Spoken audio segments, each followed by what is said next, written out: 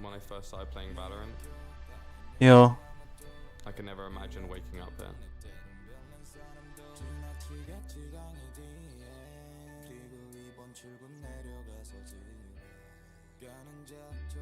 Everybody had us as being the worst team in the league. With everything we've done, everything we've accomplished, the thought of this whole year just being a dream that I could wake up from is terrifying.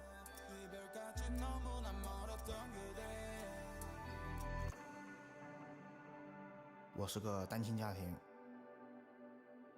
我一直以来就跟我的爷爷奶奶还有我妈妈生活，所以说，我需要向他们证明我有能力去养活他们还有我自己。Seeing my teammates lose in the grand finals was really heartbreaking for me. I was really sad that I couldn't be there for them. But now I'm here, and we are not stopping.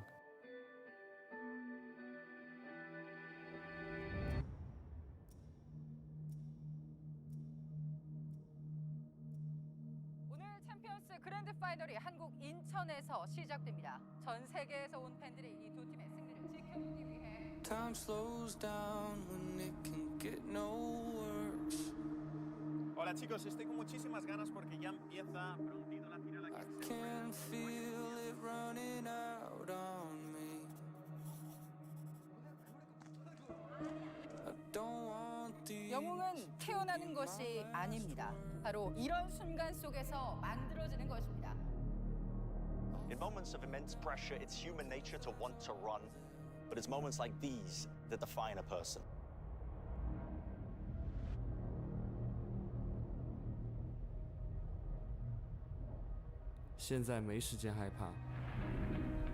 Now there's only one thing I can do. Fighting till the end like I promised to. 我必须要勇敢。 Wishing there was something left to lose. This could be the day.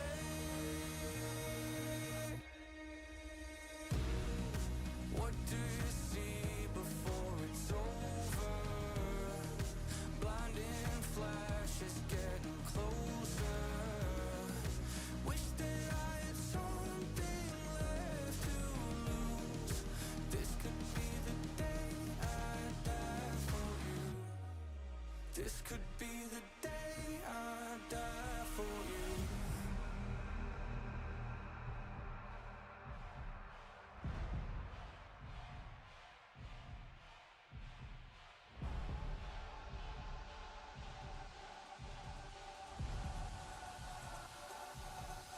When the sky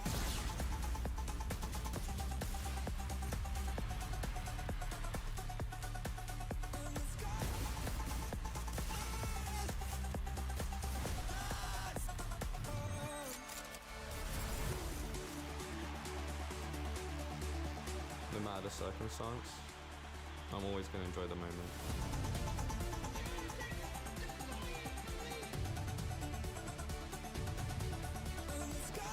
这一刻我已经梦想了很久了，这一次我会让这个梦圆满的结束。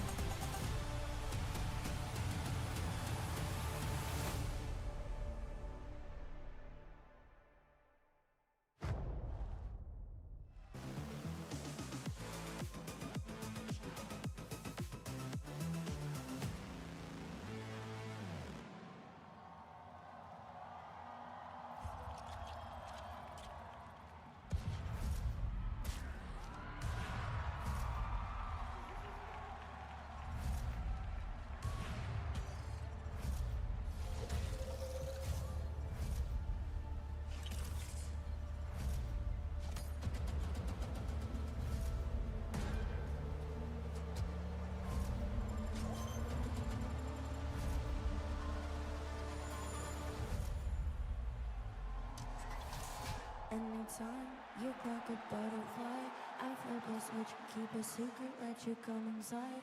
When I run the gamut, but I could never plan it. I keep on breathing when I land it.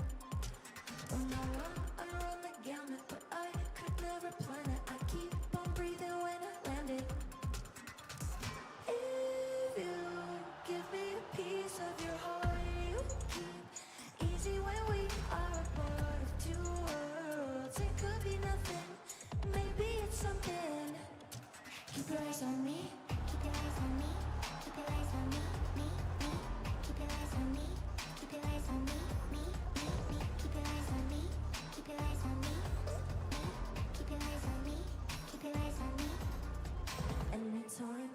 like a butterfly. You flip a switch, keep a secret, let me come inside. When you run the gamut, but you could never plan it. You keep on breathing when you land it. If you give me a piece of your heart, you keep easy when we are a part of two worlds. It could be nothing, maybe it's something. Keep your eyes on me.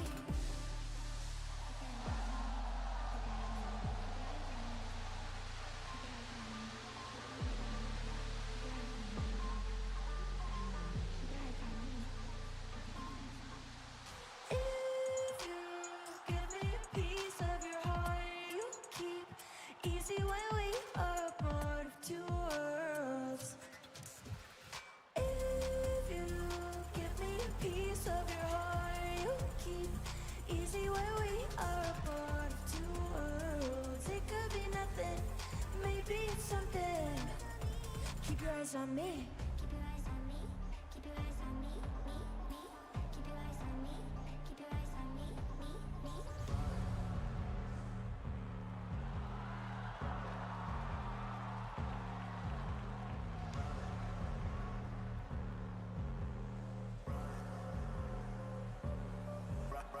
Run. I love it when you hide. I've been looking for you a long time. Run. I love it when you hide. I've been looking for you a long time. No, you not my homie. I ain't got no friends. I'ma do my own thing. You can follow trends. I'ma break into the back of the room with a hammer, ain't taking a loss. This ain't no follow the leader. I'm running it up and I'm taking it off. It's deserved. You wanna be up on my team, then show me that you earned it.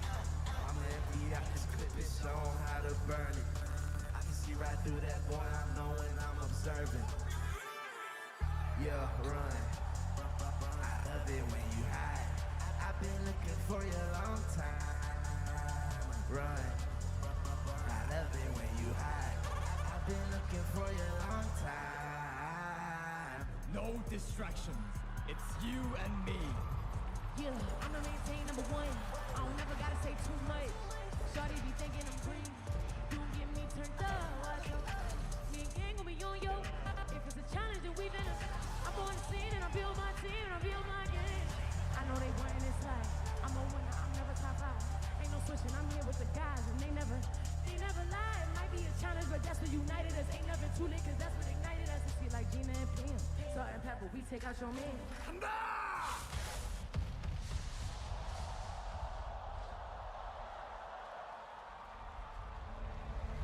Enemies forever.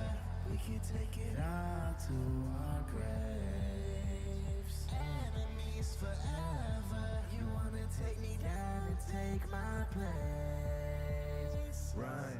I love it when you hide. I've been looking for you a long time. Run. I love it when you hide. I've been looking for you a long time. Run. I love it when you hide.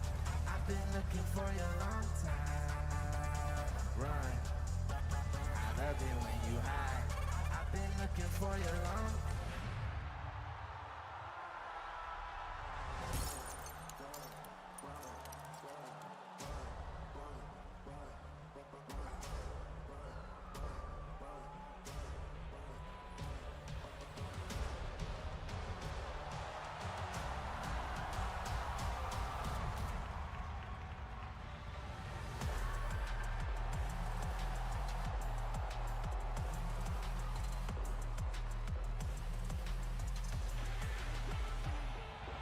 택택도 문을 차가워져 이건 데자부 이미 와본 걸까 내 성공을 전부 담긴 그리 시작아 Can't lose 점수 그러면 이연의 숫자 내 열의 top 10 고는 식당 이걸로 채운 너 잔 전부 내 stock 상식주의 red dot 경고는 없어 better not 내 사방에 다 부리지 마치 red hot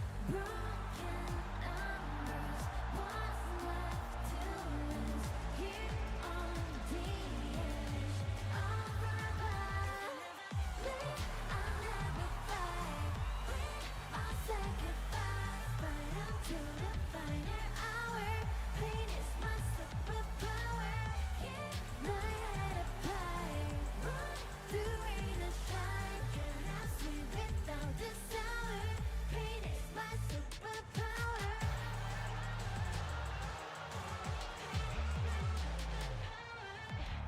할 말 있으면 어서 말해봐.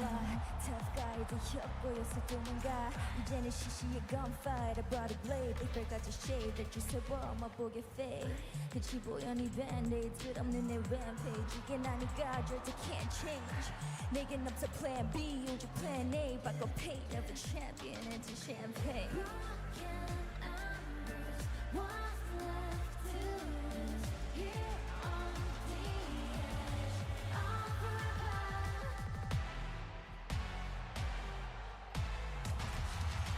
If I never live, I'll never fight. When I say goodbye, fight until the final hour. Pain is my superpower. Keep my head up high. Ride through rain or shine. Can't ask me without the sour. Pain is my superpower.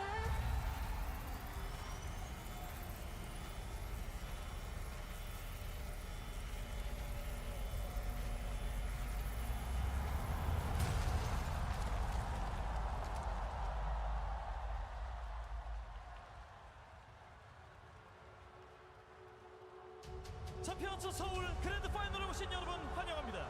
이 트로피를 향한 여정의 끝, 그 정상에서 만날 두 팀을 소개하겠습니다. 중국 발로란트 자존심, 대륙의 꿈 에드워드 게이밍! 치추!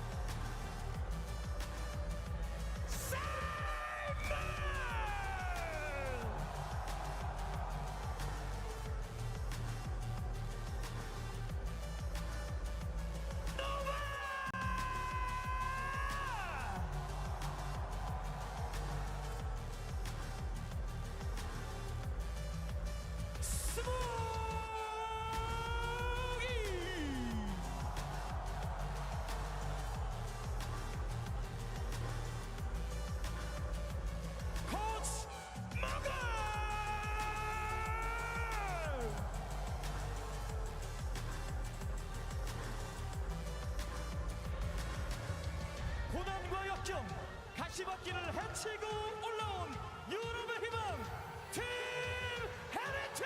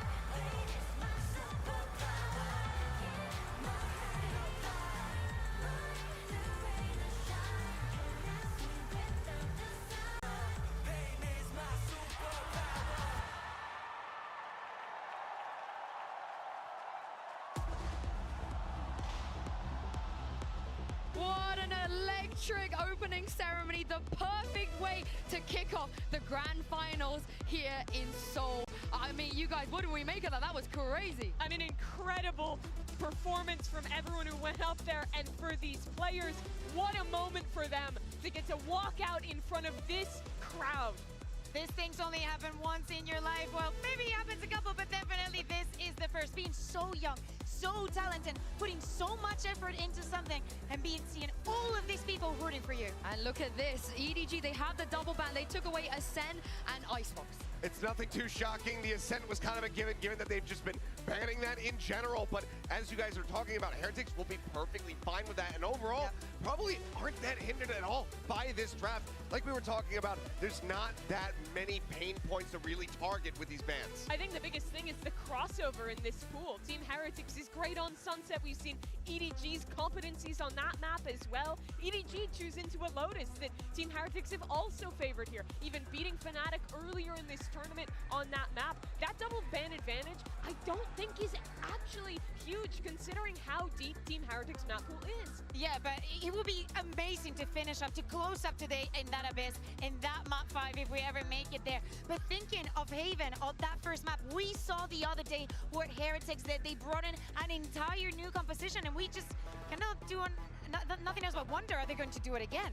I will have to just wait and see. I don't think there's going to be too many pivots here as far as comps are considered, but as you mentioned, that Abyss, the perfect cap on this series. We may not have split, but Abyss has taken its place, and so far it pretty much has only delivered bangers. If this one goes the distance, that Abyss is going to be absolutely insane to watch. And listen to the fans in this arena. They are so ready for this best of 5 and hearing a lot of "Let's go Heretics." Yeah, they are loving that team. But EDG, I mean, their fans are rolling deep here as well. It's such a crazy moment to have these 10 players on that stage. For 6 of them, this is their first ever champions. 5 players on this stage. This is their first year playing at Tier 1 in Valorant. And now they're here on the biggest stage the game has to offer. And everything feels different about this final. The one time that they played against each other earlier in the year, EDG was only able to get 9 rounds total. Then they can exceed that in just the first map. The difference is back then, EDG was playing for Kong. They were looking to empower him, to have him continue to be that superstar. But now it's Kong playing for the team, playing alongside EDG, being assisted by the likes of Simon, who comes in as the perfect pairing to set up everybody to shine. And map 1, we're going to see that on full display. We start on Haven. That's where we've seen EDG playing this Neon Breach composition, which is all about Kung and Simon's coordination, and what Kung can provide in getting these opening kills, in claiming space early in the rounds for his team. Him and his opponent duelist on the other side, Miniboo, are the 2 duelist players at this event who, when you watch them, they are taking the most opportunities for opening duels. I think in a lot of ways that matchup will define this series. Yeah, and the other side of this as well, we've seen Boo and Miniboo playing on the same side together over and over again, taking advantage of that synergy, and look at the comp changes. Oh, there's a lot of comp changes, but it's definitely some inspiration. Mirror matchup for our first map. Another change coming in from the side of Heretics. We understood that the other composition was everything about getting that plant down, but if you want to play the distance, if you want to play to the best of your abilities, this is the best composition you can play. This is not a new comp for Team Heretics. They were playing this in EMEA and they looked great with it. Miniboo, I think his best agent is that Neon. He has been on it all year long. But the biggest thing here is that EDG's prep will have been wasted. They will have been looking out for that Sage comp, figuring out how to play against it, and Team Heretics have thrown a huge curveball here to start the finals. I completely disagree. I think that they thought that was a one-time thing. It didn't work. We swap out. Yeah, it's ready. It's time for map 1. Let's send it over to your casters. Show some love to 2 people who most definitely saw this finals coming. It's Brian and Sideshow. Listen, I'm not ready to take credit for that. I don't think anybody saw this one coming as well, because listen, at the beginning of this tournament, and Champs has always proven, I think, that anything can happen. But you have 2 teams here that have had drastically different paths to the finals, drastically different goals as well. One team, EDG, on the side to try and dismiss some of the doubters that have plagued them after that Shanghai performance. And not only have they broken history, broken their own limits, but also potential chance to grasp that trophy. And the same could be said for Heretics. We're getting a really unusual map to start this one off. The desk were hinting at it, but we've seen only losses for both of these teams on Haven here at Champs. Somebody's got to walk away with the win, and EDG picking it, thinking that they were at an advantage here to start. Yeah. Kung, of course, is the player to watch and will be for this whole grand finals, I think. And on the other side, that MVP candidate for Team Heretics, at least on this A defense, Rien's looking to hold it down and back up. That's a bad stun to begin. Good though, open sight. Heretics going to be playing for that retake. Simon's going to be sticking this. So extension of the round now. Through the next, still 5 versus 5, and shot darts flying through and past. Kang, the slightest of off angle.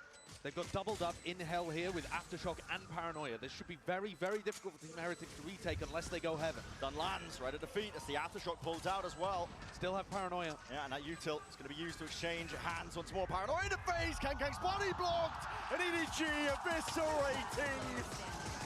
Fell into Heretics players where they stand. 4 survive for a pistol round win on EDG's table. And that's a huge pistol for EDG to take very early on. They've been winning 63% of their pistols in this tournament. That's an enormous number. Been consistent with it as well through groups, through playoffs. Their pistol round strategies have always come through, and you can see it here again. That double up, playing Simon and Smoggy in hell there, provided so much utility pressure to keep Mini Boo back. I think that's such a huge battle between these two teams. Which of their entry players can get the more value? And that's not always kills, that's also space creation. It's been a trademark, I think, for Mini Boo as well. If you're a stat Steven and you only look at it, you might think he's been having a bad tournament, but he does do the job, and his team trade him out when necessary. This is a heavy stack, though, and a kill trip as well. They might be able to reap the rewards, and yes, indeed, still the 1-for-1. EDG now aware of this, and they don't want anything to do with a stack. The question, however, is whether they rotate, or whether they re-hit.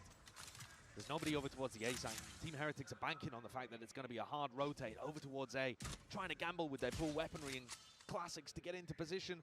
They've read the situation wrong. Nobody with a beautiful call. He's found the correct solution so many times in this tournament.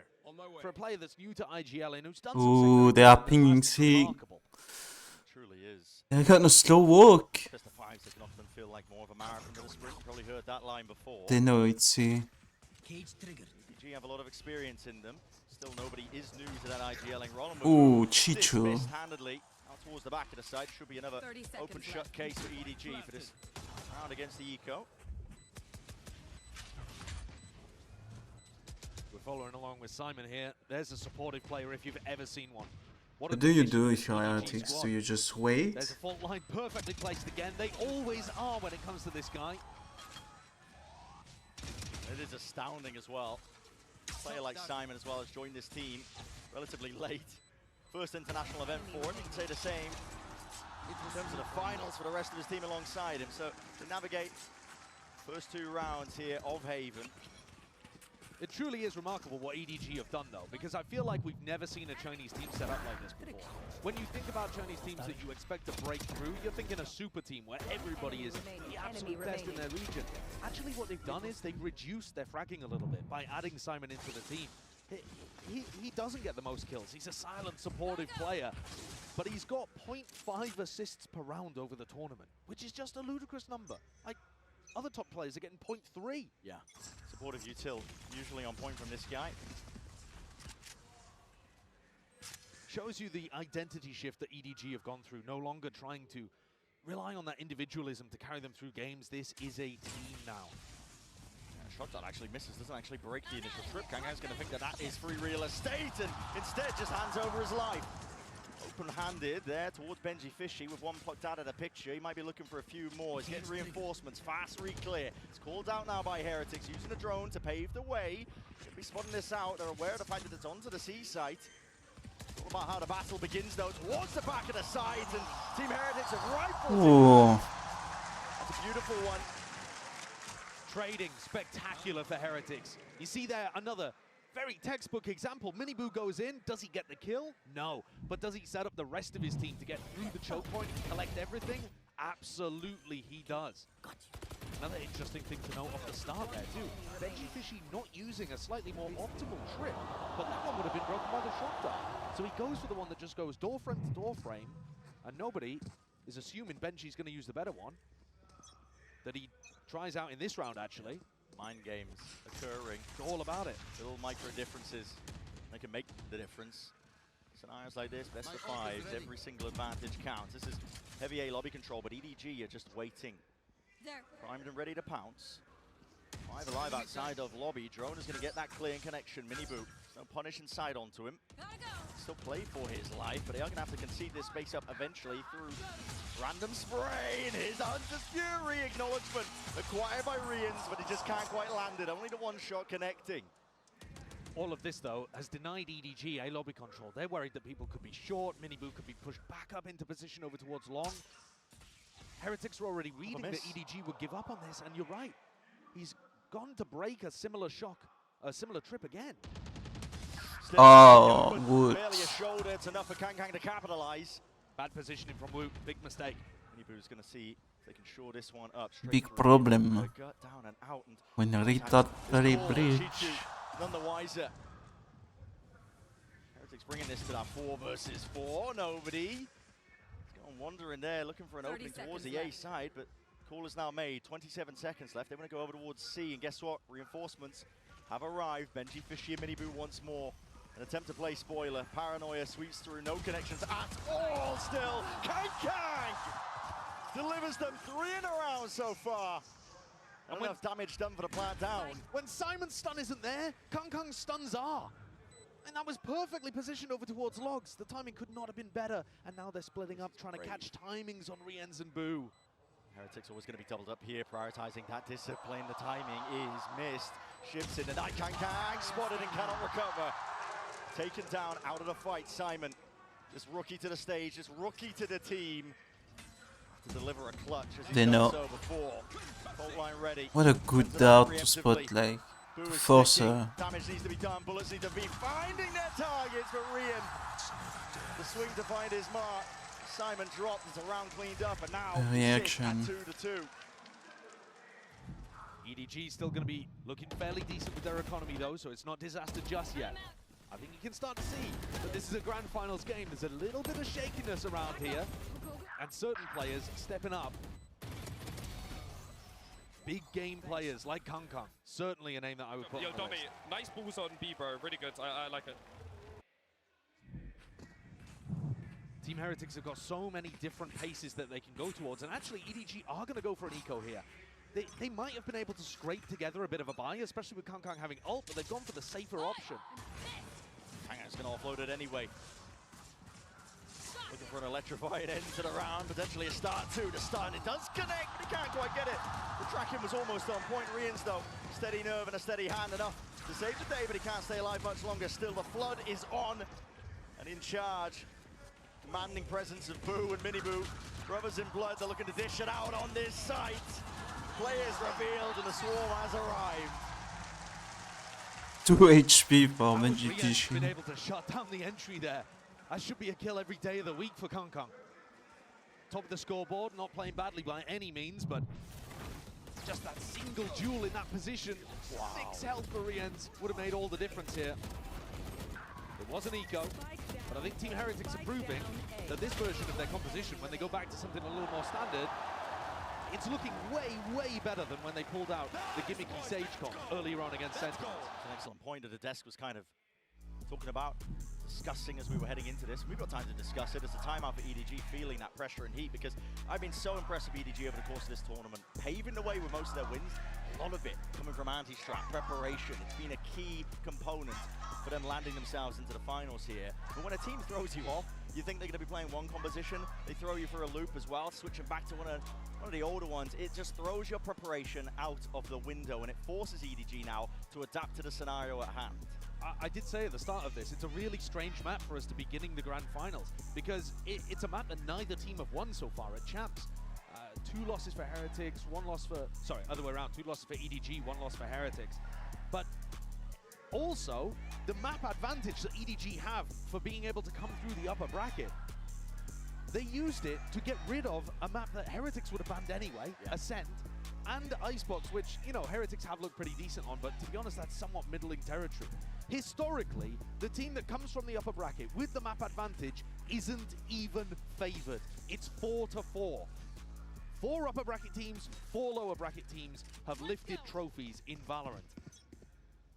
So, considering that EDG didn't even manage to create too much of an advantage for themselves and make a good map pool here. It's so Oh, we even have today. Abyss as a 5th map. Even initially, It's for a sure. banger. Here it is. New map, decider map. That's disrespect shown by Rians.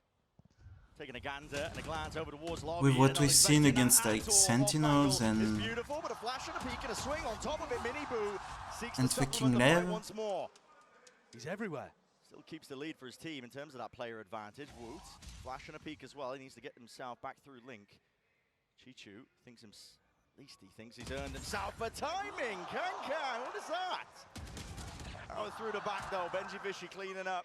Any sort of blind spots that might have been occurring. Still a 2v3. There's chances for EDG. But they're going to be running into Benji's utility here. Simon's got to break this. And even if he invests the ultimate, that'll probably just be to get the plant down. Let's see. Get Able to down. have this timing to pull it off in the post. Yeah. There's no flood being called here by Heretics. They want to make sure that they hold it down. Collected into the retake now with a paranoia, but that's a big miss. The ult's going to be expended and bullet to the dome, side of the head. Kang, too much to overcome. It's Wood who puts him to bed, puts him I want to Wood's rest. POV on that. Lead accruing here for Heretics. The battle between Benji Fishy and Chichu, another one to pay attention to. Both of these teams are set 'Cause up he in eats somewhat some insane familiar shit. ways to each other. They have one super hard entry player that loves to make space, take the range, try to get those opening kills. And then they have a Sentinel who's phenomenally gifted with aim, who tries to take openings and opportunities for them aggressively in the mid-round. One, the second one. There shuts down Chichu, makes sure that that gap Sick. is firmly closed. Sick shit. Team Heretics now, with 4 in a row, knock EDG onto another eco. This is not the beginning that this Chinese squad would have wanted in their first ever Grand Finals. There, map pick 2. Things going to miss there. Seen cheeky plays like this with the smoke as well. Love that one. Just in case there was a dart heading in his direction. And of course, that's the kind of thing you can bring out in the future if EDG don't go towards A-Long and don't figure out what you're up to. Deploying drone. EDG are going to need to come up with some answers, and they're going to need it fast. There's rifle in the hands of Kang. Still holding down his angles with one-way Benji. It's a nice spot for Benji as well, because Chishu loves going for those mid-round lurks through Garage once the trip has been broken. Trap play inside as well. Woot hold on to that fault line. It's a stun ready for him. Presence over towards A. It's been faked out by EDG. Not quite fake, actually, just intending to pull players away. And Kang's hoping that there's rotators. Look at Miniboo and Benji waiting for these lurks. Flash anyway, they choose to take the time. He stuns himself in the process. War straight up, that's a Hunter's Fury. Hard committal still. He's potentially out of there. Still dropped down, 45 health, still alive and kicking. He's dancing around. Most of the U-turn. What? Still coming up with it. Benji! Return to the fire and through the flames. You're not coming out unscathed. He could ult. 2v3, EDG are going to have to pull out something incredible here, and they've only got 15 seconds. Time is just He's against gonna them. ult. Yeah. The ult? Yeah, ult pivot over and away, but again, the timing is going to be brutal. Kang still collects the one. It's a 2v2, but still 4 seconds to go. He missed it! He's missed the timing! What's he doing? Brutal! Oh my fucking god. On stage, on display. Not like this, EDG. Like that. You can't allow the perfect to be the enemy of the good. Sure, planning for backside there would not have been an amazing play, but you're pretty sure that they were all over towards the C site. You've got to go for it. I mean, Smoggy's got the timer at the top of his screen. He knows that he beefed that. He wasn't even close. He was about 0.2 seconds off. Narrow margins indeed. It's 5-2, another buy round. EDG with guns of their own. They got to start pulling it back sometime soon. Again, you can tell that it's a grand finals match. You can tell that the pressure is weighing down on these players. Yeah, Wood is not showing up too much. Them to greater depth. Like, Look at Kankan, 10 and 5. He's been so clean with these shots. Miniboo is like But everyone on EDG needs to be on the same page. just finding space. He hasn't been like fragging insane. Looking to head back over towards A. And Miniboo and Boo have been locking this area down, somewhat similar to the way they defend on Sunset, trying to play each other in. Boo knows the angles. Will use the TP though to get the hell out of there. Also some players Up and over the shoulder. He's got backup arriving, and EDG 50 seconds into the round, but looking like they want to commit over towards A. It's going to be a clash.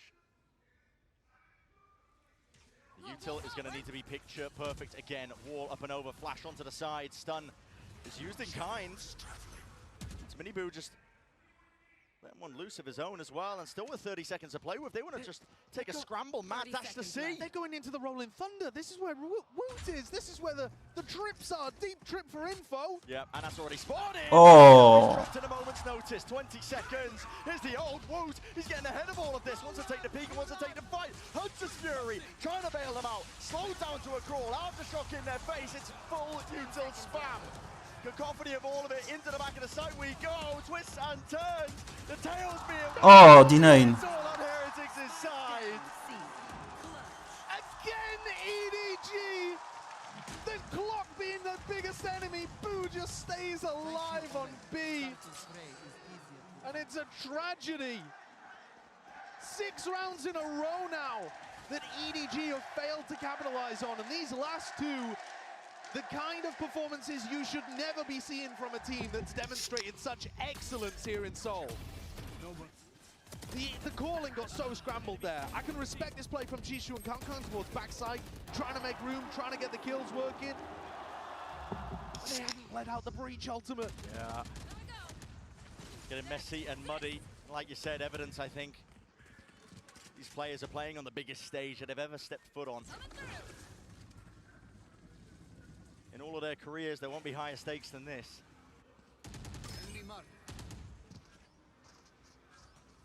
Gets info, not actually broken. That's beautiful info. You know, at least 3 is there, and the fight is called. And the kill collected. Kang just forced to watch from the spectator seat now. And look at the defaulting, it's just not good enough from EDG. They're not breaking Benji's utility. He's locking down the whole of B and C on his own, allowing the rest of Heretics to stack A. EDG have no way through, and if they go back and try to break these trips, they're gonna be too late. There's only 50 seconds left. This is looking like another round that will be so difficult for EDG to put on the board. Still walking most of the way. 40 seconds here. Trip in their face. They're going to be slowed down by Woot. Abundance of util. Trip once more. They've walked up right close, and they will be breaking this one. TP, no, there's no cover. And Woot's right there. For the punish, Chichu vacuuming up space, hoping the rotations are abound. Might be able to catch this timing, yes. Head missed. Boo just trying to catch that sightline. K just dropped down, trying to get his team in. 14 seconds. Again, time running away from them. Hourglass potentially trying. Nobody's going to stick this plan. And Miniboo cleans up the flank. Forward aggression showcased by Chichu. He knows he has to take risks. He knows the matters need to be taken into his own hands. Noro theft. Reveals all. The dart is dealt with. But Heretics have players. They've got bodies. They've got util. And they've got guns. The aim on display. It's a masterclass of the cleanup. I think EDG need another timeout here. You think about what we've seen so far in this arena. Aspas, he had a chance on this same stage to turn his reputation into reality. Com and Sassy had their chances for 2 champs trophies, and it slipped from all of their fingers. These opportunities, they do not come freely. They do not come often. You've got to grasp them when they present themselves.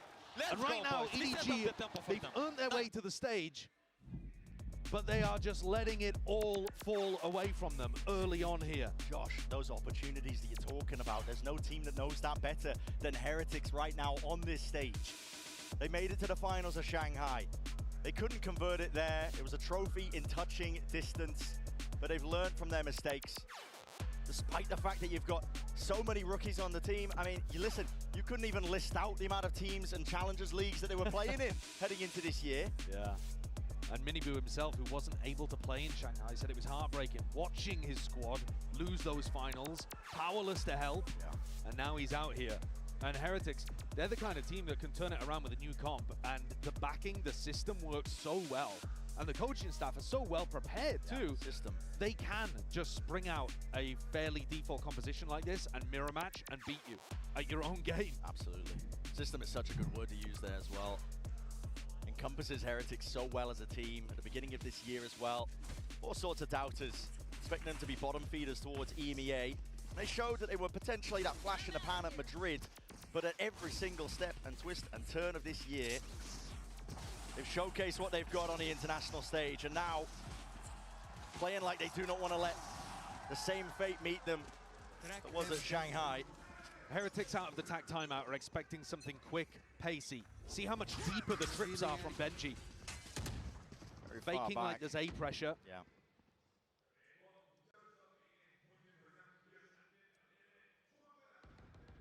Similar game plan by EDG though. Yeah, calling a bit of a pause into this one. They've taken some nice A long control. This is going to make Heretics a little less confident about their read coming out of the timeout. It wasn't quick and pacey, and now they've given up a lot of info and stability on the A site. Rians is even hard committed over towards the side. I guess he does have the cam to help him out and get that information down towards short, so it's not in too much danger. EDG here are just trying to temper the pace a little bit. Hope that Heretics will fall into a trap of maybe trying to re-clear A for info. And Heretics do enjoy re-clearing. They play heavy re-clear styles on Sunset, on Icebox they were doing it against Lev. Nothing seen with the drone. Yeah. This is the perfect time to go for that A execute. Perfect timing on the smoke though too from Boo. It's instinctive knowing that that could be the time to strike, and guess what, Rian's way ahead of him. Nobody picked off, and that's going to spell defeat. He knows that the hit's coming in. Sidestep, fault line not connecting there, and heads are being popped, rattled off the shoulders. Chichu is going to try and make a play. Makes his way over towards C, but again, 17 seconds left. Barely time for the spike to get there. This keeps occurring. A mad dash and scramble towards the end of the game. At the end of the round, Chichu at least will push back Mini Boo. Caught by the trip. 6 seconds, caught by the trip. 4 seconds. You got to stick it, and the aftershock denies it. Wu will pay for it for his life, but at the end of the day, it's another round earned for Heretics. I have never seen a game like this in all my time following Valorant. 3 huge rounds lost to the clock in a grand finals. Incredible intuition by Riens in this moment, by the way. Boo throws down that smoke, and Riens anticipating the timing they might be taking, finds not only a first pick, but enough damage onto Kung to slow him down, hesitate in his step. Finds the pick there too. Same setup. Rian's alone on an island, but will it make a difference? The recon. I mean, that just reveals all. If you see Kang, you know he's going to be the tip of the spear. Think about what this does for the confidence of Heretics too. Yeah.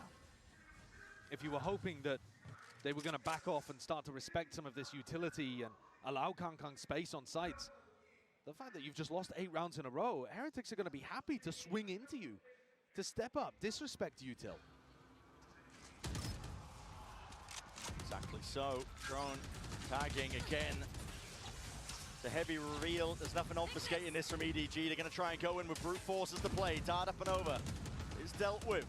Broken inside the smoke, dominated by Rians. He wants to potentially take the timing, but the stun connects. Inbruder by Mini Boo is there to meet him. Come knocking to the side, but it's all too obvious. Spike down. And the reality is starting to settle in.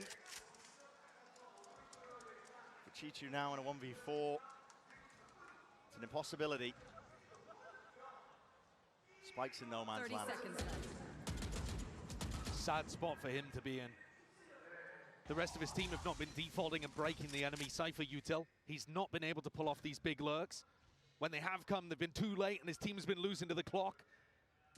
And now the rest of the team has to sit there silently, allowing him to try to go for the clutch and just wait and fester. It's tough to pull yourself out of a rut like this. The words can sometimes echo hollow, even as people try to pick each other up. Don't worry, guys, we're going to get back into this. Surely next round is the one. And you sit there hoping that you can force yourself to believe. Tell yourself it's one round at a time. It is a universe. And it's desperation at this point. The first half of Haven has not gone the way that EDG were planning. Weaponry, thankfully, hasn't taken too much of a tumble. That's a loser's bonus to thank for that one, but the reads are immaculate again. Look at the setups by Heretics. A stack of players still over towards C.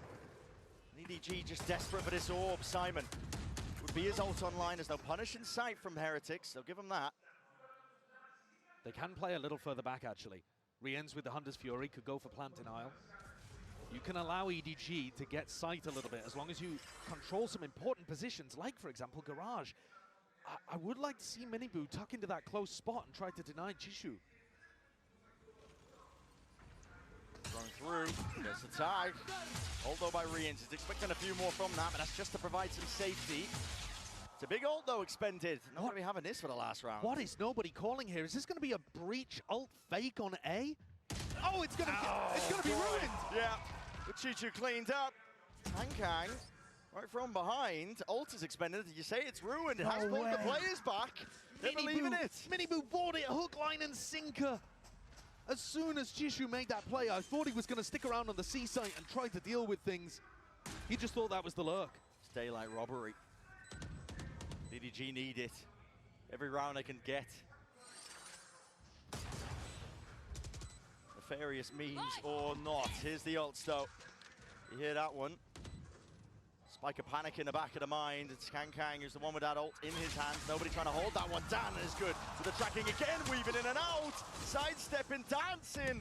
It's graceful by Kang, still alive as well. Time is ticking. Boom! What is that? Return of the fire from the side. Heretics trying to barrel over them. Wu with so much more to do here, but I think it's too late. Time being that deciding, defining factor all around. And EDG granted that one blessing. Finally, the clock turns onto the side of EDG and they get a plant down. They bookend the half with a couple of rounds and it smiles from Kang, but there's very little to smile about here at the beginning on Haven.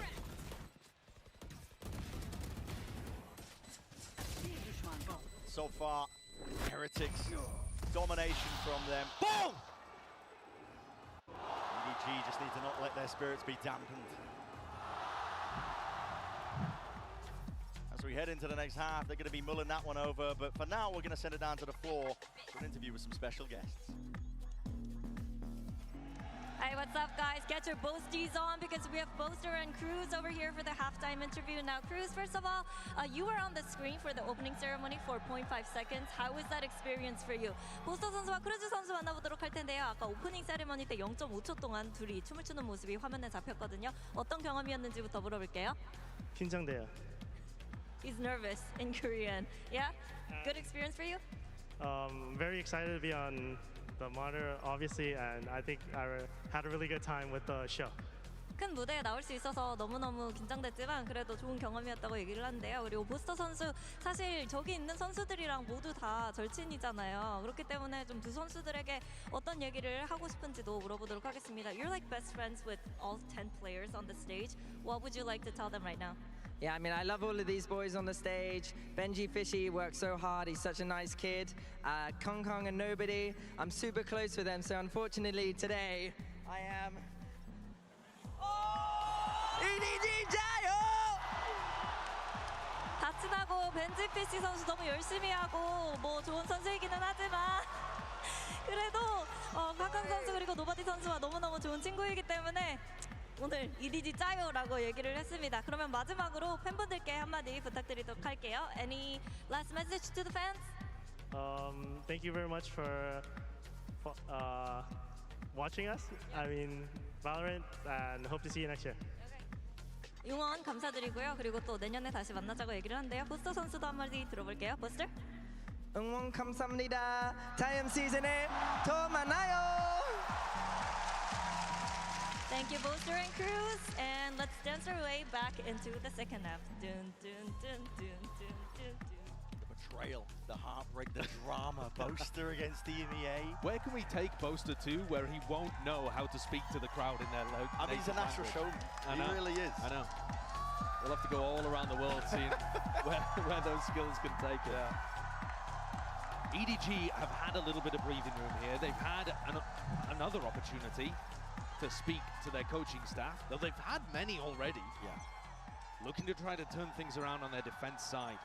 So far, Heretics have been dominant, utterly. EDG just trying to get the read. Defensive setup, heavy stack over towards B. Heretics early take over towards A long.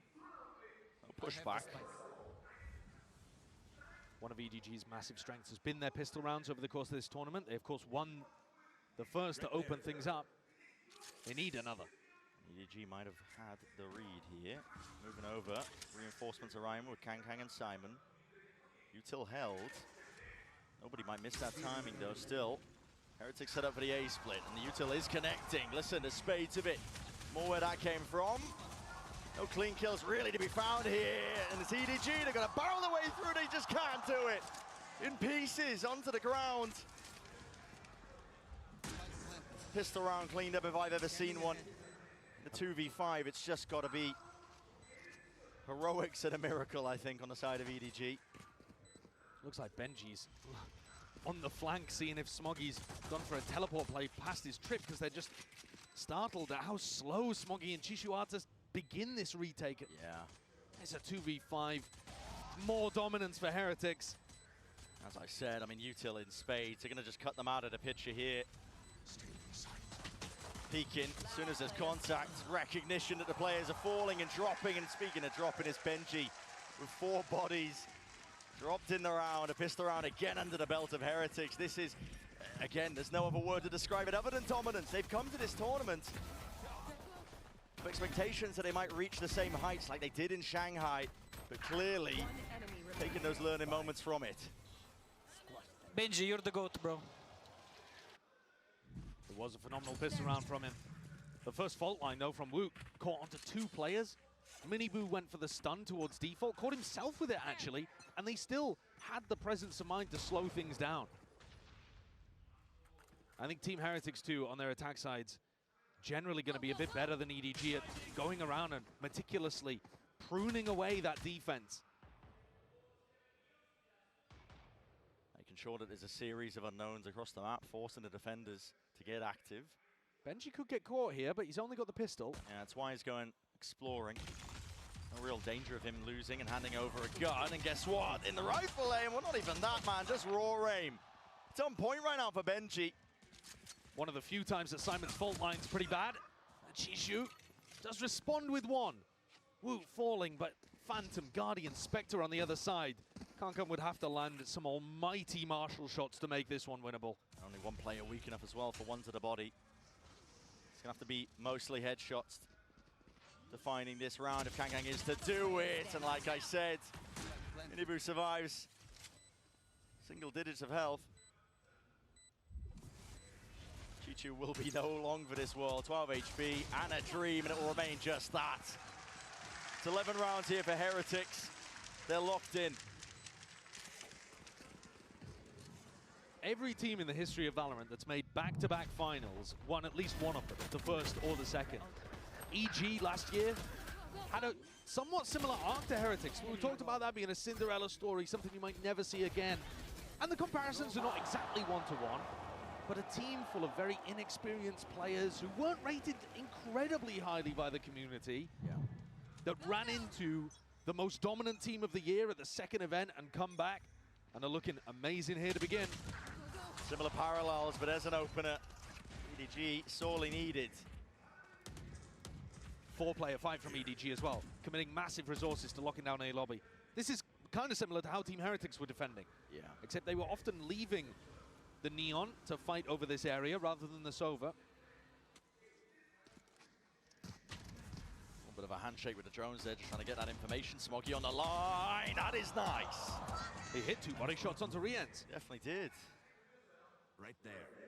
Was claiming these kills. Benji, though, taking up some space. Spotting that there's gaps in the play. The defensive protocols of EDG still. Raw aim on display. Benji might be getting away with murder still. I have retrieved the spot. He'd have to ace to finish up this round and just not anticipating it. Kanking already up onto the line. A big round for EDG, just to showcase that they won't be completely pushed around and bullied. But that's still only their second round that they've won with rifles on board. Opening kill was clean from Kankan.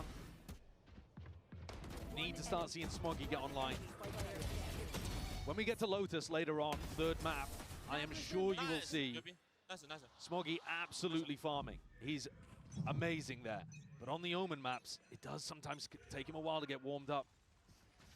Rough so far for him. This neon wall just a denial in case somebody like Kong Kong had taken the walk down mid. I mean, Chichu's playing in front of this anyway, but... Oh, it's finally broken. That's 2 shots committed, though. Yeah, but tons of damage onto Chishu as well. Love that trip. That trip is so, so good for B post-plant situations. You get the plant down here and the retake tries to come through that, it's very tough. It's also good for info in the mid-round, because you know that people haven't re-cleared through mid and pushed into window, for example. See how Team Heretics defaulting, just taking parts of the map, making it a bit more difficult for EDG to play.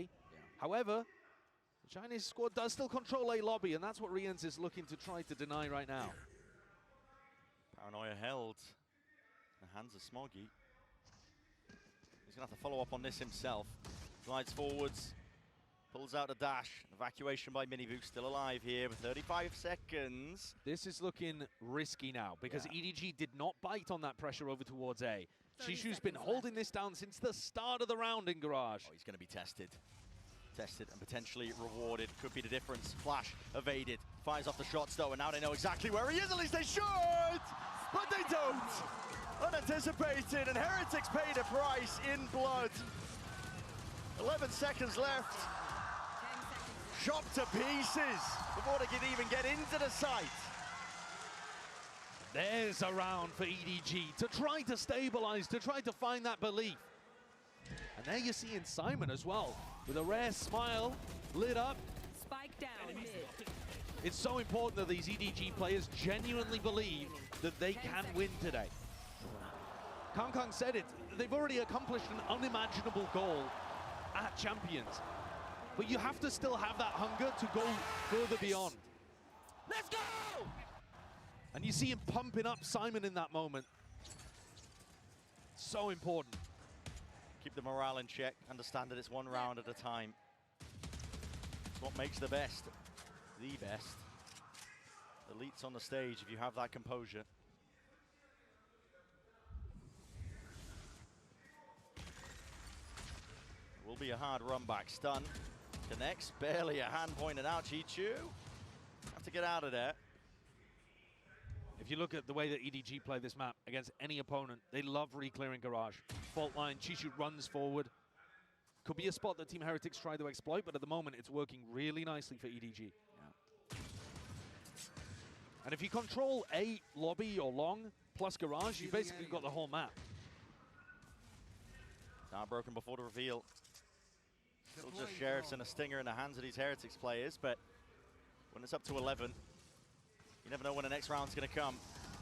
There it is, wall up, Paranoia alongside it. The util is always going to be good and impeccable. Heretics hitting their shots, nailing them down. And Kang Kang is forced to respond, coming up with all sorts of damage and goods. Players are toppled. That would have been a kill there. Woot, he's got about the worst weaponry for the job, but Kong Kong is playing with so much danger. 15 HP. One shot from Woot will do it. 13 seconds though, and now Woot's got to get that move on, picks up the upgrade. They know exactly where he is. Simon puts him out of misery. And EDG, they stay alive in the map.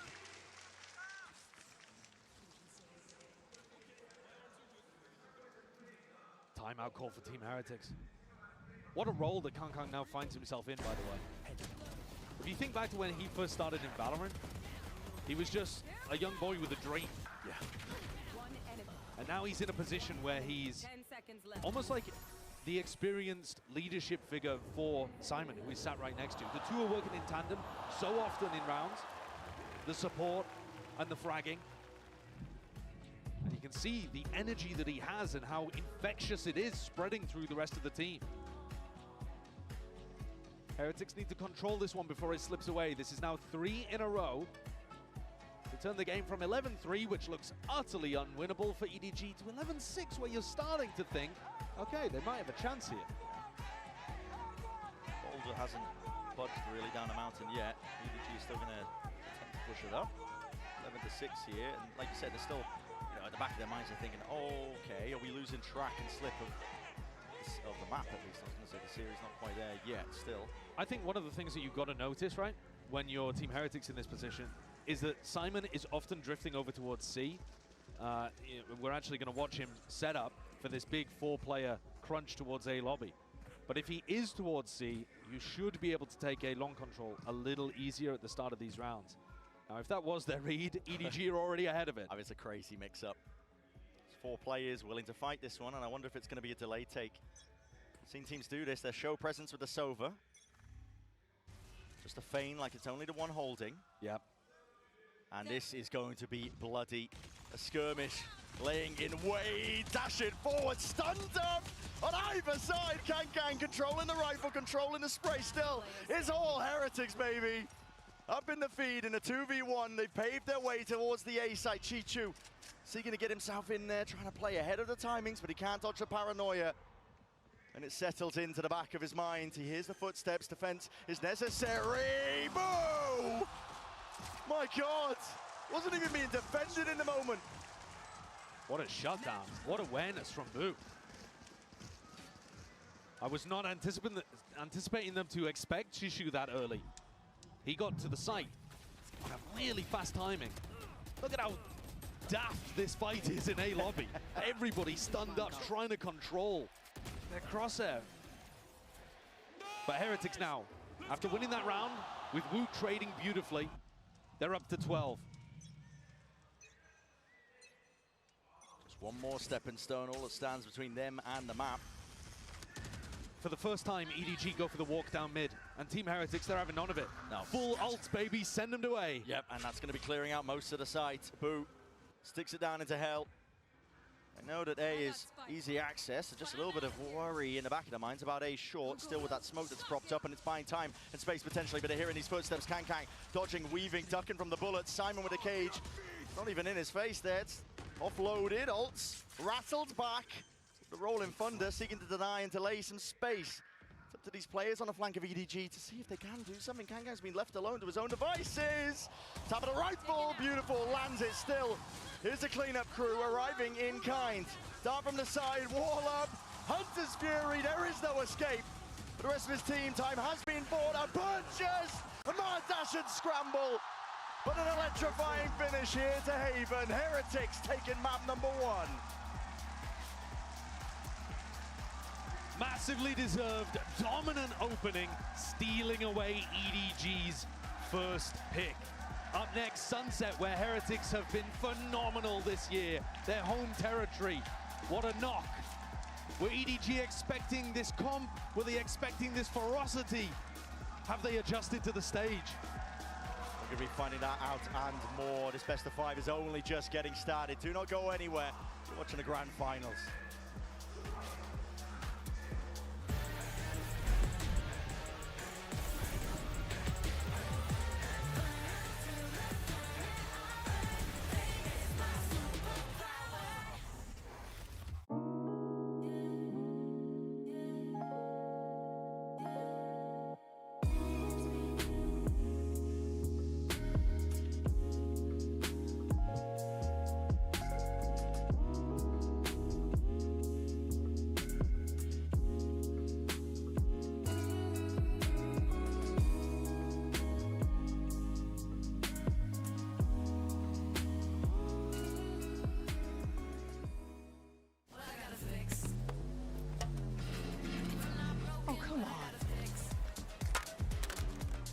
Trade in any phone in any condition guaranteed and get $800 off the new Galaxy Z Fold 6.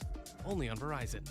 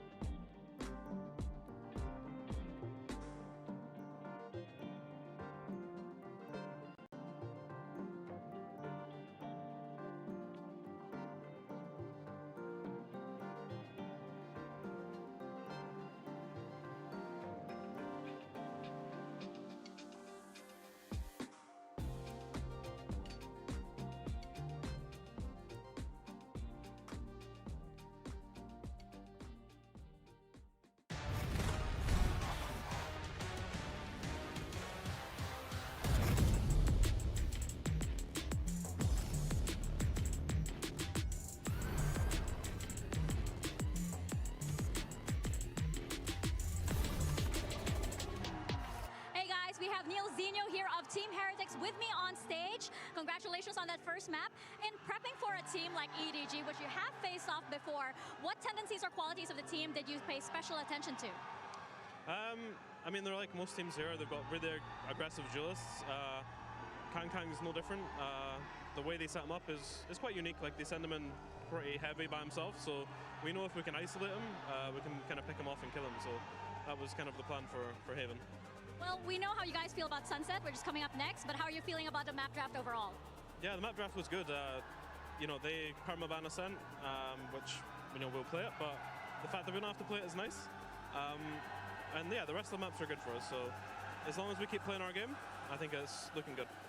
All right, well, thank you very much, and best of luck out there.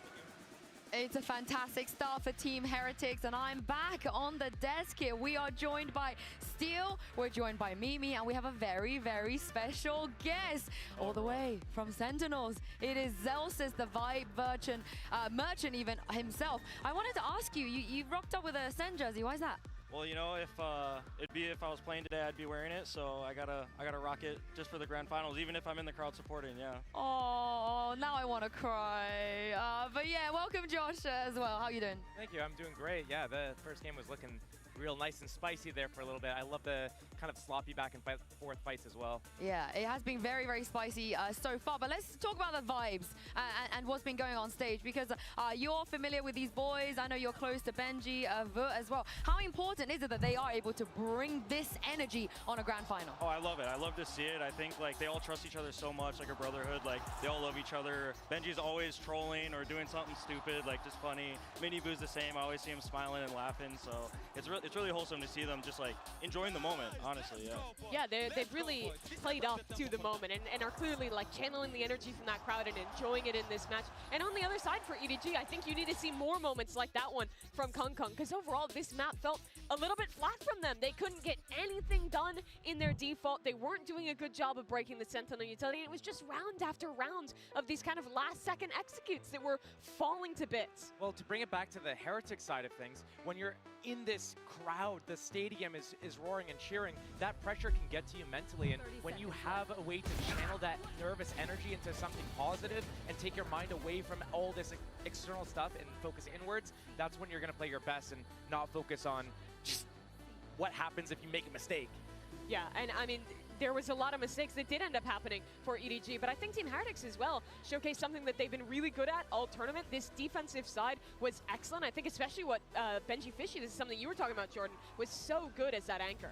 Yeah. A big thing for me with Heretics is they leave Benji and Boo alone so much. It's just kind of like their rock. They trust them to either get info, push, or just hold down their site and stay alive. Like, I think that's really big for their defense, and I mean, it's been working for them, and you saw it here on Haven. Yeah, and I mean, this is technically a comp change to go back to the Neon, but I think Mini Boo looked so comfortable. They have a lot of nice set ideas to get the opening kill with him on this agent and get that early space in the round. It really felt like they were in control of this map. Yeah, Team Heretics was out of touch and EDG was out of time.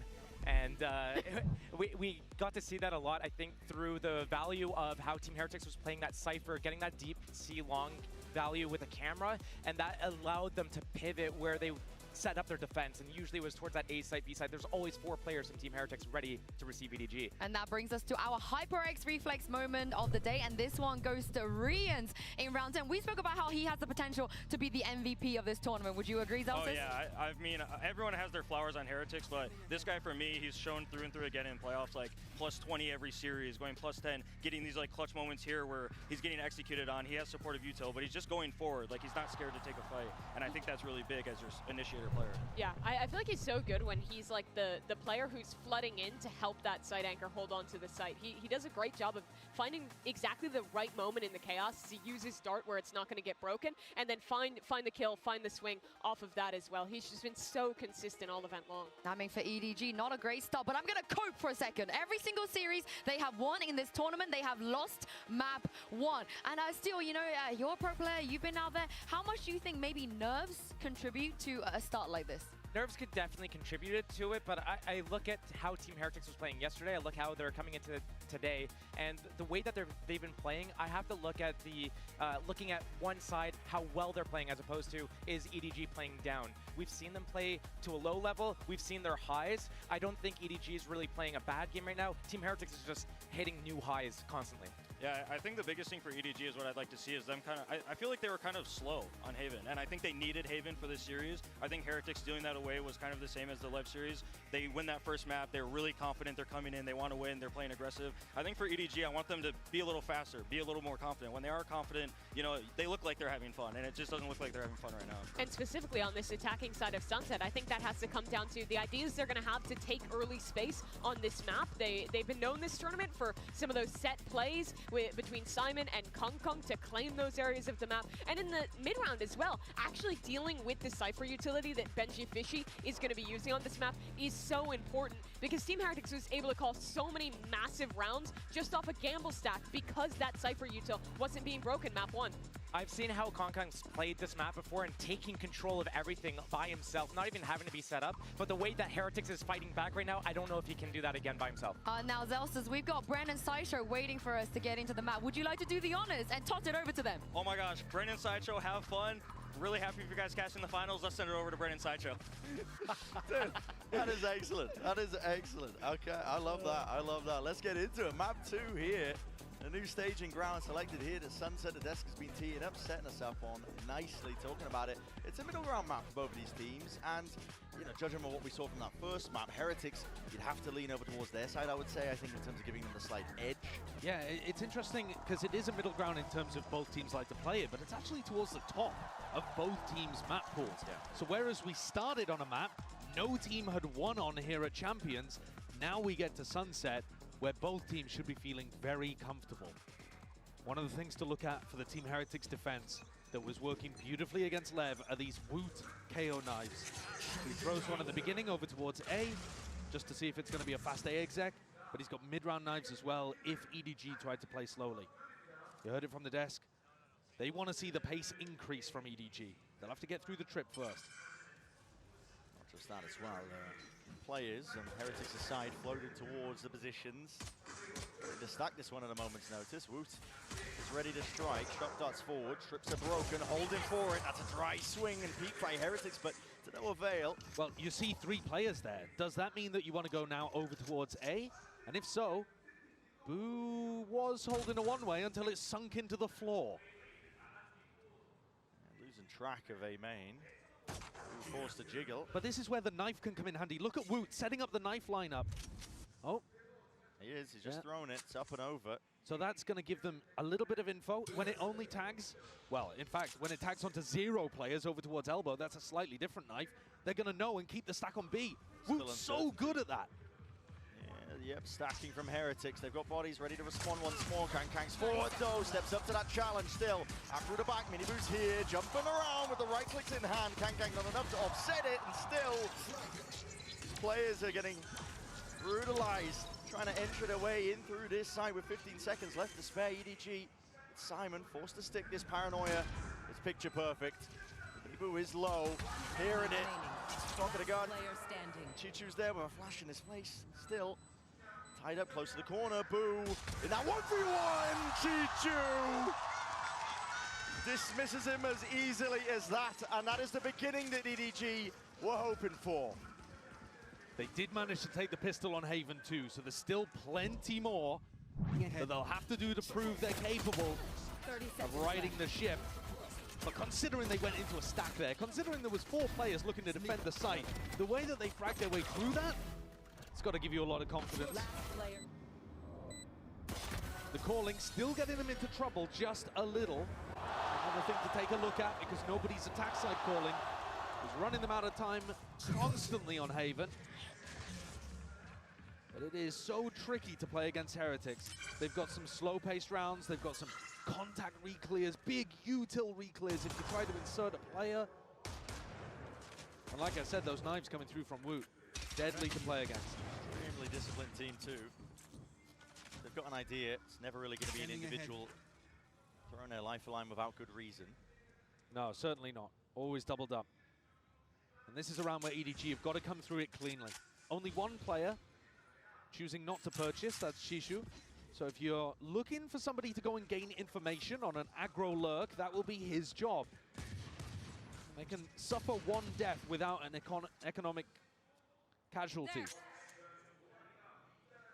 Wandering around a little bit, nobody was sticking around through B main. If there is a reclear though, it could catch him. In a round like this, you're unlikely to see reclears though, more likely to see gamble stacks on ecos. And EDG look like they found a clean entrance to the A site. 30 seconds For left. them. Kong's going to lead the way. Who hears all this noise as well is going to be calling now for the rotation, especially with the plant. Committed by Simon. Ult steadily being accrued as well. Simon's only 2 away. Might want to be hunted down some of these eco kills. I must wait a moment. 5 spots it. Dart, excuse me. Broken. And Heretics falling here.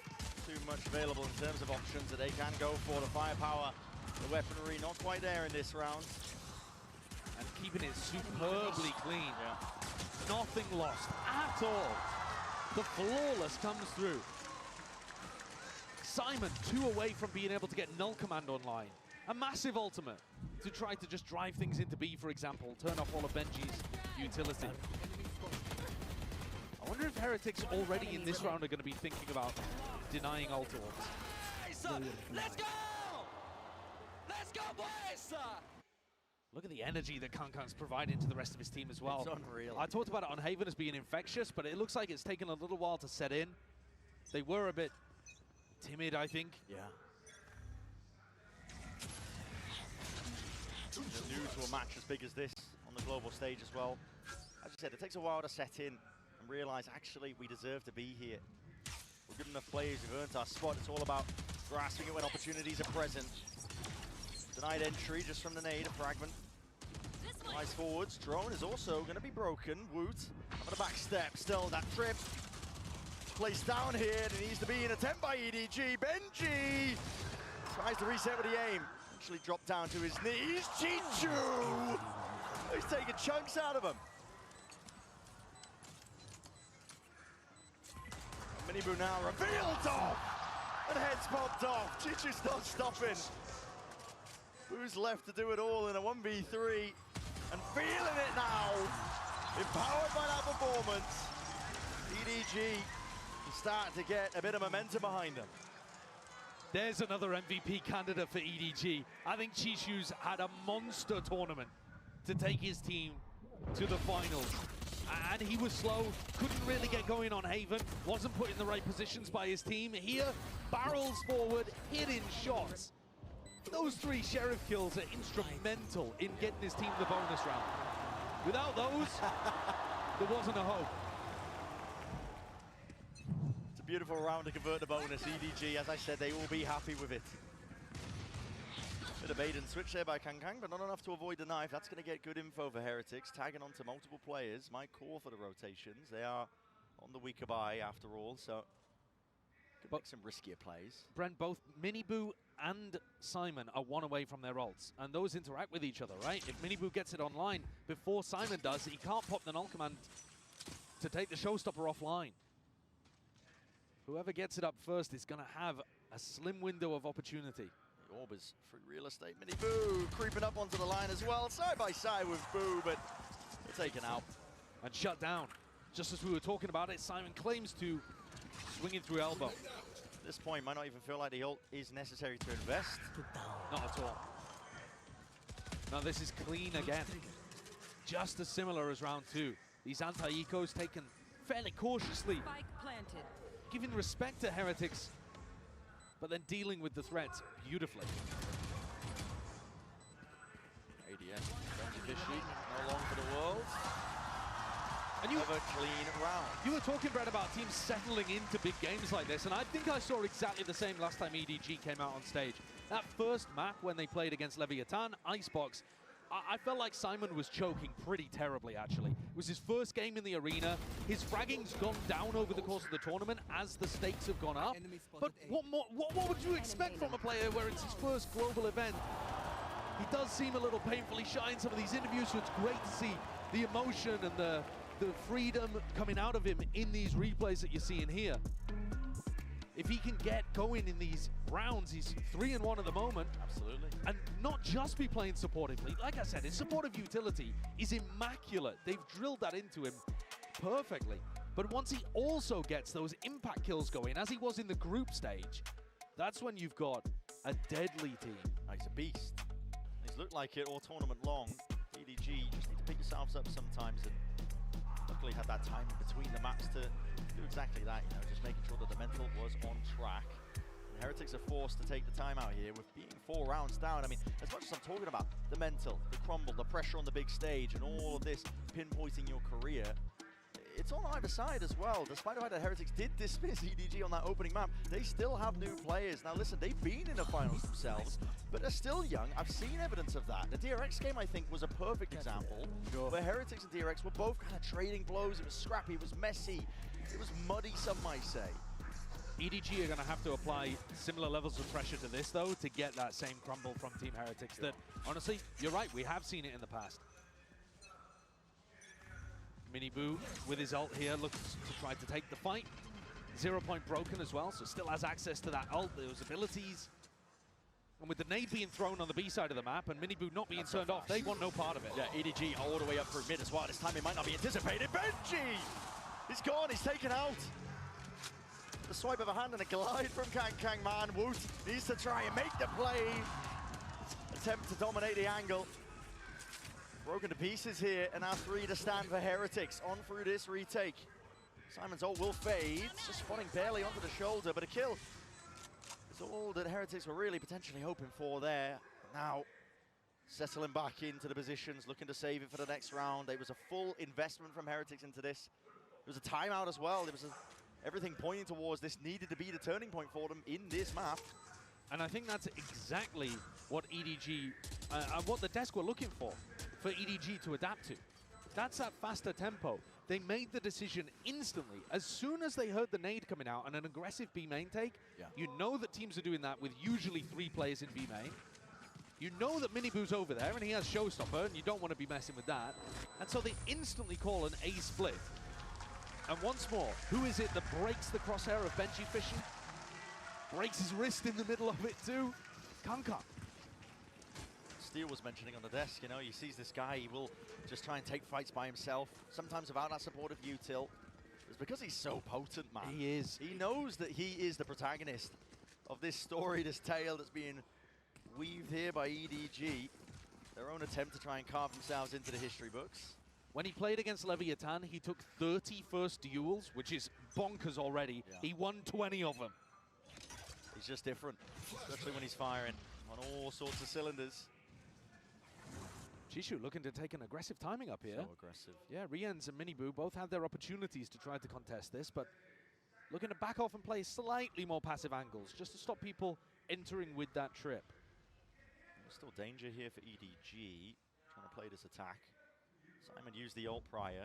Miniboo's holding on to the showstopper. If you let time be your enemy, it's a game-winning ult in the hands of Miniboo. No assistance here for Boo to get back onto the angle, so that drone just forces him back a step in elbow.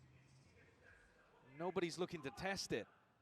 This is where you get the advantage of having an aggro IGL like nobody, because he's willing to... He is, he's down to limit test. Might be calling as well for the rotate, but they do pull out the drone. That's Heretics aiming to clear up the fog of war. I think nobody's done a great job there of pushing Boo back twice. Once with the drone back into elbow, and then again to push him all the way back off A. 5 seconds though. It's going to weaken the B site massively. I mean, look at these players in spawn scrambling for Heretics. In through spawn. 30 seconds left. As you said, knife through the back now. EDG set their sights over towards the B site. Making a move now over towards it. Backside is granted and gained. Simon with the plant. Up on the bound there. Nade rebounds, but Smog is already collecting all sorts of kills. Crossed up. On there. They need an opening to feel that willingness, I think, to expend this ultimate here. Miniboo! He's chopped down, cut down. Phantom spray by Kang. Used to be heroics up and over with the flash. Ooh, at least taking out Kang, but time is going to start ticking. The bait and switch setup just does not work. Nobody stands tall against any sort of challenges. What a different map we're watching here. What a different look for EDG compared to the way that they fell over on Haven, where we saw the inexperience and the nerves playing out. Everything is crisp. I must wait a moment. Benji just cowering, hoping he survives. 6 rounds in a row. They need this gun. Stand the chance to bail them out. It's going to be granted at least that. But this is a map that is slipping away from Heretics. It is. It's already a phenomenal attack side for EDG. They would only need another, round or two, and it would be super successful. Miniboo looked like he didn't understand that the smoke was going down there, or possibly didn't anticipate somebody would be holding an unusual off angle. And things are looking loose out there for EDG. It's all smiles. Nobody on Heretics has more than 2 kills across 6 rounds. Money again is just being stretched thin. Desperation, Kang. But he opens it up and potentially closes out the round with that one. It's a first kill with no follow-up inside again from Heretics. Heretics still have the best 4v5 win rate in the tournament. I mean, out of all teams, they were the ones who specialized in that. Utah was broken. Flash to try and set this one up. That is a desperation play if I've ever seen one. You mentioned it, Josh. Best 4v5 win rate, but if you don't get that initial trade, which is so core to the way that Heretics play, yep, then you're going to be in trouble. Much more difficult spot. That's why Rian's tried to equalize it there. Yeah. And now they're going to be in tough spots again. Exploring, potentially. They're calling for it. Underhanded with the flash. There's too many targets to really deal with. Still that 1 for 1! And now space created and taken. Kang not to be denied any sort and semblance of the side. Woot dodging, juking, but again this guy is relentless. He's got them every impact kill in the round, Kang. He's just been everywhere for EDG. Cannot be stopped. Boo obtains the upgrade. Nails the first one. It's an obstacle removed, but 2 more where that came from. And Kang, this guy, look at him. He's out in the open. He's so confident, and nobody from Team Heretics is giving him reason to be otherwise. He destroyed Miniboo in that opening fight. He's actually caught up on the scoreboard to Shishu, who was 10-0 in the first 4 rounds. Miniboo's ankles completely snapped there. And then Kang again being able to win a duel against Rien's MVP candidate for Team Heretics. That opens up elbow, piece by piece. His layered aggression takes the map away. I'd like to see Team Heretics change up the way they're playing the defense side. I think, despite me talking about some of the things they were doing well, like Woot's knife, for example, broadly speaking, when they played against Lev, I was a bit disappointed with how Team Heretics were playing on what used to be home territory for them. They're going to take their second tag time out here. One of the things I'd like to see them adjust is to have more of these big defense re-clears, and quickly as well. If you spot Kang in an area of the map, if you see the wall, if you hear it, then try to get players into position. Try to get Woot or Boo with their flash ready to go and retake space against them. I think you've got to force the fight on your terms. You can't wait for Kang to get set up with all of the pretty util he needs to go and carve through you. All right. Now, should they do that on this round? Probably not. They've got 5 sheriffs and light armor. It's a good time to get active. Sure. But I think it's really round 9 where you want to try to start some kind of a comeback. And this one, you just see if you can hit your shots.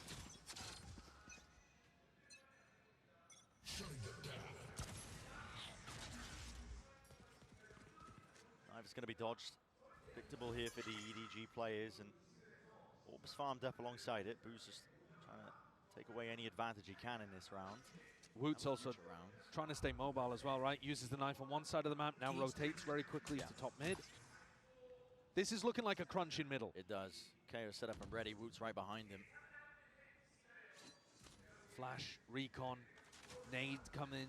Yeah, hearing that drone, you're going to see the dart through the back, and now there's that paranoia swinging through, but the timing on that smoke is just impeccable. Woot does not feel like he can step past that one. Kang's straight through and out with Benji Fishy taken out. That's the kind of spot where I'd like to see them commit to it. You know that there's a player trap there. If they were running Neon on this map, that would be a situation where Miniboo would stun and run at the defender in mid. Nobody's a bit brave to take this fight, but the dart Spots it out, and now another re-clear call. It's Gang, man! He's barely on any sort of life at all. Hanging on by a thread, yet still navigates the danger. Takes out the half-buy. I knew where Boo was from prior. They've run him down, hunted him down! They want him to get that ace!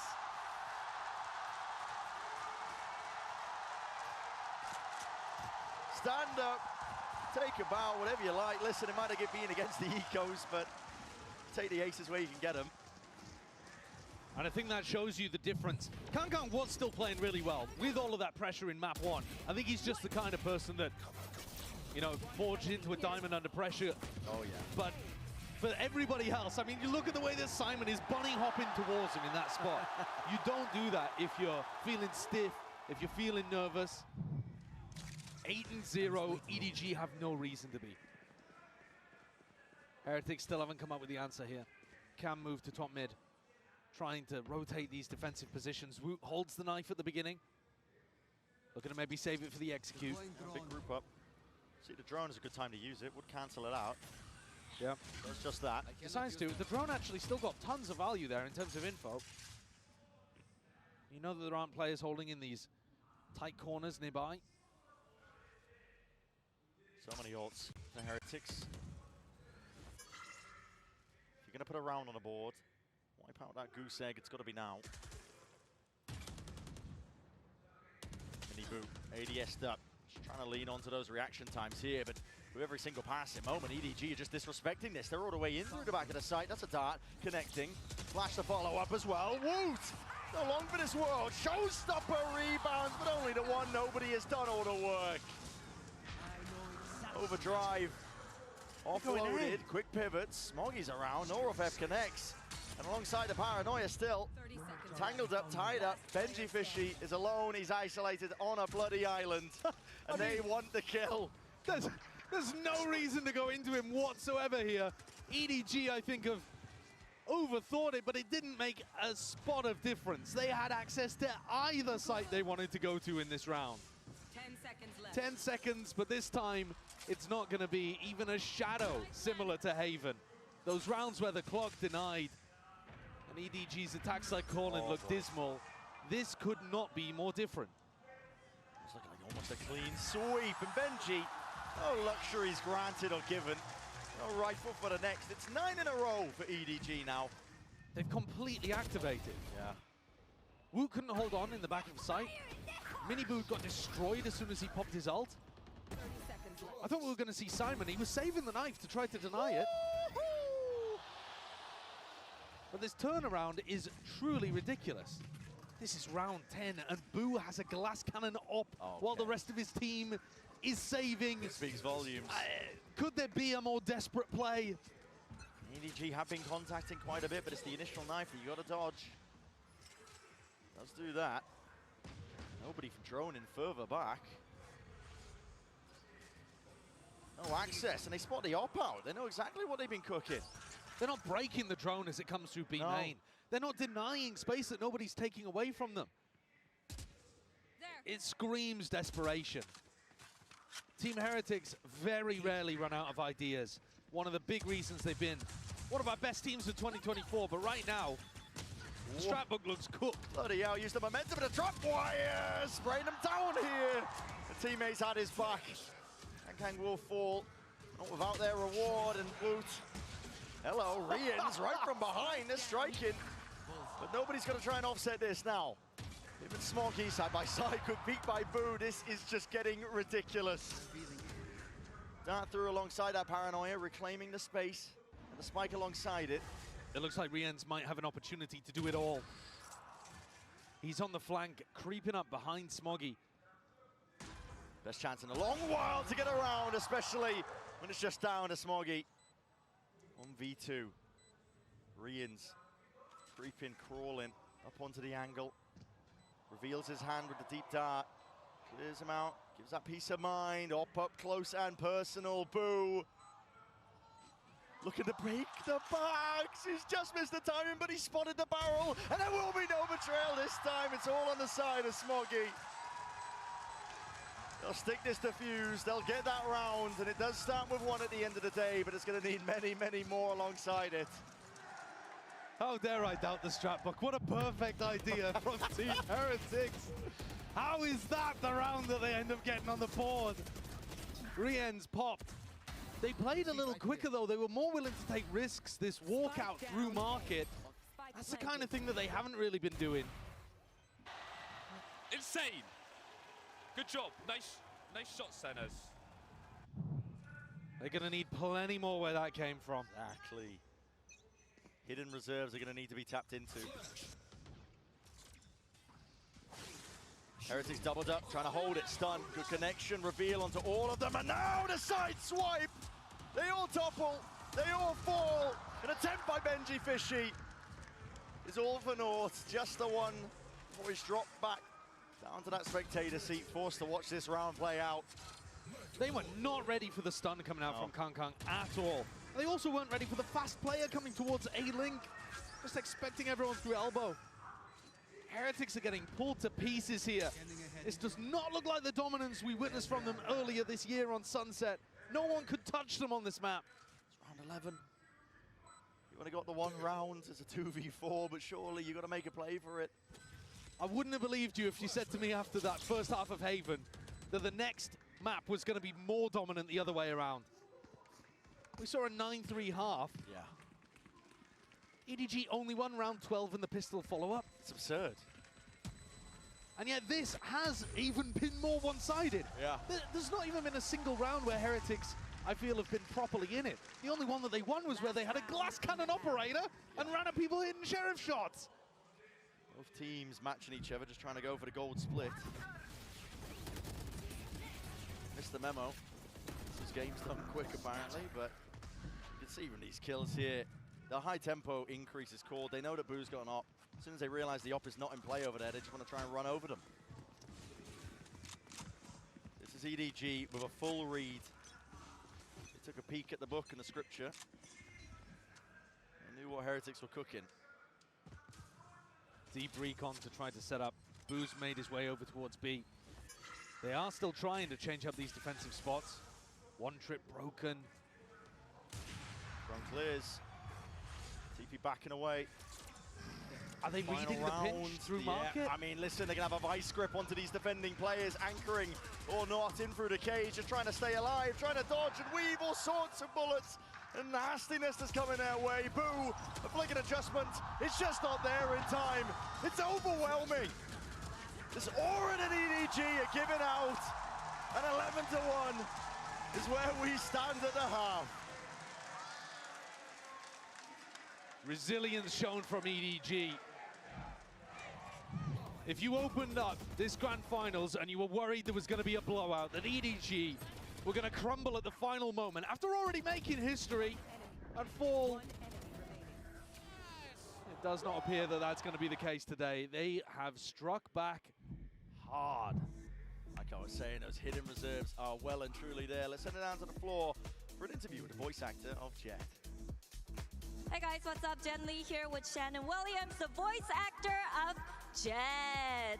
제트 성우 샤넌님 만나보도록 하겠습니다. 안녕하세요. 가장 먼저 현재 발로란트 씬에서 많이 사랑받고 있는 제트라는 요원의 목소리가 또 샤넌님이시잖아요. 어떤 느낌인지부터 여쭤보고 싶습니다. You know, Shannon, Jet's been around for a long time. She's so popular. She's dominating in the Valorant scene. What's it like to be the voice of the agent that's been loved for such a long time? It's so sick. It's just so sick. I'm just so honored and grateful that a lot of people love Jet, and she most definitely holds a big piece of my heart and is very much a spirit animal, a different side to me that I was able to put into that character. So yeah, I'm honored to have everyone love her as much as I do. 너무너무 놀랍고 너무 감사하고 영광이라고 얘기를 하시고요. 그리고 이제 제트를 이렇게 사랑해주셔서 감사하다고 얘기함과 동시에 뭔가 샤넌님의 안에 있는 다른 자아를 꺼내서 보여드릴 수 있는 점이 너무너무 감사하고 좋다고 얘기를 했는데요. 그러면 이제 또 가장 좋아하는 제트 대사가 있을 것 같은데 한번 부탁드려보도록 할게요. What are your favorite voice lines? Oh wow. I think I have two. I mean, of course, like the alt voice line, and then the newest Ace voice line. I think are my favorites. Say it, please. Okay. All right. We'll do the Ace one. Okay. Woohoo! Ba-bum, ba-bum. One more. I got one more. Okay. Get out of my way! Shannon, that was great. Thank you for the interview. Okay, now everybody, here's my impression of the Jet. Watch this second half. Oh, watch out for your job, Jen's coming. Yeah. So Jen's been popping off the wall to introduce this entire event here, but in case you're just joining us, 11-1. Well, we're looking at what we're sitting at, and listen, EDG, as we said prior, if you told me that they were able to come back in this fashion, in this form after that map one, which is a 13-6 for Heretics, I would have said you're dreaming. Yeah, and I think it's your classic candidates that are going crazy right now. Kankan was just getting them every fight, and Chishu was dominating as well. The openers, the closers. Flash connects, Chichu, lucky to be alive there. 1 HP, quite literally. Just tucks himself away behind a pillar. Alive for now, so the setup remains up.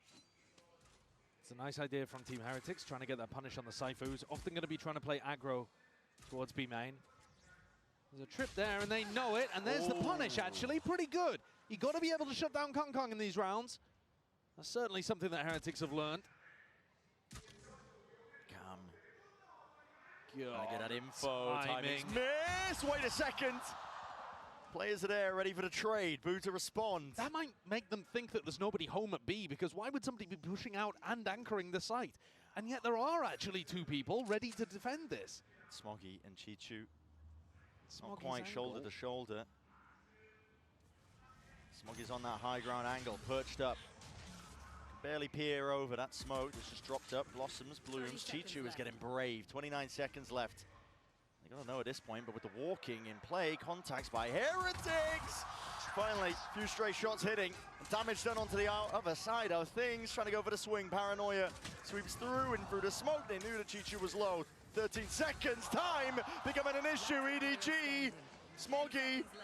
Definitive chances. Nade rebound. Smoggy trying to play himself back in here. Doubled up side by side. It's Heretics. Drifting, missing. And the shots matter right now! Smoggy! God damn, man! He's not giving Heretics an inch. There is no mercy here from EDG. Not a moment's respite. Not an inch. Heretics have done everything to try to set them up for that round win. To get a pistol that could have maybe gone somewhere. At least giving them some hope, even if it was false. And Smoggy shuts the door in their face. One enemy remaining. Beautiful shots towards the end. Shuts the door in their face and the map almost theirs. One more step is all they have to take. A 13-1 in the grand finals. Surely we've never had a more dominant map than that in a grand finals before. I can't remember one. Can't recall. Put it on a show right now. Another round where Kankan does end up falling early. It's hard to see that it would matter at all, though. My eyes are down. All or nothing for Heretics. That investment did bear fruit. Double up, jumping alongside it, trying to bait these players right back in as well. Simon is being pushed, warded into this corner, and the util ricocheting, rebounding. A desperate effort to save his life. All for naught here on the side of EDG. An all-in attempt now, spraying them down. Spectre in hand, Chichu only able to get the one. Smoggy once more in a 1vx scenario. This time an extra player. But he's caught a really quick timing again. It could actually be doable. Benji's low. Doesn't want to reveal his position with a bit of stray spam. He's just perched up. High ground, up and around here. Bulldog spray, but dropped down to 27 health. Time begins to tick. Boo will swing as soon as there's contact, signs of that live. Snaps to the side and almost made me believe. I think if that first kill had been a bit cleaner onto Benji Fishy, Smokey could have had that one. You see the way that EDG are playing, though. Simon, so first of all, Kankan just tries to take contact. Then Simon holds his ground. And then you see Chishu just break drone and stay exactly where he is, too. The way that EDG are currently playing, they believe they're better, and they're forcing Team Heretics round by round, moment by moment, to prove that that's not the case.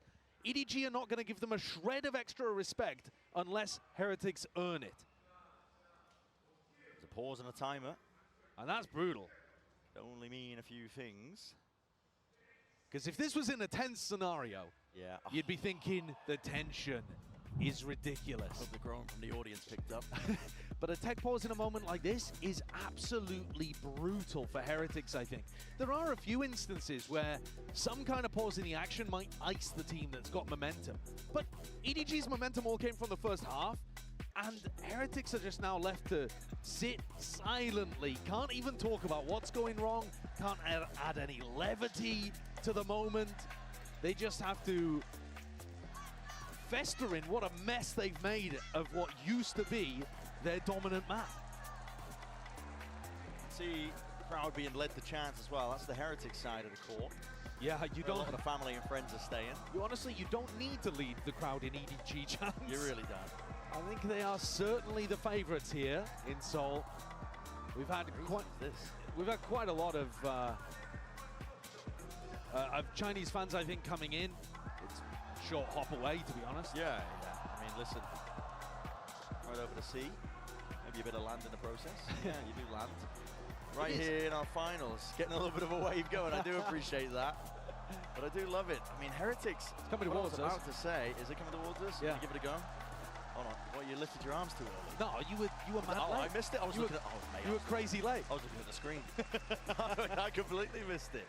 But Heretics, after kind of being the bane of existence for the Chinese teams in Shanghai, making it to the finals themselves, they almost became like the hometown favorite themselves. They were getting all the cheers. Yeah, they're certainly a respected team for the Chinese fans, but there's a difference, I think, between respect and love, adoration. Oh, yeah.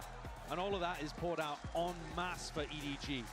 It's not just as well that the Chinese fans get behind any Chinese team. They do to some extent, of course, but EDG are the sentinels of China. They are above, far beyond the other teams in terms of how voracious the Chinese fans' appetite is for their players, for the media, for their success as well. That kind of scrutiny, it can break you as players, as teams as well. There's been tons of pressure on EDG to try and like pick themselves back up, because honestly, first two international events, it was essentially a no-show from them. Yeah, it was a very sad beginning to the year, actually. I was worried that EDG wouldn't be able to cope under the pressure, because it was enormous.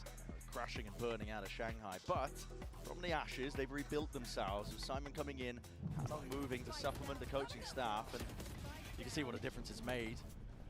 Yeah, Kankan's just been phenomenal, honestly. He's one of those players that right from the beginning of his story represented China on the global stage. He's always been the player that people look at. Sometimes those kind of players, sometimes they fall off over time. Yeah. They're really good at the start, but they're explosive. They just don't have what it takes to be able to evolve as the team evolves.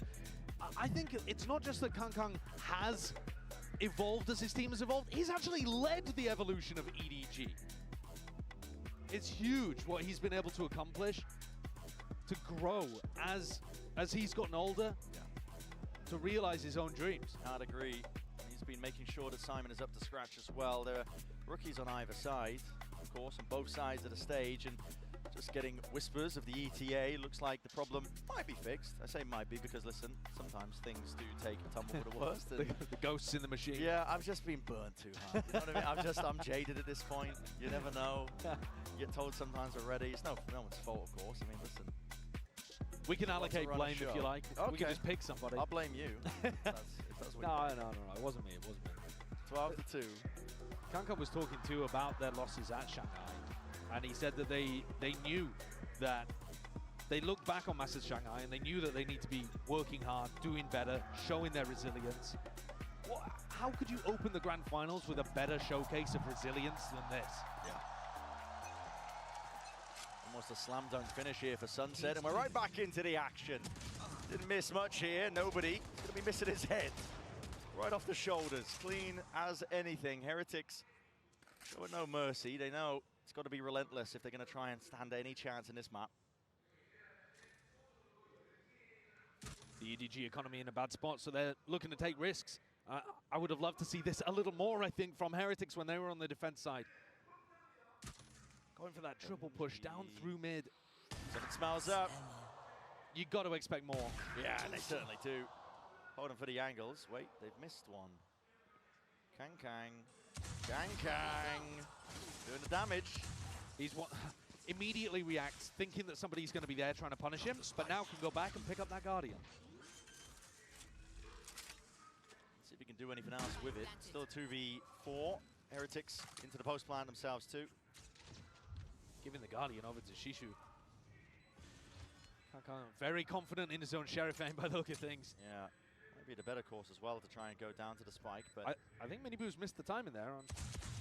No punish on the jump spot though. Miniboo, one more kill. Gets him up to the ult for the next. Still EDG want to try and play into this one here. Rolling forwards, what a shot! Magnetic to the dome. Stun connects, Miniboo though responds. Leaves it down to Chichu, Sharp Dance rebounding, weakening him, softening him. Miniboo himself gets the 3-piece in the round. Little scary there, Miniboo, but what a shot he pulled out. Stunned up, made sure that Kong Kong would not run away with that.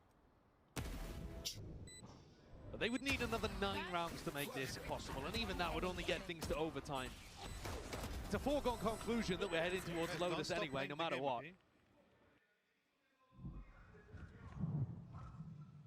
But the manner in which we get there to Lotus might make all the difference. EDG set up to repel this. Paranoia. Does the job. EDG cleared off the angles. Miniboo though, misplay there with at least the boombot. Doesn't clear the corner like he was hoping. They're smoking their face too, so second guessing themselves of whether or not they want to make the moves over towards A. Simon's so diligent. He's always got the read on what's going on. He's just holding the knife here, waiting for that showstopper. And the more he doesn't use it, the more it denies Miniboo from getting into a good position where he can actually find value. Absolutely. Drone. Spots the one. Yeah, I mean, that tells you everything. You know that they're not going to be hitting A in the next 10 seconds, and you also know that they've tried to insert somebody. So they could go for the re-hit later. Certainly, even an open sight, Chichu. So there's going to be much safety for him to cross back up and away here. The dart spells it out for him. Trip's going to be cleared. EDG a rapid though onto the approach, but Boo has got it handled nicely. Clean shot. Once more, you've removed that heavy hitter. Team Heretics falling back, reconfiguring into this round. Through B. Miniboo's going to be taking point and contact. Oh, feeling like it was necessary, and well, still alive and kicking, but potentially not for long. Yes, Smoggy returns it straight away. Straight bullets, all it takes. EDG now to try and chew through this hold. In through B main, a tap onto the spike. Accounting for Boo, he just absolutely overwhelms onto that spot in position, and nobody, not long for it. A nice round from Heretics. Good plant, Cam on the plant as well. They have so many layers there. Miniboo pushed up, aggro on the post plant, drawing out info, managing to go 1-for-1. Cam and Spam play the Heretics love running on both sides of the map. Fragment grenade too. But at what point do you start to believe that a comeback like this is possible? It takes anything. One big round from Kankan or Chichu. There's always danger lurking every corner. One mistake from Heretics. Exactly. And it's over. These comebacks, they almost never happen. Especially because it's an EDG. Weaker weaponry, you can take those risks. You can make your move. What a risk he's taken here. He's found the timing. He's right past him. It's going to be a trip in his face at least, but might be able to hunt down Boo. Still, Boo is in a very defensible position. Slicing the pie from Miniboo. Trying to, okay, maybe stopping short of the mark. I'm still aware of the fact that there could be that play. And it's made here. The Paranoia sweeping its way through. Just can't quite wrangle the beast in control of the Sheriff, swiping his way in. Kang! Here he is. Playtime's over. They're done messing around. EDG want to go on to the next. As an ult for Boo will be able to pick up the spike, but it's a hard read by Simon. Look at this guy, ready to just deny. 13-4. The MasterCard Thrifty to finish. And Lotus on the cards with an even up scoreline between both of our teams. Zeltz has said on the desk that when Haven went the way of Heretics, he thought that was going to make the series incredibly difficult for EDG. You're expecting Sunset to be favored for the EMEA squad who've looked good there all year long, and EDG, they made them look like the rookies they are. Yeah. Knocked down. It's going to be on them to try and find themselves, if they can pick themselves back up. So far, Kang is having an MVP level performance as well. Somebody needs to shut this guy down. 22 kills leading. Absolutely unreal stuff so far. And Lotus up next.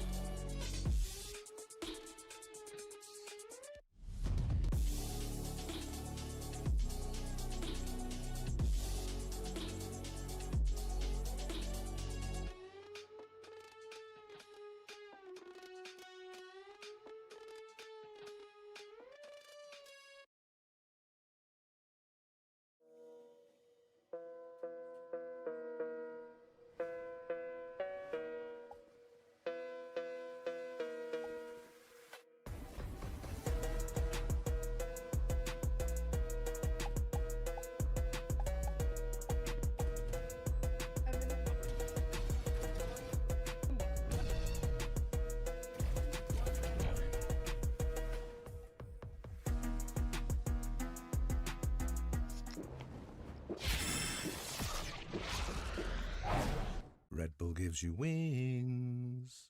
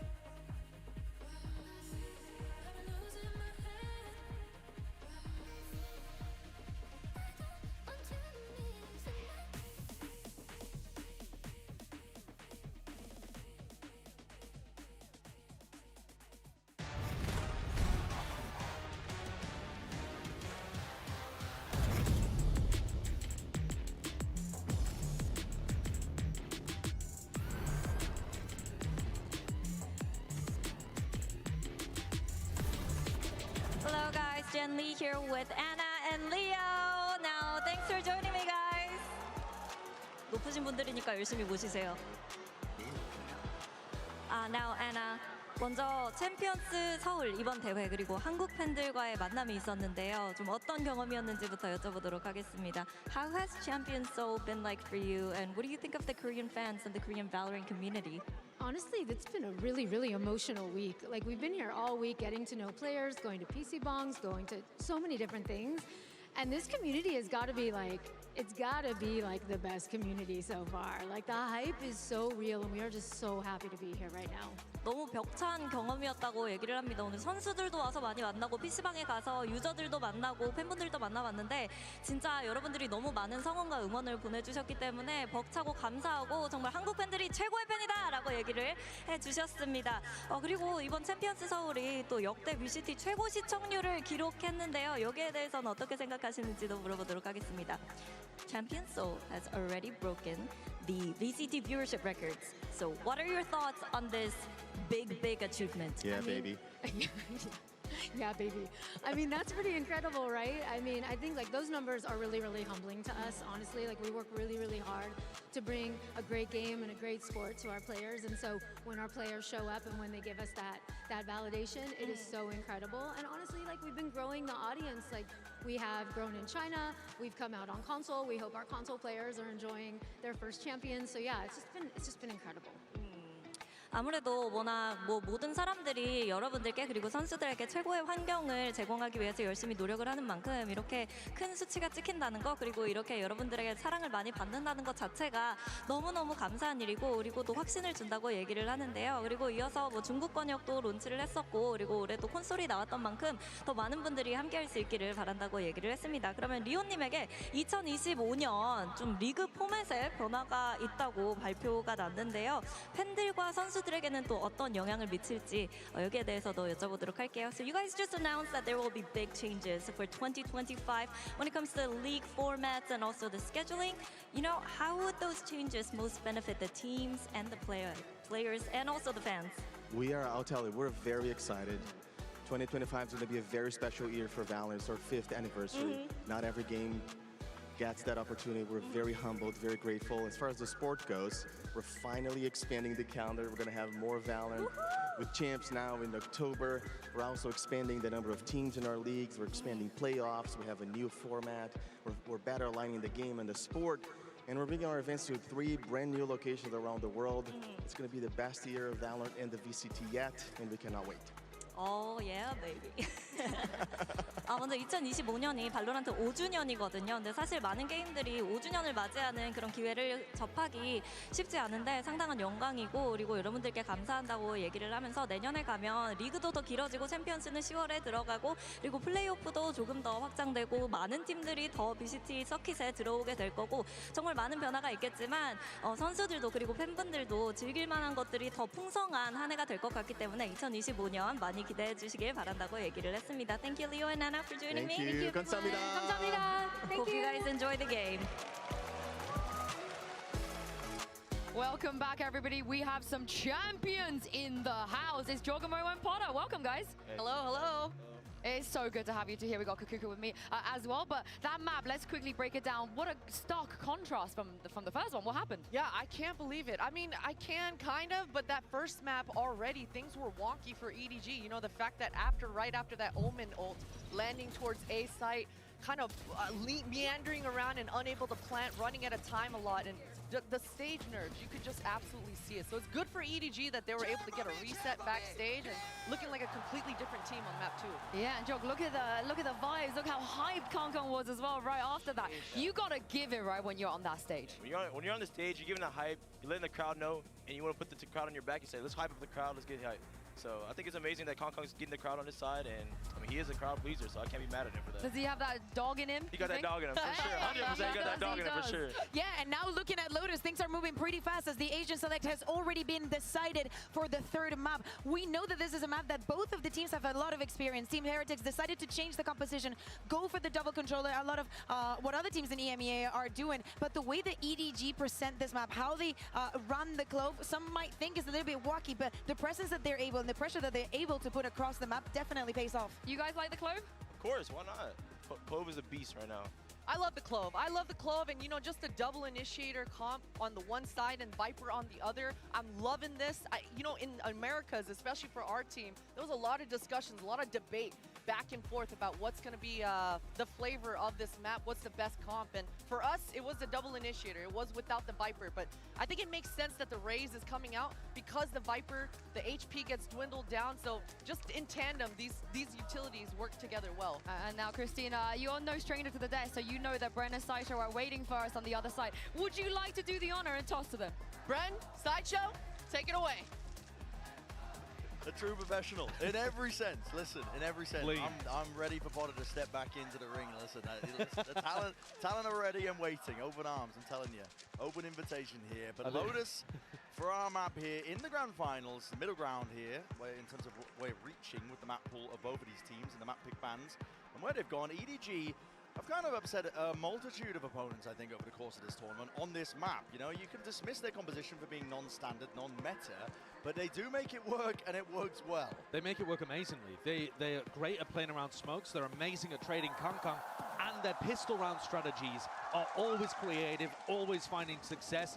This round, at least in the creativity, looking to be no different. This is going to be a big push out of C and B, and that puts all of the pressure on people like Benji or Woot to try to hold on or make at least the right decision of whether to hold, whether to run A. You're gonna see it. Kitchen Sink is lobbed over towards it, trying to take that fight with a fault line. That's a good connection, Kang. It's blood in the water, you can sense it, smell it, trying to go for the pincer, contained for now. Heretics have the advantage. They've stunted and slowed down this push. Nobody seeking to redeem himself into that spot for a moment's notice. Taking these timings, disrespect is shown. Miniboo, he's stuck with the spike. It's fully squeezed.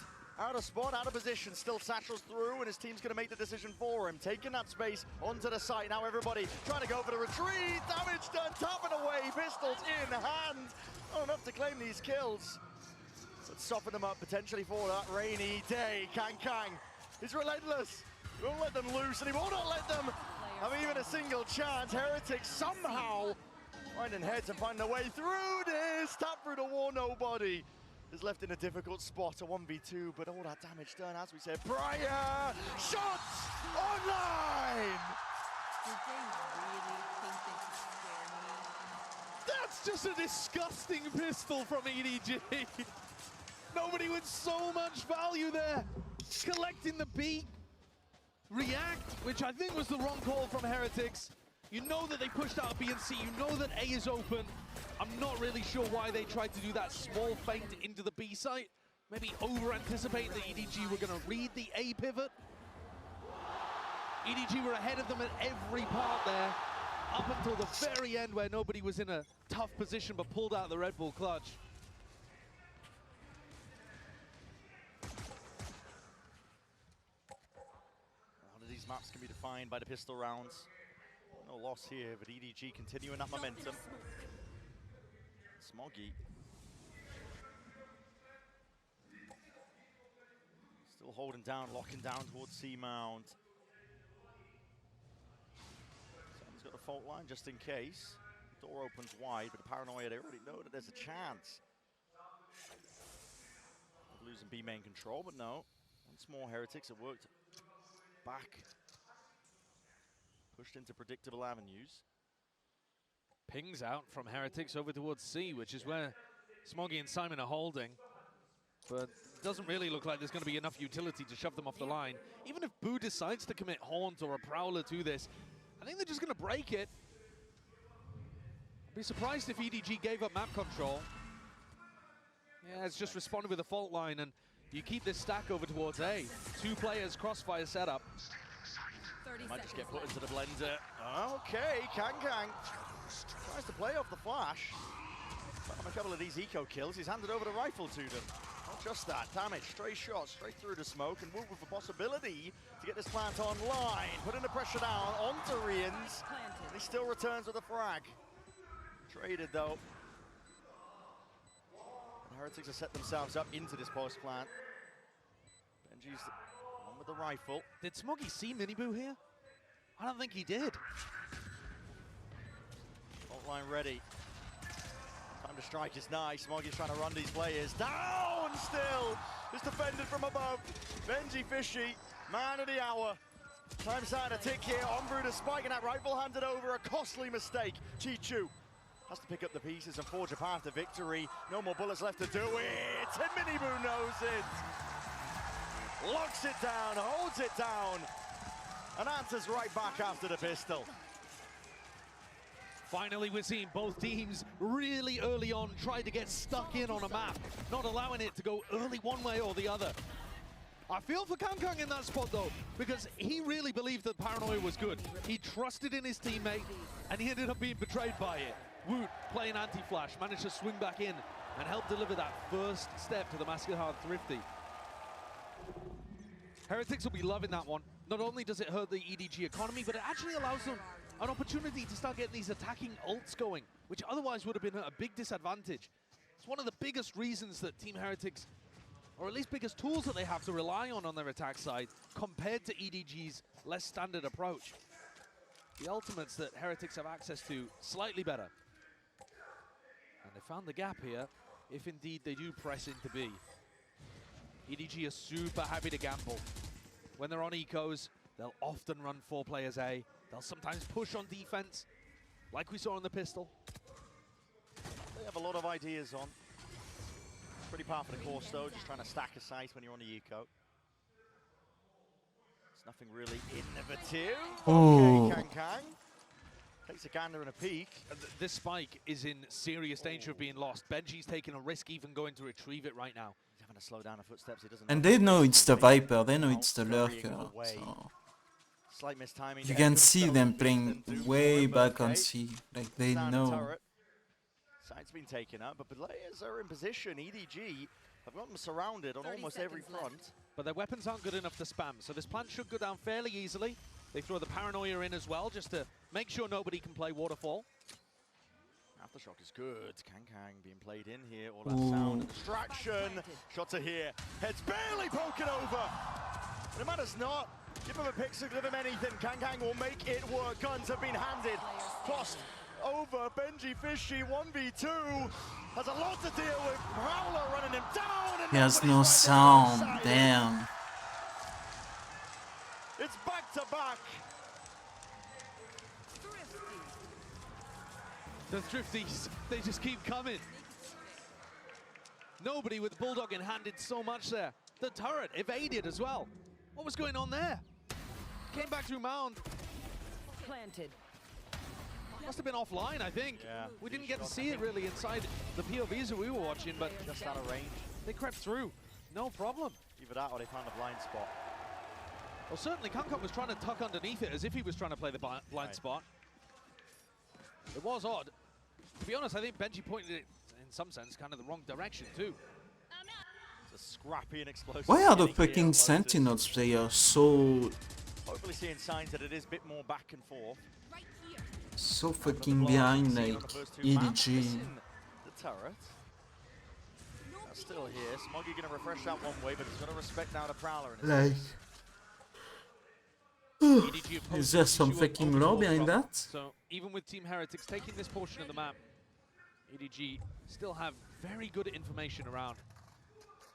Benji's got his ult online though. Oh, just fucking send That one's pretty huge. Heretics haters. You're playing it against a team that's running a Raze on the other side. Usually the Raze on defense will try to rotate C, deny the lockdown. But with this comp, they don't really have anything to stop the lockdown from coming through. Yeah, it's not an option. I'd expect to see Benji try to make use of it in the round, but he's playing really passively over towards B right now. Kang, wall in his face. That's Chi-Chu taking the timing straight through the smoke. The kill lighting up the feed. That's all the acknowledgement they need. I think you got to give up an A here. Just group B or C and use the lockdown. They've got no way to really remove it. 30 seconds left. That option might be just being forced into their hand. Simon, slight jiggle again, grabs the information. Damage is being done. Stray shots are fired in through B. This feels a little bit hectic on the side of Heretics. Boo! He goes down to the aftershock, none the wiser. The plan tonight. Chi-Chu from behind. God, he's not slowing down. 7 seconds. Benji forced to give it up. And the final player scuttles away. Still with that lockdown in the back of his pocket.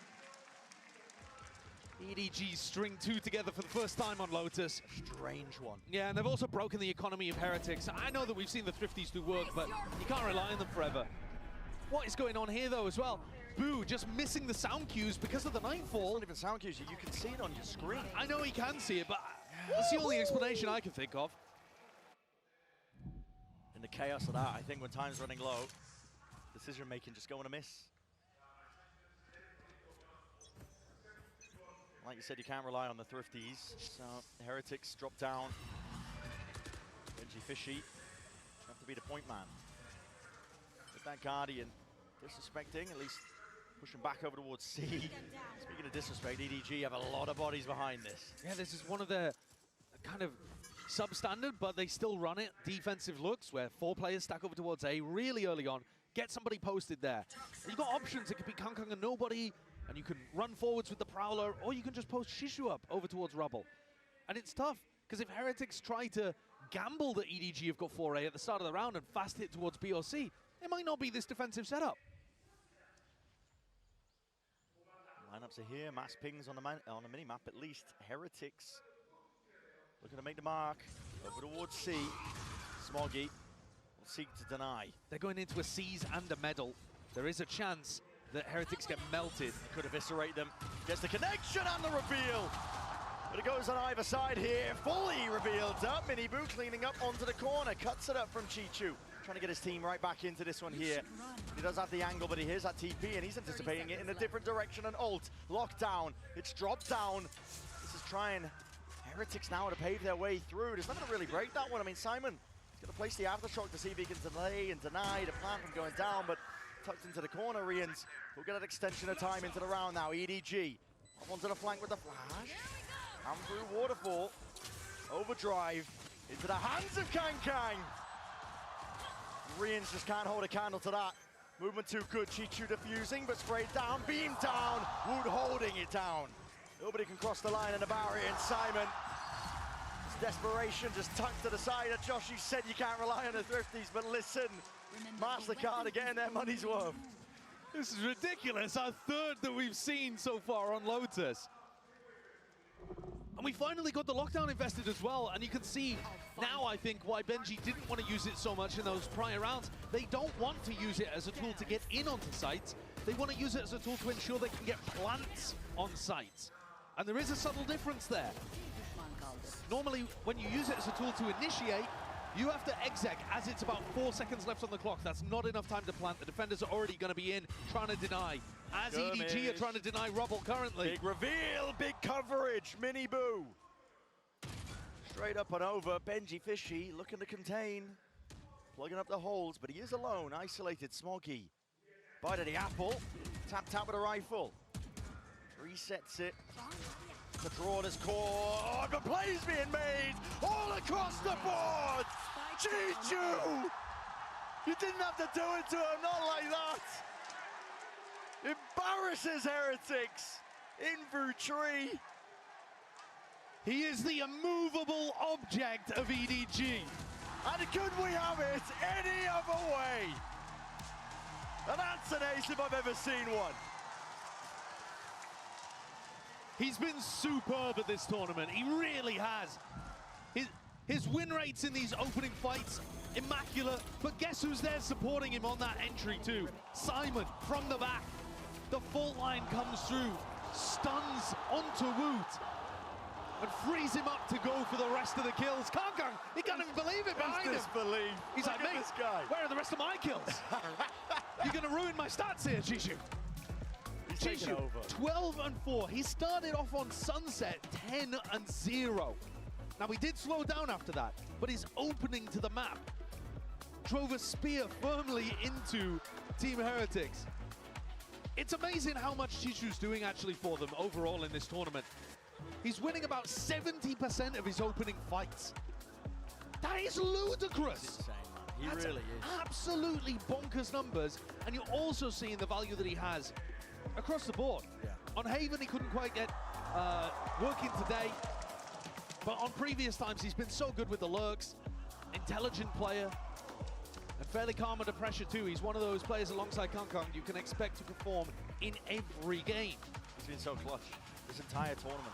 I haven't pulled the numbers. The fucking hot dog timeouts, like, but I know holy when I see a shit. player who's performing like this is the tournament of his life. And listen, the form has not slipped. You've seen it on the first map, maybe initially, but he's returned the fire and forced the timeout out of Heretics, forcing them to adjust and adapt.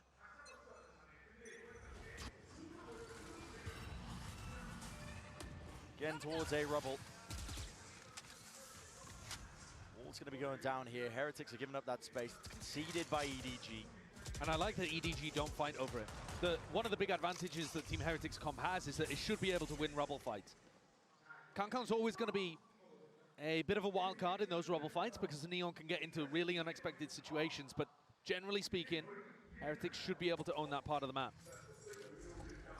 EDG, though, seem to have anticipated that this is heading B. Nobody's looking to get info, and Prowler's trade. Spot, yeah. He's hyper committed here. It's a showstopper in the back pocket, a mini boot. It's punishable. Heretics don't like the look of this. Potentially coming back to Riens. It looks a little indecisive here. Riens is looking for that info that would just inform Boo what the correct decision is. Boo's had his team go towards B, towards C, and now coming back to A without really putting pressure anywhere. They're not pulling defensive rotates. They're not at all. The jiggle to try and get that info. Riens is calling, wait guys, they've potentially given this all the way up. They need to rely on ults. What is that? Wide face, 5 players to receive and face him. Simon steps up, takes the challenge and takes the fight. But now the squeeze, Paranoia is perfect. And an ultra supplement. It's a cherry on top. Nobody denied. Can't step past the blue room. 10 seconds. Smoggy's just wondering where it all went wrong. He's the player that's been lone defending C these past couple rounds. Usually this is his map. He's averaging a kill per round when he plays Clove on Lotus. But this would be something different. Yeah, he'd have to pump up those numbers heavily. Jumping through, it's mini boot. Shuts him down, bullet to the brain. I think you're dead on the money there. Where did it all go wrong? Because the EDG had the setup. They knew that Team Heretics were looking to end over towards A, or at least they had a read on it. Chishu ults over towards Mound, confirms all of the macro is in favor of EDG. And yet the peaks, Chishu just, after he'd already confirmed it wasn't C, maybe looking for a bit of info that he perhaps didn't need. He was punished for it. Heretics back into it. A round down for now. For now being the key words. Kang! He's handed, offered an opportunity, and snappy reaction times are on display. Damage and bullets exchange. Wu from behind delivers that dagger, at least stolen from him. It's Riens who lights up the feed. So much damage been done. The players from Heretics are leaving bruised and battered.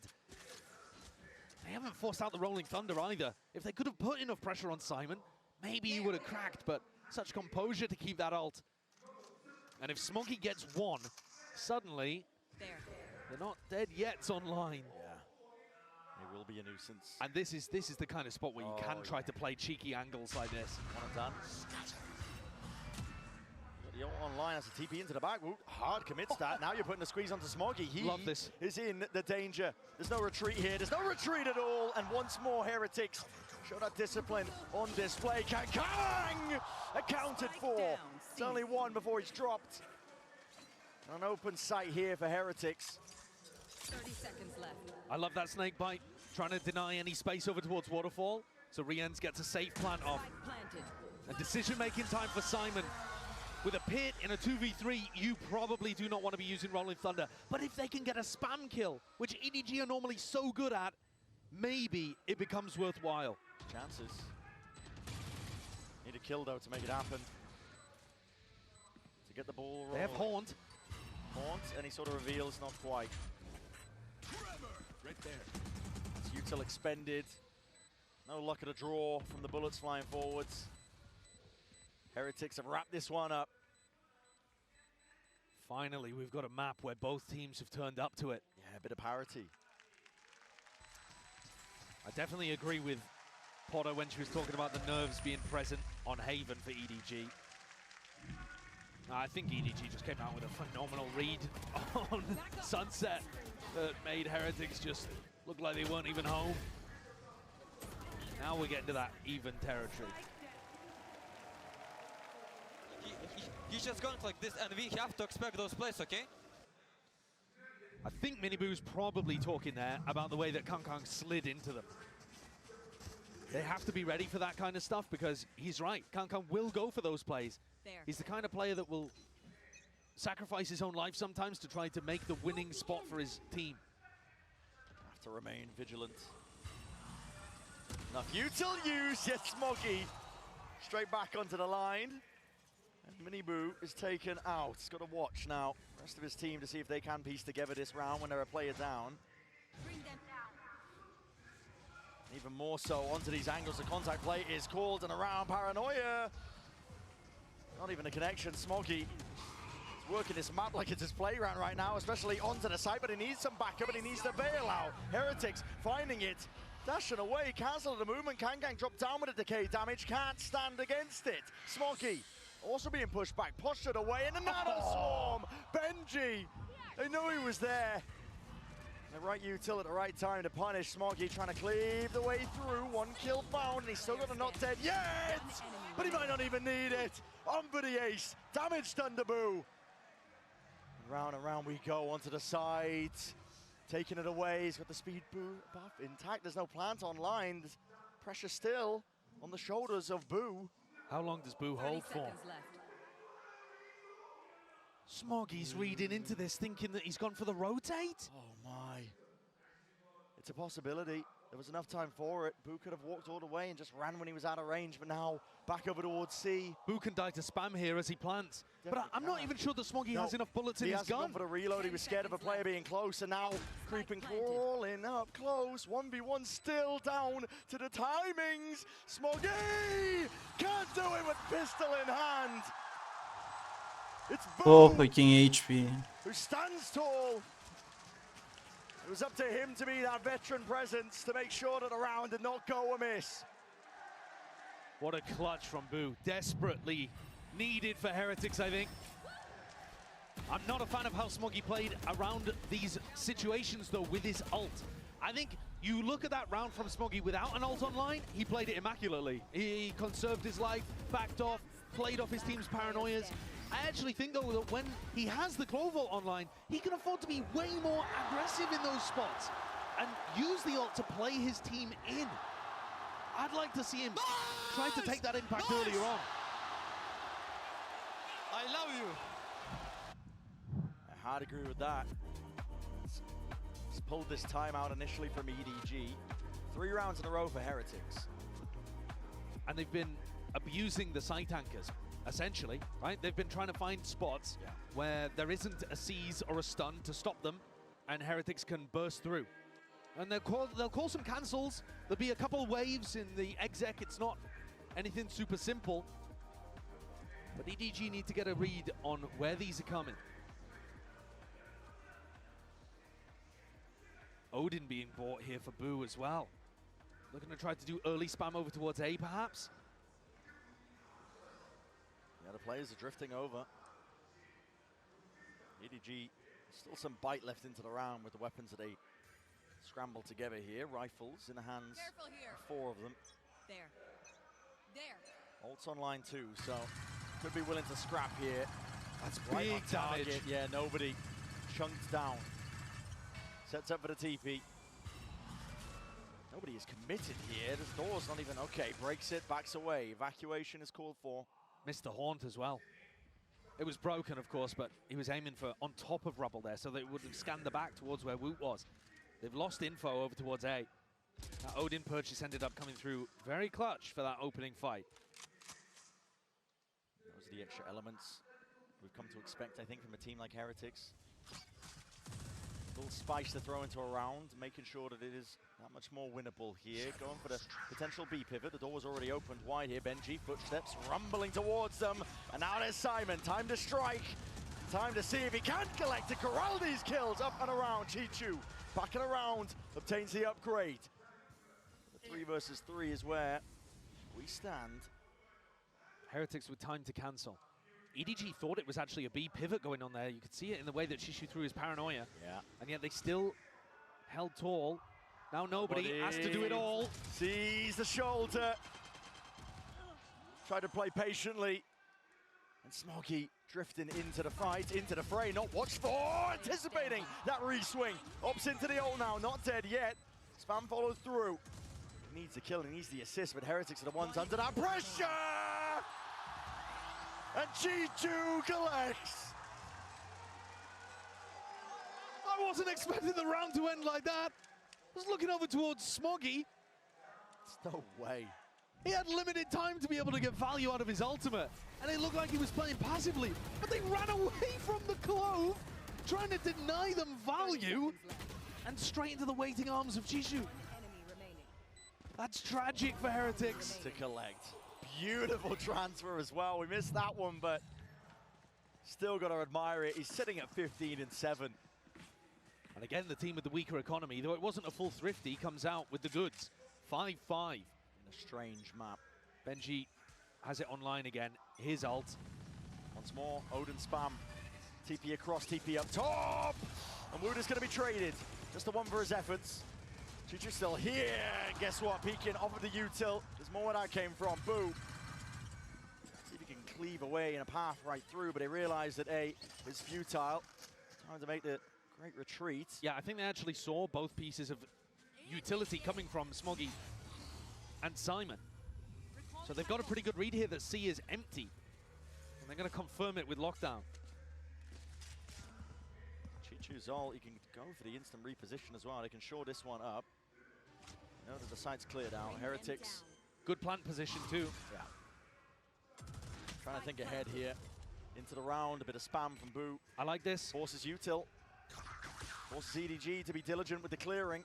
They actually, see it. yeah, they didn't even use utility though. They saved the util and just barreled forward with 2 or 3 players looking to try to trade out. So now they have that utility to clear the side, but Boo. Oh, listen, if you're going to try and opt Smoggy. in, exactly, brute force. It's the domain where Heretics will seek to punish, yet still smokes, propped up, and heads being pried straight off the bodies. Left down to Benji. Planted for him, up onto Mound.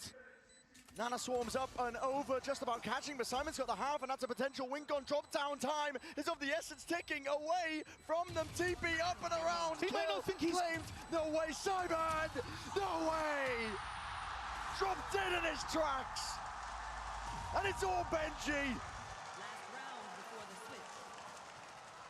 I thought there was such a chance there that EDG were going to sneak that one away. When Chishu teleports up and Benji catches him, it's so likely that Benji waits for another tap. Heretics take the lead 6-5 off the back of Benji winning the Red Bull clutch. Another huge clutch going the way of Team Heretics. If they hadn't had those two, EDG might have been running away with this half, but as it is, Chinese squad knocked down to lower economy. And trying to control Rubble. They've kind of missed out on the control of this part of the map the whole game. Their comms doesn't really favor it, but now they're driving Heretics into B. Fast plays all around the map. Trying to go for that reaction overdrive. It's here. Kang collects. It's augmented. And the bush is stunted. In the blink of Holy an eye. shit. 6-6.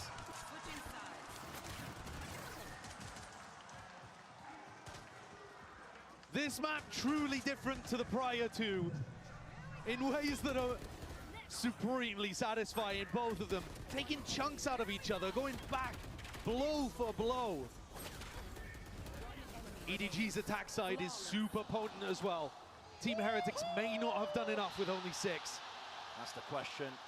We're going to get it answered on the other side of this as well. But for now, sending it down to the floor momentarily as well, just to get a bit of insight from the former champion himself. Hey guys, here with Com, of course. 곰 선수 만나보겠습니다. 곰 선수 어제 어제 경기 끝나고 나서 눈물을 흘릴 때 좀 리엔즈 선수가 위로해주는 모습을 보면서 콤 선수와 또 콤 선수 아버지가 이제 넘버원 리엔즈 팬이다 평생이라고 얘기를 했거든요. 그렇기 때문에 이렇게 또 힘든 순간에 적으로 만났지만 또 위로의 손을 내밀어줄 수 있는 선수가 그리고 이런 커뮤니티가 있다는 것에 대해서 어떻게 느끼고 있는지부터 여쭤보고 싶습니다.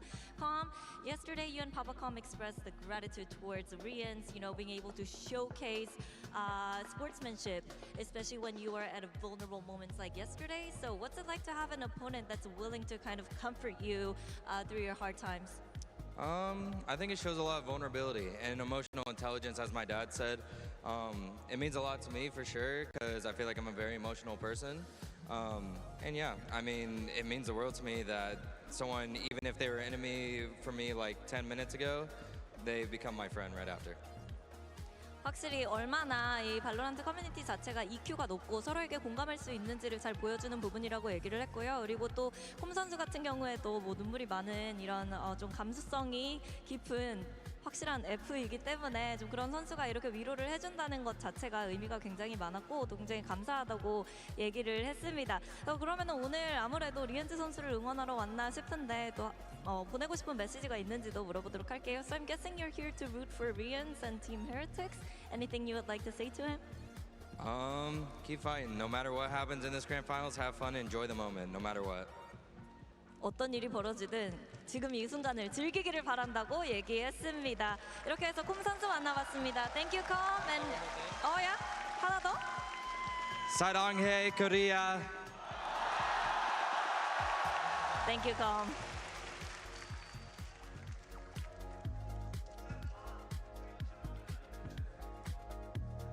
Just beaten him, still had thought for his opponent.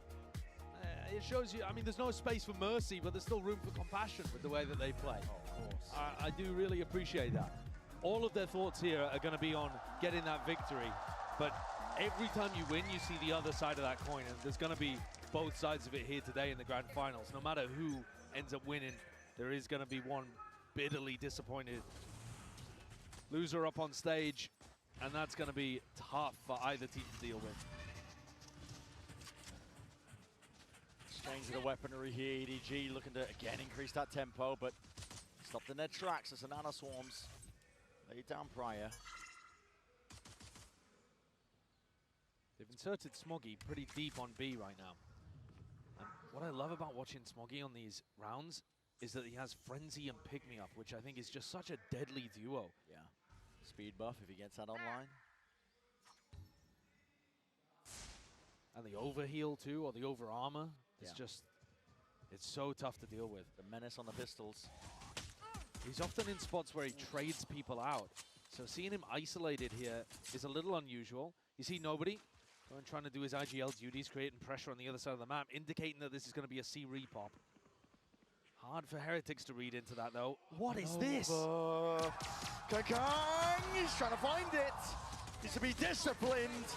And just evacuates and get out, but Wood is still there into the back of the side! Unaccounted for! Will make them rue the day that they decided to ignore that position. Two dropped, there's a third. It's all on Woot, and this guy is undeniable. The form factor, an ace denied, but Smoggy's got much more to do on the backside of that. And enough of the road is paved for Mini Boo to close it out. Shades of Woot at Shanghai there, where he took down all of the Chinese squads and made the grand finals. It's been a quiet tournament from him. It's been very different.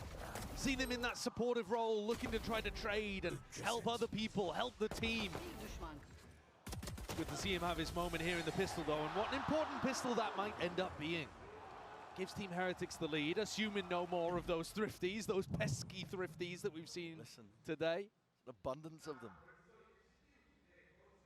Pause called after the initial pistol round. Doesn't feel like it's, I mean, a timeout to me. You think attack timeout after the pistol? I think it would be the first one I've ever seen. I don't think so. No, I don't think so either. The one downside of Woot getting all of those kills on the pistol is that no one else is anywhere near an ultimate. And usually the attacking teams on Lotus are going to want to be putting those into Mini Boo, Benji, something like that. So we've got another tape pause here. Yep. suspicion was correct. I love that we put the entire arena in lockdown. It's a tech pause, you know, the lights and shift and nobody move. Exactly. Trying to take a gander over at the stage as well, see who might be the player we're watching for, who's having some issues. And hopefully we'll be able to get this solved as well. No more stops in the momentum. It's going to be a quick one, I've just heard. So we will be back into the action soon enough. You want time for a fun stat? Sure. You know that Team Heretics and Paper X are the only teams to play in a grand finals but not lift a trophy. That's brutal for Paper X. Everybody else that's been in a VCT Global Grand Finals has found one, you know, before, after, in a different moment. And so if Heretics win here today, they'll pass the torch to EDG. Yep, they'll pass that over and force EDG to be the recipient of that sad stat. That's brutal. That's a hard one. A lot of damage. Players getting chunked down on EDG's side of things here, and a stun not enough to dissuade and push back Boo. He's going for a few more. Smokes dissipating. Rian's creeping up onto the angles, trying to cut them up where they stand. Paranoia sweeps through, but no connection, and the TB has to be used to back himself away. Still a 4 versus 4. Simon! Oh, he was hoping for that kill. Dropped down there. The spikes in a lapse of Woot. And Heretics have a handle on it. Nobody left as the final player. The spike could not be further away. He would have to make such a difficult journey. Yeah. The hero's quest to try to retrieve the unretrievable. Woot does it again. It's a 3-piece off the back of that pistol. It's the Wonder Boy in action. Like you said, glimpses of Shanghai, and he's making EDG feel it. Again, though, what kind of bonus round strategy can you really concoct with an Omen ultimate? It's just not as useful. So it is great that we're seeing this from Woot, but you would like to see the ult points been invested into other people for Team Heretics to start some real threats on the defense side. This is cool, though. Getting a high-low setup from Heretics. It's an interesting idea. Looking to try to punish Kong Kong, I would say, here. Flash 2, up and over here. Fault line alongside it. Simon's utility again. It's overwhelming, suffocating. That's what this EDG squad and composition at least does well. I mean, I think if Team Heretics really invest to these Rebel fights, they can beat them. EDG shouldn't be able to come out on top of too many altercations over there, even with the breach in their comp.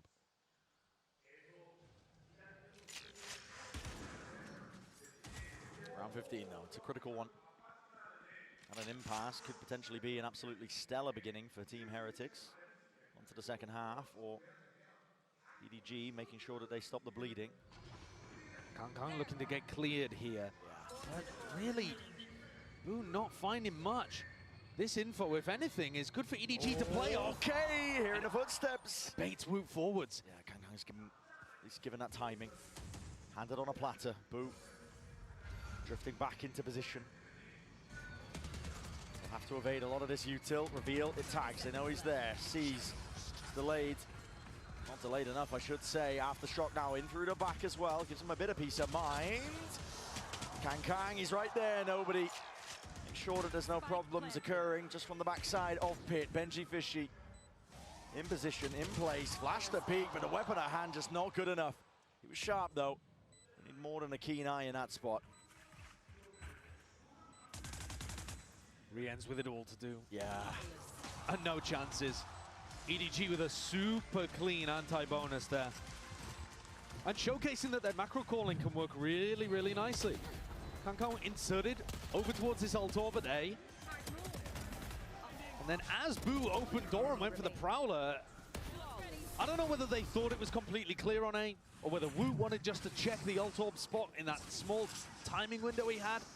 But either way, they just gave it the first kill incredibly easily.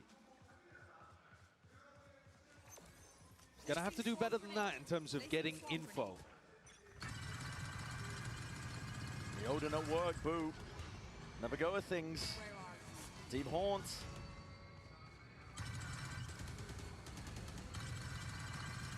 As bullets fired straight back, that's the recognition he was looking for, so happy to spray away. And Shishu does take this timing into rubble early in a ton of rounds. He will sometimes throw in the fake teleport as well. But I think if they went for Season Aids, like delayed Season Aids over towards Rubble, certainly a chance that they could catch him. And I love this deep alarm bot that you're seeing over towards Mount, because if EDG threatens C, but it's a fake, they're probably not going to break that alarm bot. Here, though, they play just on the outside of it, so Benji will have the minimum amount of time possible to call for rotates. Do they break it? No. They're not going to allow him that time until they hit. Exactly. Waiting for the util to come back up. Regenerative. That it is. The fault line through. Benji Fishy. Is there any play to deny Waterfall here? Because otherwise EDG could get spammed. Yeah, they certainly can. It's a plan. Tucked into the corner. No spam at work. No player in position to do such that. It's Heretics. 5 alive versus 5. Trying to play this retake now. Planted for Mount, but playing on site. Yeah. Controversial. EDG, we'll see if it pays off now. Gonna try and hold this one back. Overdrive, it's already unleashed. Smoky tucks himself up onto the high ground. Perched away. Damage has definitely been done, and a weakened Boo can do naught but scurry. But there's no escaping a sideline of Kang. He's got his mind set on something. He will do it. Beautiful post-plant play from EDG there. Bait out all of that on-site. Retake util and still hold strong. I thought maybe it was going to be a two-wave post-plant where they force out that utility and are happy to drop back to Mound. They never even had to get back into that second wave. Heretics are going to need better plant denial than they showcased us just there. Only Benji on site. He really needed help from Riens. There's that Season A that I was talking about, but Chichu's in, Chichu's out. So really, even that small anti not finding too much value. No, just snaps the tether. Who gets the better end of that? I think you could probably say the attackers. Yeah. Because even though Chichu's burnt both of his teleports and taken a bit of damage, you've used the Season the Nade. Those are big tools, either to delay or playing, making sure you can deny plan. Horn broken. Doesn't really tell them a whole lot. Could be one player, could be many, but actually they do have the info. Riens, the deep push and control over towards C Mound. They know it's either towards B or A. Nobody is constantly involved in trying to sell the fake. If you see nobody like this, doors open. Look, they re-clear it. Yeah, Heretics are straight on the money. They know what's up. Kang now trying to lead the charge for the rest of his team. They're a smoke stoke. Drop down in position, Boo! Just lights him up, Kang. Heads potentially rolling, Woot! Beautiful shots, all rattled away. The adjustment by Benji Fishy just not in place. Riens though with a quick timing, unexpected flank. It's a tap. Simon's watching for it, trying to bait it out. Haven't committed. Riens is giving that now as a chance for the 1v1. What is going on? Shot's going to miss. Position is revealed. Classic in hand. Riens just cannot escape. Nobody quick to hunt him down, but that got messy. Oh, you see the right smile there. Face palm from Simon. Oh boy. That was an outrageous whiff. Almost a full clip of whiffing. From a guy who we have seen, I think, choke a bit under pressure at times here on the big stage in this arena. He's 5 and 12 currently. All the utility still looks perfect from him. But sometimes he just can't quite wrangle the rifle, and you see him here getting pumped up by the rest of the team too. This time it's not a disaster. This time they can smile about it. But their dreams will turn to nightmares if those kind of situations happen in a big round. For now for EDG, it hasn't hurt them too much. Got back control and lead of the map. And they actually get ults online earlier as well, Brent. Yeah. They've got this Nightfall, Rolling Thunder, two big tools to try to, honestly, I think play in the post plan almost to make sure that you have Spike committed, because the way that Team Heretics are playing right now, it's quite passive. There's a big committal. Side by side, Miniboo's right there as well. I can break this one. Rolling Thunder connects onto both of them. We're trying to get the hell out of there, but he's revealed up. Horn. My goodness, the counter spam is perfect. Great coverage. Reinforcements did arrive in time, and Heretics enough to get that initial player advantage. And I like the change of it. Heretics really looking like they're fighting over rubble there. Forces that Rolling Thunder out. Now they're in a great position where you actually can sit back a little further. Ult's going to be used. Woot's looking for info. Cleared out, broken. Heretics getting a very good idea that this is going to be ending over towards C. I don't think they have just yet. They're 4 players stacked on A, expecting the re-hit. They should have, potentially. Maybe hoping that the Utils enough to delay, but Alarm bot, Nana Swarm going to be broken here. And Benji's waiting for this plant. He is. Nobody tucked to the corner here. An aftershock just to try and at least buy them that peace of mind. A bit of spam, straight bullets. No kill. Notice sight. Nobody doesn't plant in the corner. He plants a little off. Who's going to be offloading the ult of his own? Nightfall scatters and connects. Gets the mark onto 3 of them. No more sound cues for the majority of them. Satchel's through and abound as well, but a bullet attack slowing them into their approach. The onslaught is occurring, and Heretics looking to barrel their way through. They take control and even out that scoreline straight to the top of your screens. That's the kind of decisive retake you need to see from Heretics. They were in position, ready to do it. 2 players outside C as the plant went down. They were lucky to get away with this early skirmish, though. It's really good call to aim in, bro. I'm really proud of myself. But yeah, I agree with what he's saying. I think that fight, the like feigning that you're going to fight really heavy over that spot and drawing out the breach ult, super important. Benji's 1 away from getting his ult online. Smoggy 2, actually. And Team Heretics expecting that big fight over rubble. They get Woot posted, and now they're looking to reinforce over towards C. Benji can't play the retake this round, at least not as easily, not without his ult. Alambot retracted actually as well, just saving that one. Yeah, I mean, Benji, he's already got the acknowledgement. He knows it from the bullet spam. He definitely knows there's a lot of players' mounts. EDG looking to try and send it now. Nana Swarm drop down towards the feet. Here's a lot of util going to be used in kind. Boo! Only with the 1. Firepower straight back at them. EDG decimate the defense.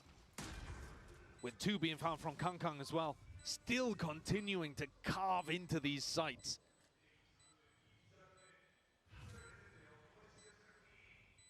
Woot and Miniboo make anything of this. It's a 2v4.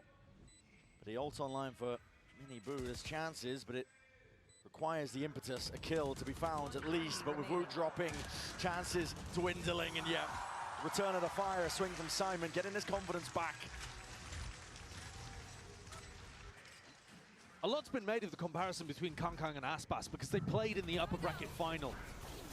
They've played many times before actually too. But when you watch Kangkang play, what's striking to me is that there's such a massive difference between those 2 duelists. Kangkang a bit more similar to Miniboo, although with more of a flair for individualism. And it makes me think about what Heretics have recently been saying in a lot of their press conferences. Neil was asked in the aftermath of them beating Leviathan, of course both teams have in this arena, how do you deal with Aspas? And Neil, the coach for Heretics, said, well, actually, when you look at his play, he's quite a calculated duelist player. You can deal with it. To us, to Heretics, we find the more explosive duelists that just run in there and try to take over a site and take their timings. We find those players to be more difficult to play against. Could you think of an example that's better suited than Kangkang to the archetype of player he just described? Neil used Safe as an example, but when you're talking about the matchup here, you can already see that they're struggling to deal with Kangkang. He's been dunking on them every map, apart from the first. And he'll take a mile.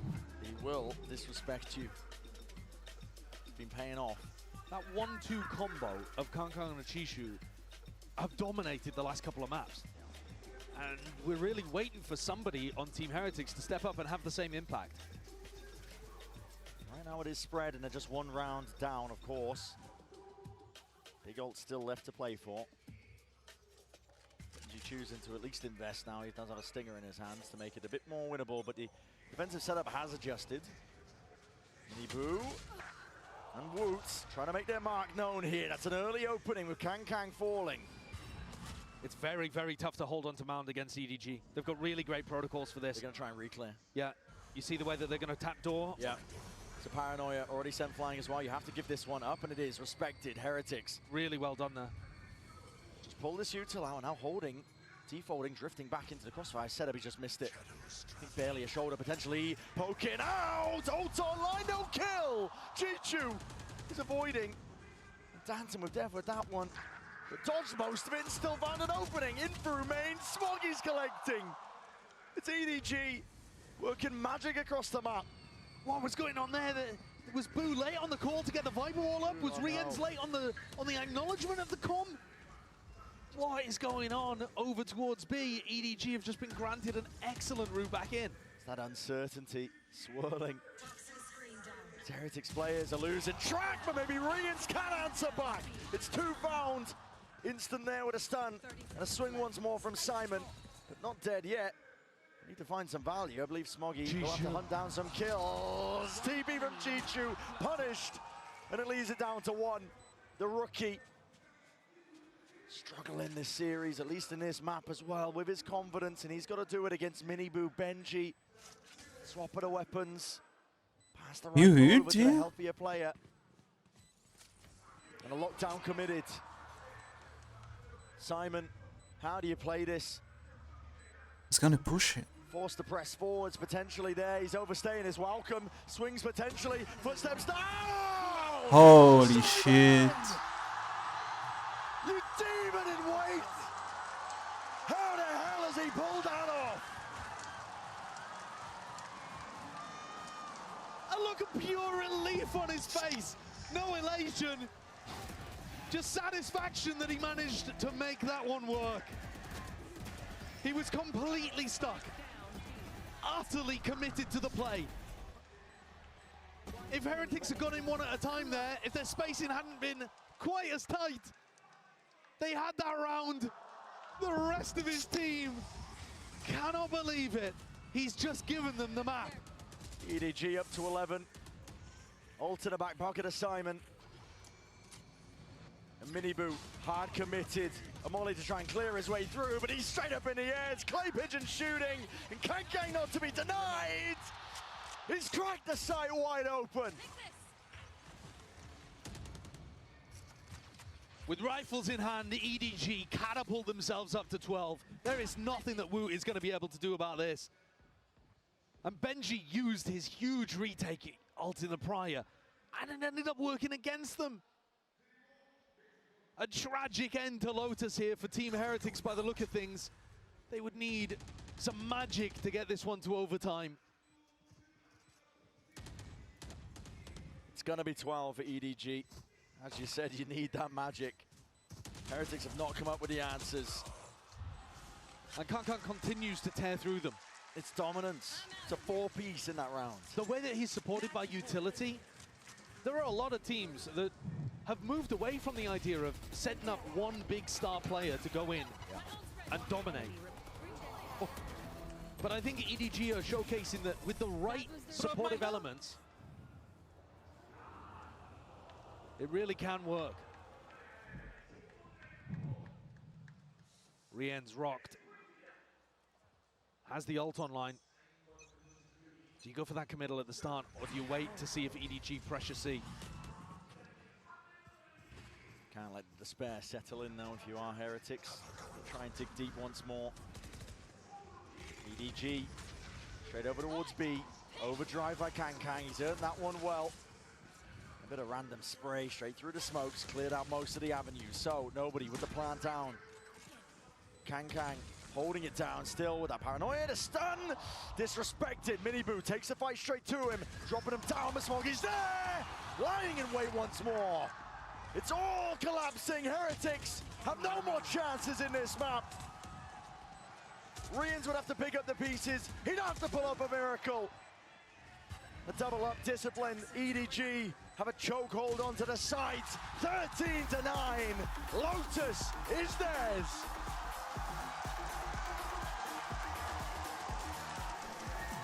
What a sick finish to this map from EDG. And I think when you look at those final few rounds and how tight it was the entire time on this map, you have to give credit to Simon. That 1v2 and his calmness in that moment has just delivered it for EDG. And now one map is all that stands between EDG and making history.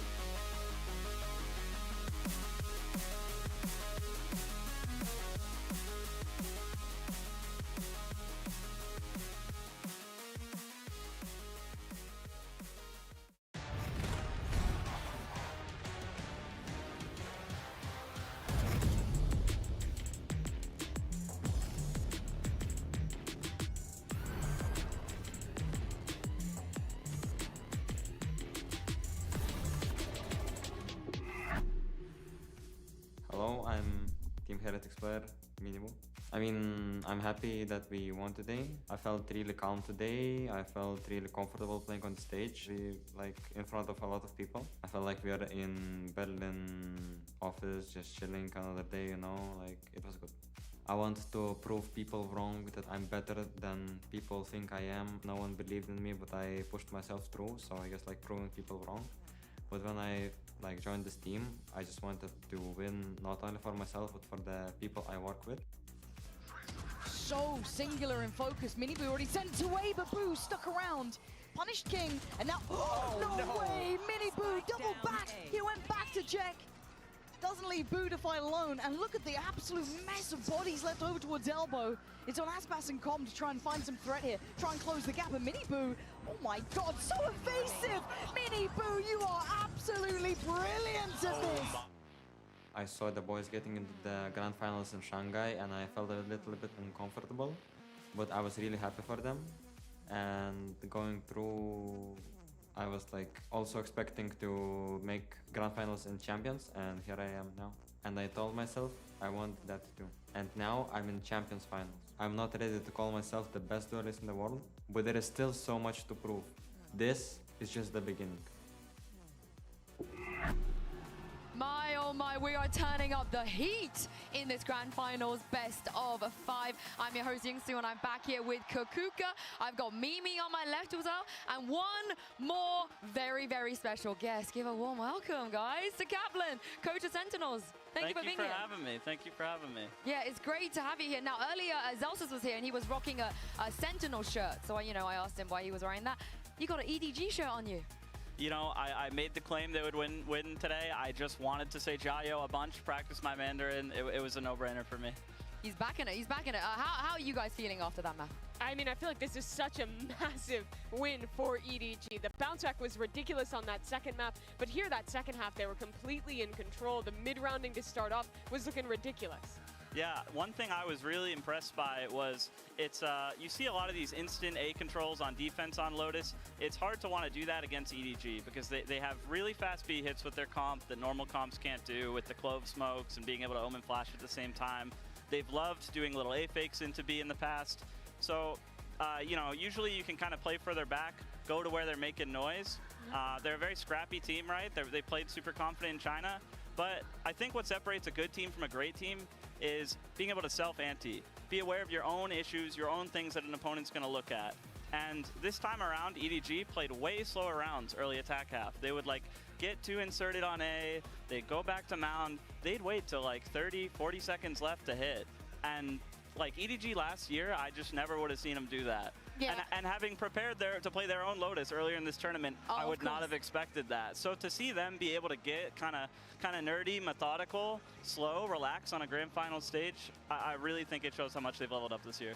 And at the end of the day, they're getting the best out of both worlds, right? Like they've managed to find a mid-term between being very aggressive, especially also on the defense. Sometimes they will triple down on being extra aggressive if they know they're going to be countered, and sometimes they're going to do something completely different. So it's on that boundary of just preparing against yourself. And we got to address Simon. What was that in the lockdown? What happened? That clutch was ridiculous. I mean, literally one more second, he's locked down. He guaranteed loses the round, but instead he pulls that one off. And it wasn't just that one impressive moment for Simon. I think while he hasn't had incredible stats this tournament, he's been so consistently impactful with his utility, especially when he's playing Breach and Kung is on that Neon. I think his on-the-fly utility, especially with that Breach stun, is really good to adapt to where Kung is pathing, find that next fight, preempt that with utility, and set Kung up to thrive in these opening kills. He's been involved in already 35 opening fights in the 3 maps this series. That's more than the rest of the team combined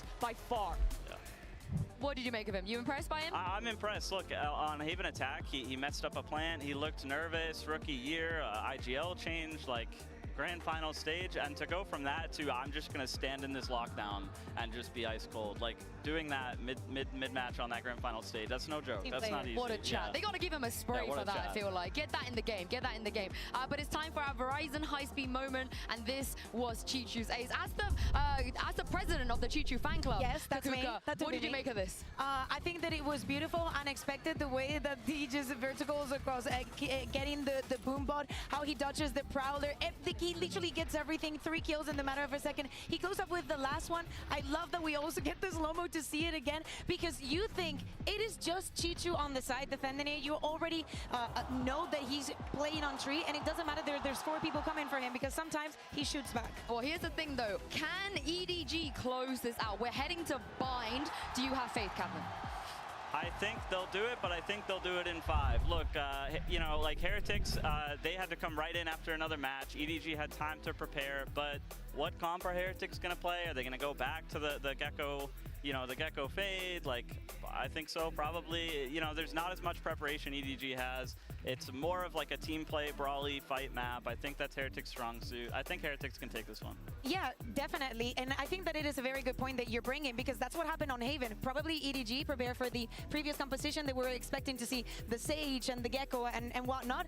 They got something completely different. Even though it's a comp that you would usually see on Haven, they were not prepared for the macro of it. Now with Bind, Heretics has the chance to do the same, and they need to do it if they want to stay alive in this grand final. I think if there was something to keep them in this for EDG to close out in 4 maps, it would be the performance that Kong is having right now. He's always been so good on this map. I think especially when he is playing that Raze, the way he's pathing into these sites, he does such a great job of isolating those site anchors and providing a ton of value for his team here. Yes, the other thing though, Heretics, they took down Gen G on this map. Would you like to see them do the Astra Yoru stuff again, or maybe, you know, revert back to what they were doing before? I think you get away from the Yoru. It was a really nice answer to the Cypher, but they, you know, like, you can play so much faster with other comps, and I'd love to see him speed it up and get a little more scrappy. Do you think that's what they need to do against EDG, just speed things up and maybe disrupt their tempo a little bit? Yeah, I think Bind is all about team fights, just less about individual confidence and just team fighting with utility, which I think Heretics are incredible at, so I think if they lean into it, they'll have it.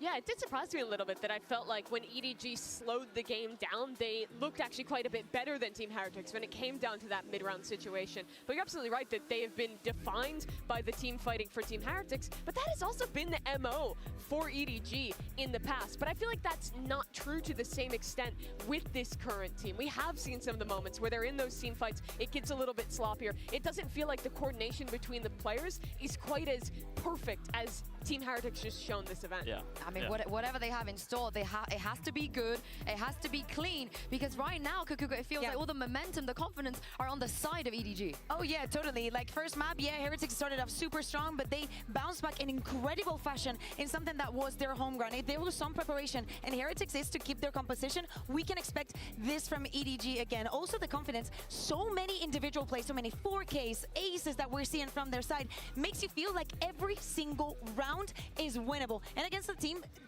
getting that feeling against the teams like with Heretics with so many individual stars makes you a winner. After losing those 2 maps in a row now, after having a great early lead to the series for Team Heretics, what do you think the conversation is like with their coach right now to bring them back into this final? I mean, you get to walk away going, look, we lost on their pick. We have time to reset this. Probably throw a little strategy talk of how you can surprise them on Bind a bit. And at this point, I think as a coach, it's nice because you can just call on the players and empower them by saying you've already had experience on these stages, because they have, right? They've been, you know, they played in a grand final in Shanghai, so they ought to know what they're doing here. But it's really important for them to close out, because if they don't, it's another second place finish. 3 already this year. A heartbreaking way to end it in Shanghai. Twice in EMEA. They can't let that be the way their year ends. Yeah, but if you think about it, the longer the match prolongs, the hardest it becomes from Heretics. It looks like they lose that kind of steam. We can also think about the amount of matches, the amount of rounds that Heretics has played just in this tournament is outrageous. EDG has had an easier way here. It's not that they didn't fight it, but doing it through the upper bracket, getting those breaks, getting the wins against the teams that you already know you're comfortable against makes a big difference. Yeah, it does indeed. And of course, this is EDG's first ever global best of 5 as well. We don't have any info when it comes to their stamina, how they're going to handle when things get a little bit later. But as we take a look at the agent select, let's see, Kaplan, if Heretics have changed from the Astra Yoru, and they have. Yeah, it looks like they went back to their tried and true. I mean, they're so comfortable with Gecko. Like I said, very, very brawly map. You know, I think they you know, they should feel like, oh, we can pilot the meta comp better than the other team. Let's do it. They absolutely look like they could. It's been great in the past. I think the biggest question is, did EDG see this coming? Were they prepping for the Yoru instead? And does it even matter? Because EDG is a team that once they get that confidence, once these players are standing up, yelling, winning those clutch rounds, they feed off that so well. And it does feel like they're set up here for a chance to win that trophy on Bind. Well, this could potentially be the last map we see in this grand final. So Kaplan, please do us the honors and toss it over to Bren and Saisho. All right, Josh, Bren, I just want at least one Jayo each from you this cast. No matter who you're rooting for. A couple Jayos and I'm happy. Take it away. Listen, that's putting me on the spot with Mandarin. Josh, take it away. Kaplan, Jayo! There you go. Yeah. I'll root for you. Excellent, Now, excellent. Listen. What a potential final map we have here if EDG are able to close it out, and another spot where Heretics have to dig deep to push it further. I love that the desk was bringing up Heretics BO5 win rates this year. They've only won 2 out of 6 best of 5s that they've been in so far. They've lost 3 of them domestically. They've lost 1 of them in the grand finals of Shanghai. Those are learning moments, but they can't let it slip from them again. Not to a team where it's their first ever time in a spot like this. EDG are on the cusp. They've already made history for China, for themselves, with a minimum finish. They're looking to carve their place in the history books by being champ winners here. Benji instantly answers. One enemy remaining. The flood defense comes up with the goods. The plant down for Kang to play around, but smoked off. His team was picked apart. Methodical was the nature. And Heretics now can stick this one. Peace of mind here. Yeah, there's no chance for Kang. Pissed around for Heretics. That's what they need. Kang's going to save the armor here, actually. A pretty unusual situation for him to be in. But they already got the plant down, so he doesn't get punished in terms of the money. A lovely play there with the Dizzy. That's actually really similar to the way that you're going to see nobody defending when EDG are on the defense side. Benji swings through, able to shut things down. One enemy remaining. I think Heretics should be feeling comfortable here. This is a map that they can turn it around on. But EDG have got some dangerous looks. Chichu's pretty aggressive in the way that he controls towards A short. And they like pressuring over towards Showers and B long. Tend to fight in those kind of areas with a lot of utility coming through from Simon. Send it flying forwards here, but it's a season and A. The combo works to perfection. It's just perfect. Yeah. Age-old that it is. Attempt to shore up. Take a Showers as well. Chichu swings in from the side here. In through the smoke is Smoggy. There's danger lurking, but as long as Boo holds his nerve, should be able to find it. And yes, indeed he does. So even spotted out the final player there. Yeah, Chichu low enough as well that the chances have dwindled to almost naught, and now finally there. So crossing over the line once more. Another round for Heretics. It's 2 in a row with 4 players alive. You can keep it healthy heading into the bonus. There's another map as well, actually, where I'm going to be taking a look at Miniboo. He received so much praise, and I think a lot of the community is starting to change their mind about their perception of how good he is, to giving him that credit. But he has yet to really come online in this grand final. His performance in the group stage was a little dim. Playoffs, he's been playing fantastically. A massive improvement, like 30% better in playoffs, generally speaking. But I'm waiting for him to have that level of impact. Oh, the punish. Stimmied up, speed boosted onto the line. They knew that Rians was going to be making a play for that when the smoke was in their faces. Nice idea from EDG. Yeah. Removes one of the pieces of util, the tools that Dizzy did would otherwise get them that acknowledgement up through B long. Now there's a horn of their own. EDG might be trying to take some space up and over. Still a smoke in their faces. A season and A that's just about dodge, sidestep. They can go through the teleport here. If Benji ends up taking down Chishu, expect to see that TP over towards A, and then it really is on Miniboo with Spectre and Nade. Yep, has not been given up. EDG staying flexible in this spot, but without any Showers, control or information, it is a gamble to go through that teleporter. That's why I'm saying I think they'll only do it as a last resort. Benji is looking for this fight, though. He is posted really aggressively inside hookah. Feeling like he needs to step up to it. Side swing, it's traded. The boost still there.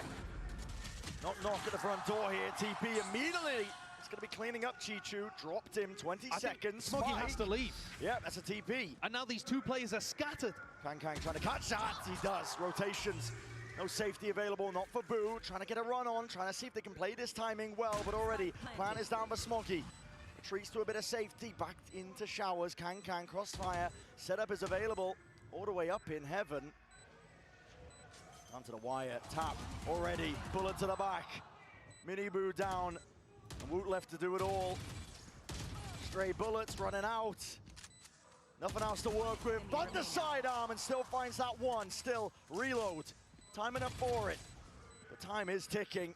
Thoroughly against him. Smoggy spraying. Spam not on time. I mean, Woot 38. 7 bullets. Run down. Pistol in hand. Smoggy. That's a round that very easily could have gone the way of Heretics, though, and converted the bonus. It took everything from EDG there. Even after getting the opening kill, they needed Kang to be able to win that duel against Boo. If Kang had not been able to pick that up, I don't think they have a chance. There's the reaction as Kang got killed by the ghost.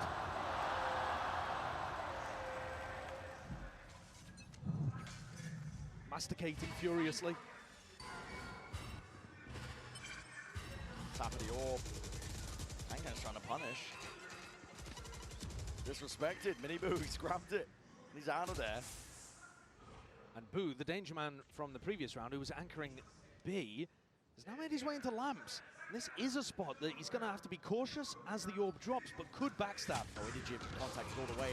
Enough to get the kill there. Bullets flying forwards from Boo. Look at the answer. Testing the defense a little bit. EDG in through a short, spam and spray. An attempt to deny that plan from coming down, but EDG get that extension that they were looking for. Tripled up. Lamps is a hot commodity. Rian still has full util. Mosh into Lamps here would clear that out. Rumbot sees it, spots it. Miniboo just taking the peek anyway. Mosh over the top. Doesn't clear it out. Slightest of angles to play into, and that window of opportunity is seized. Chichu in through the back. Sidestep again, Benji. Meeting him pound for pound. But it's a 2v3. And the hourglass is running dry. It's a tap from Woot. He wants to force them out into the open. But no easy access to any of these players. Benji wrapping all the way around. He knows the only option is to run. Heretics fumble that retake a little, in my opinion. The normal mosh position would cover all of the interior of Lamps. The mosh that was thrown there, it ends up going mostly over towards the kind of entrance to Lamps, which doesn't clear out those positions inside thoroughly enough. Heretics now pushed down onto a bad buy. Benji's one holdover weapon, really the only thing they have to work around. Are they going to try a sand crunch? Rian's Dizzy lineup would seem to suggest that. Right there. King's wrapping around.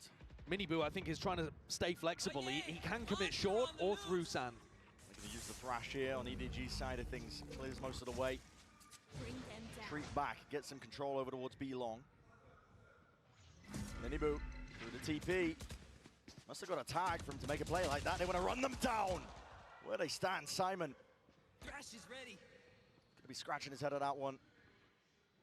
Miniboo was looking to take a timing because he couldn't stay short for that long. But Kang's taken one of his own. He slipped into this cubby on B site in front of the Viper wall, and now he can play the rest of his team in. All over the place! Dizzy! Combines their might, augmented with a showstopper. And Heretics, there's danger lurking around every corner with his squad. That's beauty. And I was asking when we might see Miniboo have a big play, step up, really feel the tempo of the game. And I think this is the round you point to. He's controlling short with the nade and his Sheriff, takes a timing to go through that TP, and then whips it out of hookah. Cranking his crosshair 90. Deep breaths. And Team Heretics are now building up to massive ults as well. There is a potential here for Kankan to get his online. And maybe that is incentivizing EDG to go and take some showers control. It looks like Miniboo might want to fight. But normally you'd expect him to be doubled up with somebody if indeed he wanted to really fight aggro. This is again. No way, he thought the path was clear, Miniboo. There's no way you escape. He does not at that. And then the Thrash comes through to try to showers crunch, but they're not set up for it, and it was too late to bail him out. It's a disaster for Heretics. No connection, a wasted ult. Hiding from that boom bot, Brent, just gave EDG the most enormous advantage in the round. And now Heretics forced to take risks. And with the info that plenty of players were showers, they've pushed out B, pushed out Fountain, the fight happening in Cave. There's a brawl skirmish to take place. Kankan, just the one and gets out, dropped down to 1 HP, still lucky to be alive. Benji Fishy, it's your time to shine. Up and past, but a Prowler latching, has to break it, drops down to Snakebite. He's worried about the fast tempo increase. EDG, though, in a tempered around. EDG have more players alive right now, but they do not have good info. They have no idea where Rienz is. Rienz could still be playing in Fountain, he could be tucked in sand somewhere, hookah. EDG are going to have to be meticulous in terms of how they clear out all of these angles, or just group up together and hope they can trade him. Yeah, Kankan's going to take point on that. He's on 1 HP, you might as well. Go for some wide swings. See if the team can trade you out right behind you. Born for most of the way here. Rienz reveals himself. Look down towards it, orbital strike. That's 13 seconds left to plant. That time pressure is applied. EDG have got to make a go of this one. Rebounds to the molly, but it just about missed. Simon's still alive. Here's the Nightfall now. Sends it flying, and Kankan with it. Oh, there's some value. Benji Fishy. Drop down. Rienz knew where he was from prior. Players are stepping up to the challenge here, but he's going to try and pluck them out of the picture still. EDG troubled up, locking it down, ensuring that Rienz cannot step over that line. It's full control. He's hoping for the random shot, but it will not happen in time. Heretics did what they could to try to salvage that, but really it was lost right from the start. Heretics didn't realize that EDG were going to make a play for the ult of themselves. And this from Miniboo, I think, is terribly greedy. He was not close to an ult. It wouldn't have materially changed the round in any way. He just thought, might as well, because my boombot didn't see anything. EDG punished him massively for that bad information. And they even pull out the orbital strike on the defense side too. Smoke. Heretics here in signs of life. Dodge, not quite. Benji reveals his hand. It's a judge in play. Simon's going to be hearing that. Making a call to his team. Hookah essentially a no-go. Looks like he might want to make a play for it anyway. There's a seize, rebounds, and it does get the connection, but is there any follow-up? Benji playing in front, and again there's that danger! Ults were committed. Benji wasn't fried in the process. The bullets at least did the job before it. Boo, up and over. This is where Chishu loves to take fights, but Rien's on the other side, and Chishu's taking the timing. Tested here, Chichu with that timing. Puts a bullet there, straight to the brain of Boo. Smoggy trying to evacuate, knows that they have to try and retreat, but already the timing, whipping it around. Woot, he's caught all the way behind them. If you kill Smoggy, it's a spike drop down. This timing and angle is absolutely everything. Smoggy, he wins out that fight. Chichu. Chokehold onto it, but there's gaps into the play, and the pit just plays them in anyway. Dizzy, not broken in time, gets the reveal. Adjustment by Miniboo is immaculate. Eviscerating the opposition, EDG. They can't stand against that. What a save there from Rienz and Miniboo. Woot is going to have his heart in his mouth. He had the entire round in the palm of his hand. He could have dropped Smoggy and lost the duel, and the rest of his team bail him out of a difficult situation. Screen down. Rienz continues to just be superbly consistent, but Miniboo has really activated. Sometimes it happens. Then fair enough. Sometimes it does happen. You're in a spot to win the round and you whiff it. The mood is good. Like I said earlier about Simon's play a few maps ago, it doesn't matter if the round ends up getting salvaged. You just can't let it happen in a big moment. Simon redeemed himself massively on Lotus with the 1v2 he pulled off. I'm sure Woot will have his spot. EDG going to be taking a tumble here with the money. Kankan's got a rifle in hand. He's the one who has to do the work if there's any chance in the round. I'm always drawn to where Chichu is playing on the map. He's so aggressive with these lurks, and if you give him 1v1s, he's incredibly good. I'm watching him play over towards Shower here, wondering if he's going to look to play off the rest of his team's distraction, because he takes early backstab timings. If his team are pressuring short, he's going to swing almost immediately, and it looks like Woot looking to clear. All right, that should at least give them some idea of where the danger is. Watch the live, but Miniboo now is going to be under an immense amount of pressure. Woot's going to be covering. Fire over the shoulder. Still trying to lock down that Shower's control as well, but revealed. There's some danger here still. Sees, connects. They see the tether into the corner. Chichu. It's a nasty one. Pulls it back from the brink, but not before he is toppled. Vamps control. Once again, putting the premium. Simon. What is that, man? Matters into his own hands. This rookie is lighting them up. You gotta be joking. What is that? What a round from Simon! Where's he pulled it from? EDG are so good at playing inside smokes in spots like that, but you just don't expect it. First of all, from the Fade player, no matter who it would be. He's running around like he's playing ranked. The timing as the smoke just doesn't I think it's pretty fair to say that the pressure seems to be off his shoulders at this point. The difference in what we're seeing from him, from map 1 to recent performances, especially coming out at the back of that 1v2, he's willing to play loosely and make the plays, take the timings. Heretics have the ult, but no weaponry.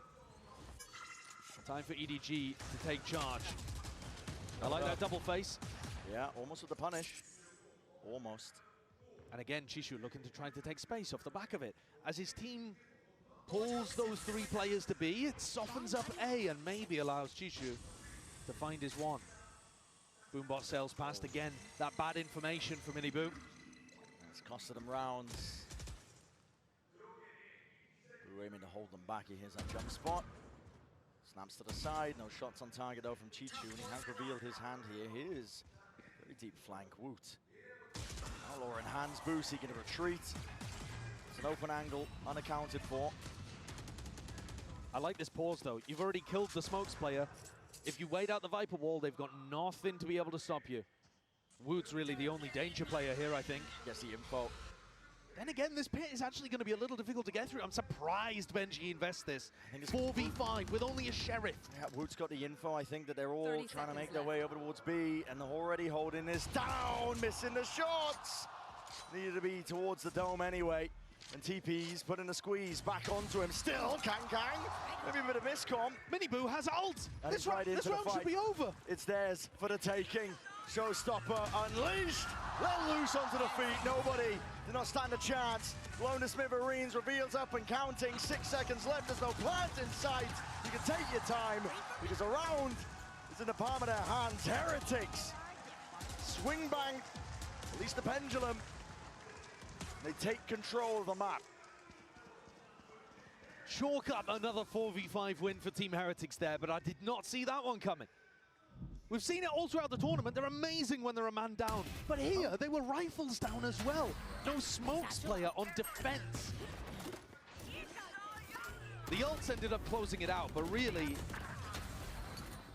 I think a lot of that is to do with the space that Woot took over towards A, letting them know that it was B. The pit scared EDG. They did not want to fight into the eco weaponry. I can understand why as well. From EDG's perspective, you're thinking, all right, there's a pit down. They probably have a bunch of stingers. Why would we want to go in there? Exactly where it thrives, close quarters. But, I mean, it wasn't. It was a Sheriff. It was Benji with a Sheriff trying to make himself puff up and look big, look scary. They postured him away into the open arms of Miniboo. And he's been decimating. I mean, he's 12-5 right now. He's top of the scoreboard for his team. Talked about it, you know, like as a player, I think, shining a light on him. He's just been thriving and improving as the tournament has gone on. Absolutely. If you compare the stats when he was playing in groups to when he was playing through playoffs, there's just a world of difference. Like I said, he's like 28, 30% more damage, even higher in terms of his like kill improvements. He's still playing the same way. He's still getting aggressive. He's still going for those entries. He's still taking that tip of the spear job for Heretics, but now he's hit it. And he's woken up in this grand final, perhaps just in time. Back and forth we go. Point reveals. 1 to 2, at least 3 towards the tail end. Good information. EDG going to be taking this one with a much more cautious approach. Kang went away from the ult. I think there might have been a play towards an orb, but for now, sets his eyes over towards Zuka, clears most of it with the boombot. Broken, they think something's up. Prowler. Bit of a handshake occurring. What's the goal for EDG?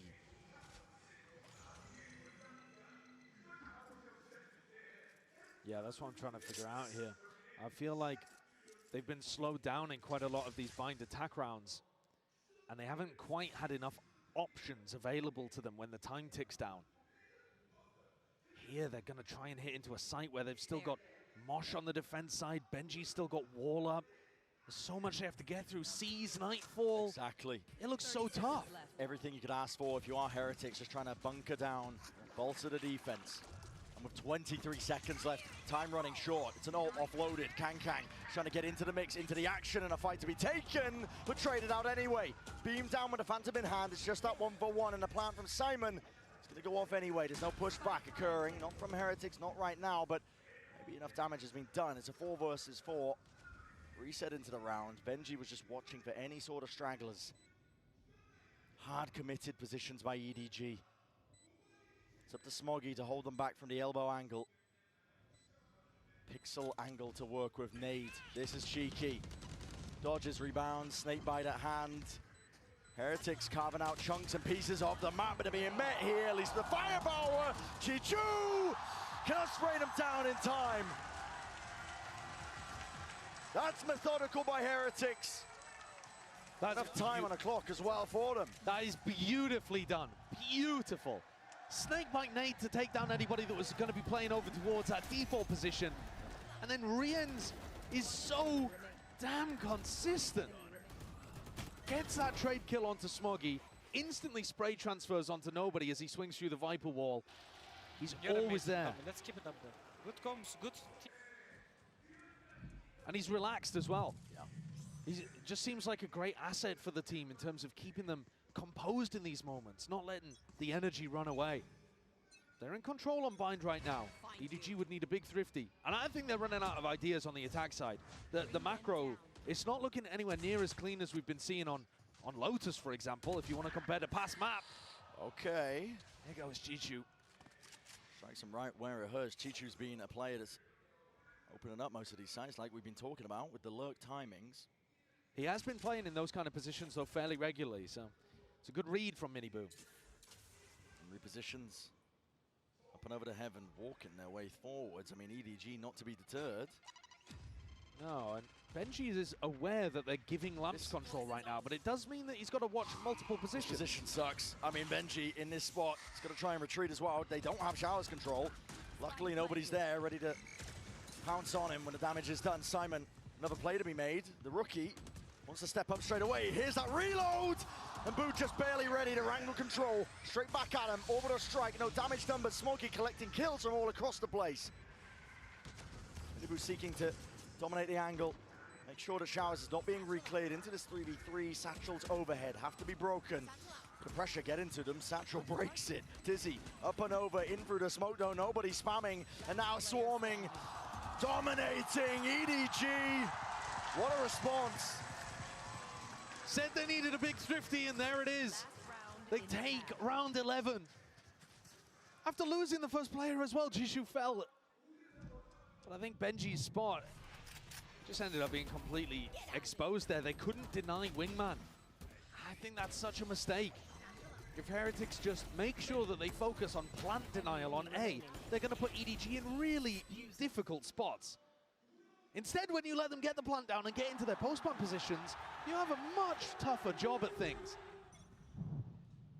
And EDG come into this, the final round of what could be the first half of the final map. Orbital strike for the Thrash. Yeah, massive ults. Yeah.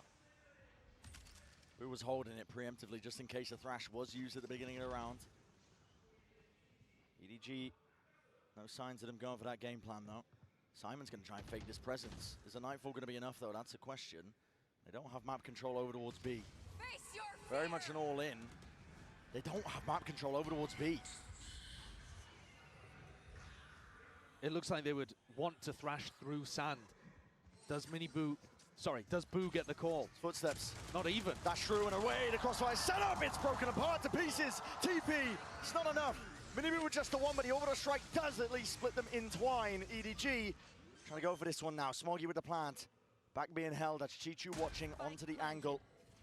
Still with control, Simon is alive and kicking. Making sure that the flank is watched for. I like the smoke, allows them to take backside control, but they've got so much more to do here, Team Heretics. Yeah. They've allowed EDG in again. Plant, post-plant positions, all looking very diligent. Haunts up on either side here. Up and over, will need to be pre-aimed. Boo's on top of it. Clears the way for most of this hookah. He sees two. All he has to be used. Sees up and over. It's dodged, it's missed. Simon with the timing. Softened up, damaged up, but the molly now rebounds, and it should be good for the cause already.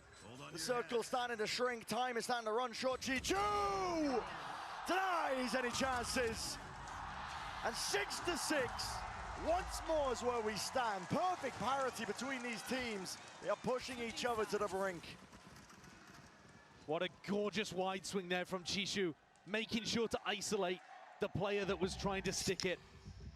He's been incredible for EDG across this tournament.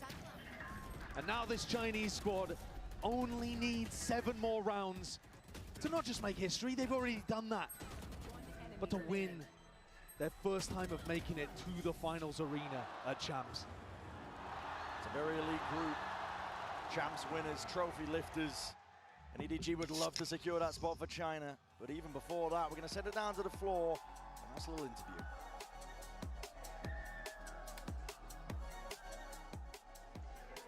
I'm standing here right now with 2 special guests. We have Genus, Trent, and Icy.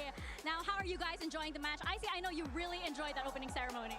I mean, it's incredible. This is my first event as a spectator, but I'd rather obviously be here playing, but either way, it's insane to be here. The atmosphere is incredible. It's just overall great. I mean, you can hear it, right? What about you, Trent? I mean, yeah, the opening ceremony was absolutely crazy. I was upstairs and I could just feel the whole building shaking. It was insane. Oh yeah, it's a party here for sure. Now, you both played against Team Heretics and EDG in the past. How would you compare and contrast their styles? I think both teams have insane aimers. This can go either way, I'm not gonna lie. I had EDG going all the way, I had them winning this, but I think Heretics can pull this back and make it in 5 maps. What about you, Trent? I thought Heretics was gonna win at the beginning, but now seeing how EDG's playing, I gotta go with them. Oh, well, that seems to be how this map is going as well, right? So I gotta ask you guys, oh my gosh, listen to the crowd. I gotta ask you guys, who's taking this map? I think if Heretics win the map, they're winning the series, so I'd say Heretics. Oh, Trent? I gotta go against you, I'm going EDG. Oh, we got both of you on the opposite sides. All right, let's see who has it. We're gonna get back into bind. The crowd is raring to go. You can see already descent in the G2 camp. The players can't make up their minds. And I think that's indicative of this entire tournament. Both last year and this year, actually, you came into Champions with a dominant team. Fnatic of 2023, Gen G this time. And Gen G losing in groups just blew the field wide open and laid fertile ground for EDG's growth here. For teams to go on mad runs like this, and it's been difficult to predict any match at any point here at Champs. You still can't tell which way this one's going. I do agree with Icy. I think it's possible that Heretics can still get back in, though obviously EDG are in a better spot to close it out. All they need is bind. All Heretics need is a kill, potentially to open up this A site. Right for the taking. Nobody with a spray down, spam shots, no connection, no damage done. Inside through the smoke, Rians. Beautiful shot. Fight on the flank here.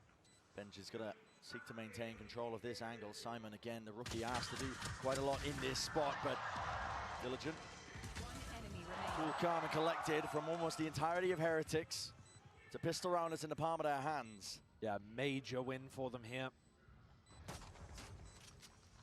EDG did look a little shaky on their attack side macro, which is a wild thing to be saying, considering that they still got 6 rounds out of it. But I would expect Heretics to be extremely drilled in spots like that. This composition offers you so many ways to play. The executes are incredibly difficult to hold against. Kankang cannot afford to be giving up first kills like that. He's been the master at putting first kills on his side over the course of this tournament. Boys, let's go. Guys, let's take control of this map, okay? You heard that at the end there. Yeah. Let's take control of this map. That's actually what Miniboo was saying when they played against Lev as well. It's all about controlling the tempo, making the play to your pace, and that's almost the same opening as the pistol. Player going for a jump peek, nearly punished. But maybe a bit of bait there, trying to see if Team Heretics would accelerate, because EDG were stacking with 4 players on B. Launching smoke. The defense going to get spread up hard a little bit here. No longer a stack, in truth. Heretics happy to slow it down. No point walking into your own demise. Heretics, 2 players not buying up in this round as well, so they've got some flexibility. They can afford a couple deaths without it knocking the economy. And I'm looking towards Riens to see if he can get the Thrash online. Wood's happy to go and try and take this space. He's just looking for information. He's not worried about dying because he is one of the players with just a ghost. Spots 1, spots 2.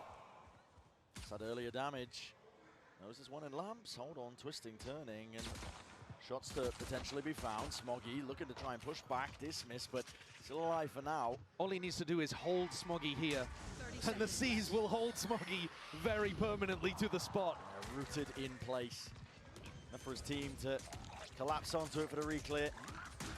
And now, this is where I'd be asking Riens to throw the weapon away to somebody else, you know, put it onto Benji or Woot and go hunting with the pistol. Exactly. This is good alongside a nade here. Woot's trying to get himself round to the corner, and luckily, enough wiggle room. Born down and out. Pistols in their face. Close quarters is where they're going to be thriving. Jumping through, double tap. Players are dropping. Suddenly, there's chances. Kankang's lone with the rifle in hand. Steady aim. Still, it's a little bit labored, but it gets the job done. They save 2 out of 3 of the rifles. So EDG do a bit of damage, but it's not going to be catastrophic. And they did manage to get the Thrash online. So even though it looks dangerous, Heretics are in a position here where they could start snowballing away on Bind. One enemy remaining.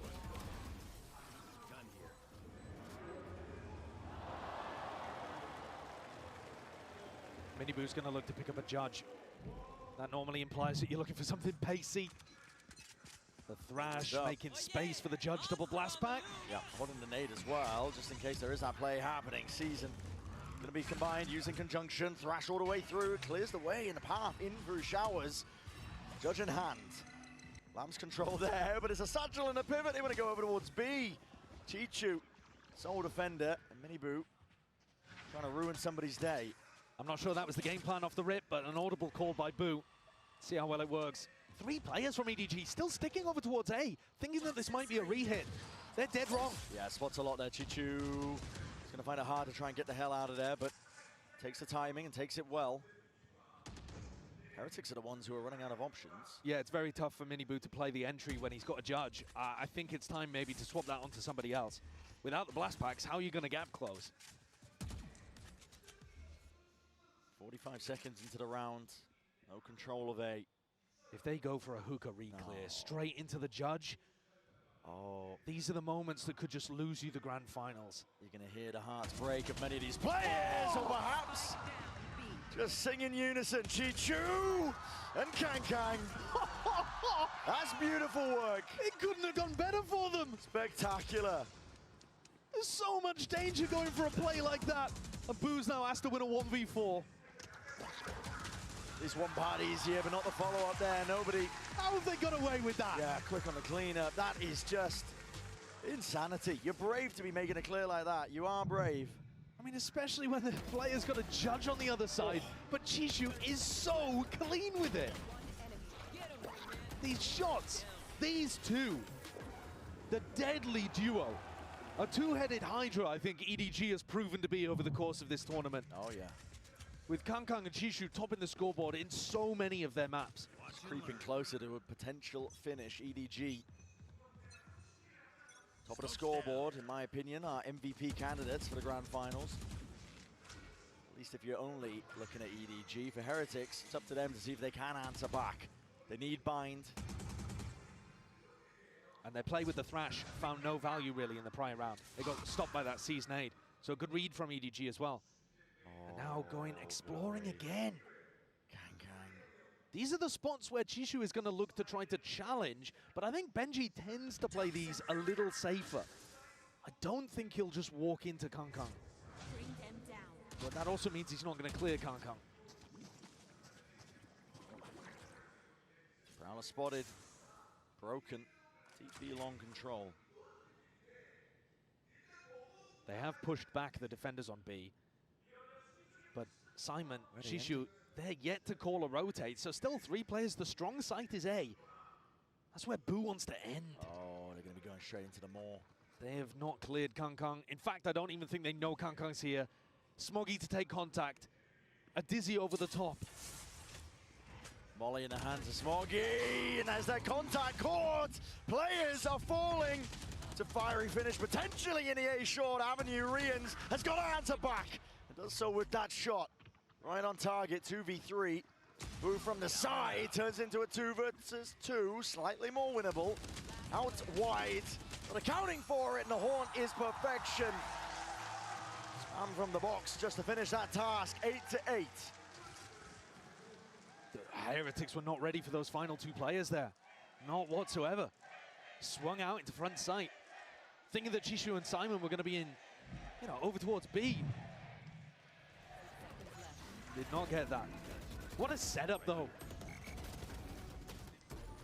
If someone on Team Heretics had managed to take an earlier lurk timing, if Boo had really tried to limit test and walk his way through showers early on, he would have realized that it was empty. Yeah. Only nobody who was trying to juggle around so that he could support short and shut down the showers lurk. But Team Heretics, with all of that structure and all of that discipline, don't take risks like that would have paid off in a moment. But you can't find moments much bigger than these. Momentum shifts to the other side of things here. It's Heretics, despite the replay showing that pressure seems to be washing off the back of these players.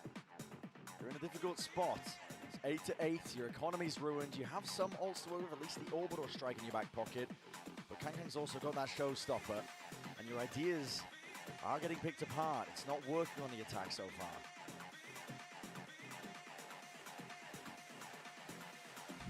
They don't seem to be applying enough pressure early enough to figure out what EDG's setups are. Now I say that, but it's a sample size really of 1, because round 15 was when they had the judge, and I think that in itself caused them the issues. But these are 2 crucial back-to-back round wins for EDG, because it's probably going to give them a 3rd. It's time for the course correction, excuse me. You're right. EDG primed and ready to take the lead in this map. I think the goal for EDG in this round, not just to win, but to try to do it cleanly. If you can save Showstopper, you're probably going to get up to almost all of your other big ultimates, and then you're in a great spot for the next rifle round. And this is how games slip away from you. Heretics had their chance to snowball in that bonus. Are EDG going for a re-clear of Octagon right now? Close range against the eco weapons? No way. Just the Prowler. Stinger confirms it. You do not want to be opted into that fight. EDG smoked off. Disrupts this high low that they were going for. We've seen EDG rely on their individual fragging to bail them out of some contact re-clears that looked really dangerous. Here's another spot that looks pretty dangerous, to be honest. This against the half-buy, but the information gathered. you've got 3 spots that you can be swung from, including the teleporter. Boo's got his util out. Oh my goodness, almost adjusting still. Kang with the 1 double satchels, committed to try and stay alive. Nobody. Eyes set onto the target. Mosh pit up and over. Now with the nade and the TP's core. Benji! Benji! Can't get the third, but already he's done the damage and now doubled up. Kills collected. It's a swarm and an overwhelming presence from Heretics in through the side into the back of his showstopper. This is where it should thrive. Up and over. But a shot returned. Bullet to the brain. Nobody with a hell of a task. Gargantuan in nature and a wide swing from Rians. Trades it all in place. What a round for Heretics. They needed that. They maintained the lead somehow against all odds, with scraps and odds and ends to work with. Not even a smile there for the family. They can't bring themselves to believe. And I can't blame them. Well, a small moment that I want to point out in that round as well. What a clutch nature for Riens to stick the plant. Let's go! For the MasterCard Thrifty, they needed that plant to go down, but Boo pressured early. Triple swing. EDG might be on that lower weaponry, but there's still that danger lurking every corner. And Heretics are making sure to make sure that they collect these kills. Fast flank. No oversight. There's a fast flank. Prowler's going to be dodged for now as well, but Heretics know that they've got open access. Really nice from Boo, making sure to monitor as the spike was coming in this direction. Holding onto it. Wait, they've missed the timing. Boo's still holding. Wait is down. Hold on, Woot. Forced to pick up the pieces. Can you forge a path to victory, Chi-Chu, with that rifle? But he's just one man now, dropped down to 5 health. Nade online for Mini Boo. Mosh still available. It's unwinnable. Yeah, the snake bite too. Every piece of post-plant utility that Heretics could possibly want in a crossfire setup. Yeah. Chi-Chu's going to try and valiantly give his life for it, I'm sure. There it is. Benji shoots him in the back. 2-round lead for Heretics. Not giving up hope yet. What a difference that Thrifty has made. What a huge difference it's made. Instead of being in a rifle round where EDG were 9-8 up, we now find the next rifle round where Heretics themselves are 10-8 up. Nice, boys. Let's go. Nice dealing with the aggression, Wood. Well played. I do love the way that Miniboo gives very specific praise to his teammates. Yeah. You know, he's always got a single focus of something he thinks that they did really well, either as a team, together, really making sure that they keep that at the forefront of their mind. This next round is about to be explosive. It certainly is. There are 8 ults online, and almost all of them with these bind compositions are round winning. Yeah. You don't really get any that are throwaways. EDG going to be thinking themselves. I mean, it's them that press the panic button almost. Timeout taken. They do have a lot of ults of themselves, but the trouble is you can overthink it so easily. Heretics could very well just send this full throttle in for the A rush. You have a showstopper to work with. You have an orbital strike. You can clear through most of the map, cleave your way through. Do you think that's the kind of team Heretics are, though? I think coming out of rounds like this, they tend to be more measured, more cautious. Waiting for the idea, seeing if EDG have cooked something up. I think generally speaking, yeah. I think that EDG are more likely to be the team that takes the risk. 10-8 down, even though they're on tournament map here. EDG convert on bind. Things they wouldn't have dared to dream only a few months ago would be realized. CDG squad, I mean, not only have they broken past their prior limits, at this point, they're dreaming for the whole bloody thing. I mean, this is the culminating moment of the year. Champions 2024, it's the crowning jewel for VCT. Simon pushed out. So good work maintaining Shower's control at the start of the round. That might be useful, might be important later on if they group up over towards B and need to take the teleport. Simon's going to look to try to re-clear that at the same time as Nobody and Chishu go exploring sand. Both of those areas, though, have no Team Heretics players defaulting. Instead, it's B long, it's short. It looks like it's going to be a fake B exec here that's supposed to go then into a real A execute, relying on that previous control of Showers. The thing is, there's no way that EDG are going to buy that this is really B, in my opinion, because look at the positioning of Nobody and Chishu. Wow. They're just full looking at it. They are. Simon, though, he's playing floating position. He's in spawn, waiting for the sound cues. Kang re-exploring. He is isolated, he is alone, but it's only Woot to deal with. He hears the Dizzy. Goes his way through. Nightfall is used very preemptively. You can sidestep that one with ease if you're Heretics, but 30 seconds. Time is running short. The fast flank. And here it is. All emphasis placed onto this. Mini Boot. It's a showstopper in his hands. One right decision, one correct guess could completely change the tide of this fight. Woot dismisses the Dizzy with ease once more. Nightfall's dropped, cracking down on his orbital strike, trying to spray them down. Players are dropped on every single angle. Mini Boot wins the fight out, and time is barely there to spare. Chi-Chu, no long for this world. Up to 11 for Heretics, and now they're in the driving seat. What a game, what a map for Miniboo to come online. 20 kills across 19 rounds, and not just the kill factor, but the manner in which he's doing it, and the kills that he's getting are so important. He gets the kill there to deny Kang as he's trying to put Spike down. Tries to put the Spike down again, swings, kills Smoggy. If he doesn't kill Smoggy, there's 5 seconds left. The round would probably have been over. What a time for Miniboo to wake up in the grand finals. Now fast tempo play. Slimmy to evacuate, but we'll be able to escape already. That space is given up. Simon, stray shot, finds a mark. You see this smoke, puts the fear of God into you, I think. If you are, Heretics still going to be going for the plant down. Simon trying to get potentially inside that smoke, but no, the plant They is have not a denied. fucking double flank and someone shell. It's gonna be a tough fight. Crowds, and they're going to be pushed into this corner with this flank online, and now It's gonna be really have that tough knowledge, for but it's a threat Team with Heretics. one of their own, sprayed down. Nobody's trying to at least turn some heads over towards him, try and play his team into the fight, into the fray. Once more, Chi-Chu striking where it hurts, but yet shut down in a moment. Right when it matters most now, Simon, he's got to do it all. Sheriff in hand, upgrade in front of them. Yoinks it, but it's not enough. Up Damn. to 12 for Heretics. This team has dug so deep. It was even at the half. It looked like you couldn't separate them on this map.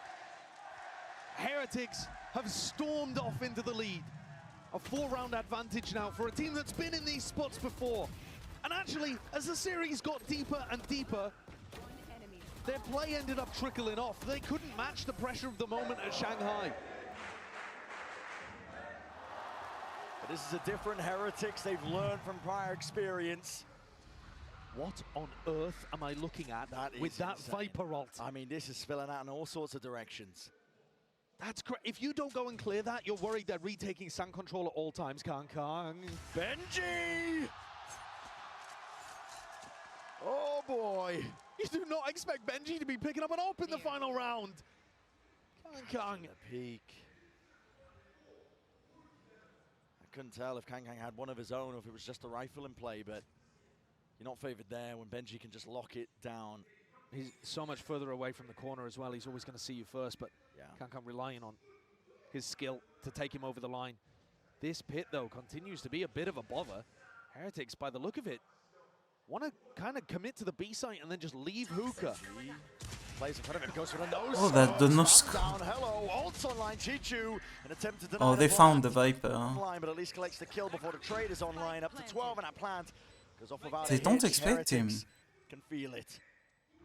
They know the Benji is market. He's going to be holding it. Still with that operator. You can't really get active into this moment, but oh, here in the footsteps. Double back. Simon! Damn. Lights him up. The balls. Heads will roll in this EDG to this. I mean, trying to stay alive into this map at this point. It's all stacked against them. Avenues accounted for. Positions watched, but lucky to draw there. Util out into the hands. Spamming, praying away down to the 1v1. Simon has got to do it all. The tap! Oh my fucking gun. It's not over yet for EDG. Once again, the newest player comes up clutch. The addition of Simon has added so much to their team environment overall. The way in which Kang's supported. But today, and in the group stage of the tournament too, we've seen Simon be immaculate in high-pressure clutch spots. It's almost unfair to ask it of him. It's a rookie to the team, his first international event ever in the grand finals of Champs. Come on, please. But his composure and his aim look clean at the moment. Kangkang does pick up the operator. It was saved. Got no armor to go along with it, though. Potential tool that they could use.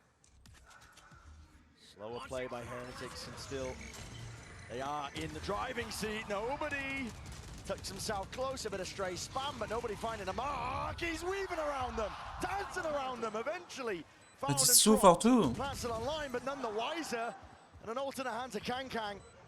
Spotting the retreating players, at least hearing it. A pre-fire towards the corner to no avail. Nade, rebounds, damage, connects, it cancels. Rians, he's out of it. Simon's defusing. What about the block? Simon, he's got it all the way.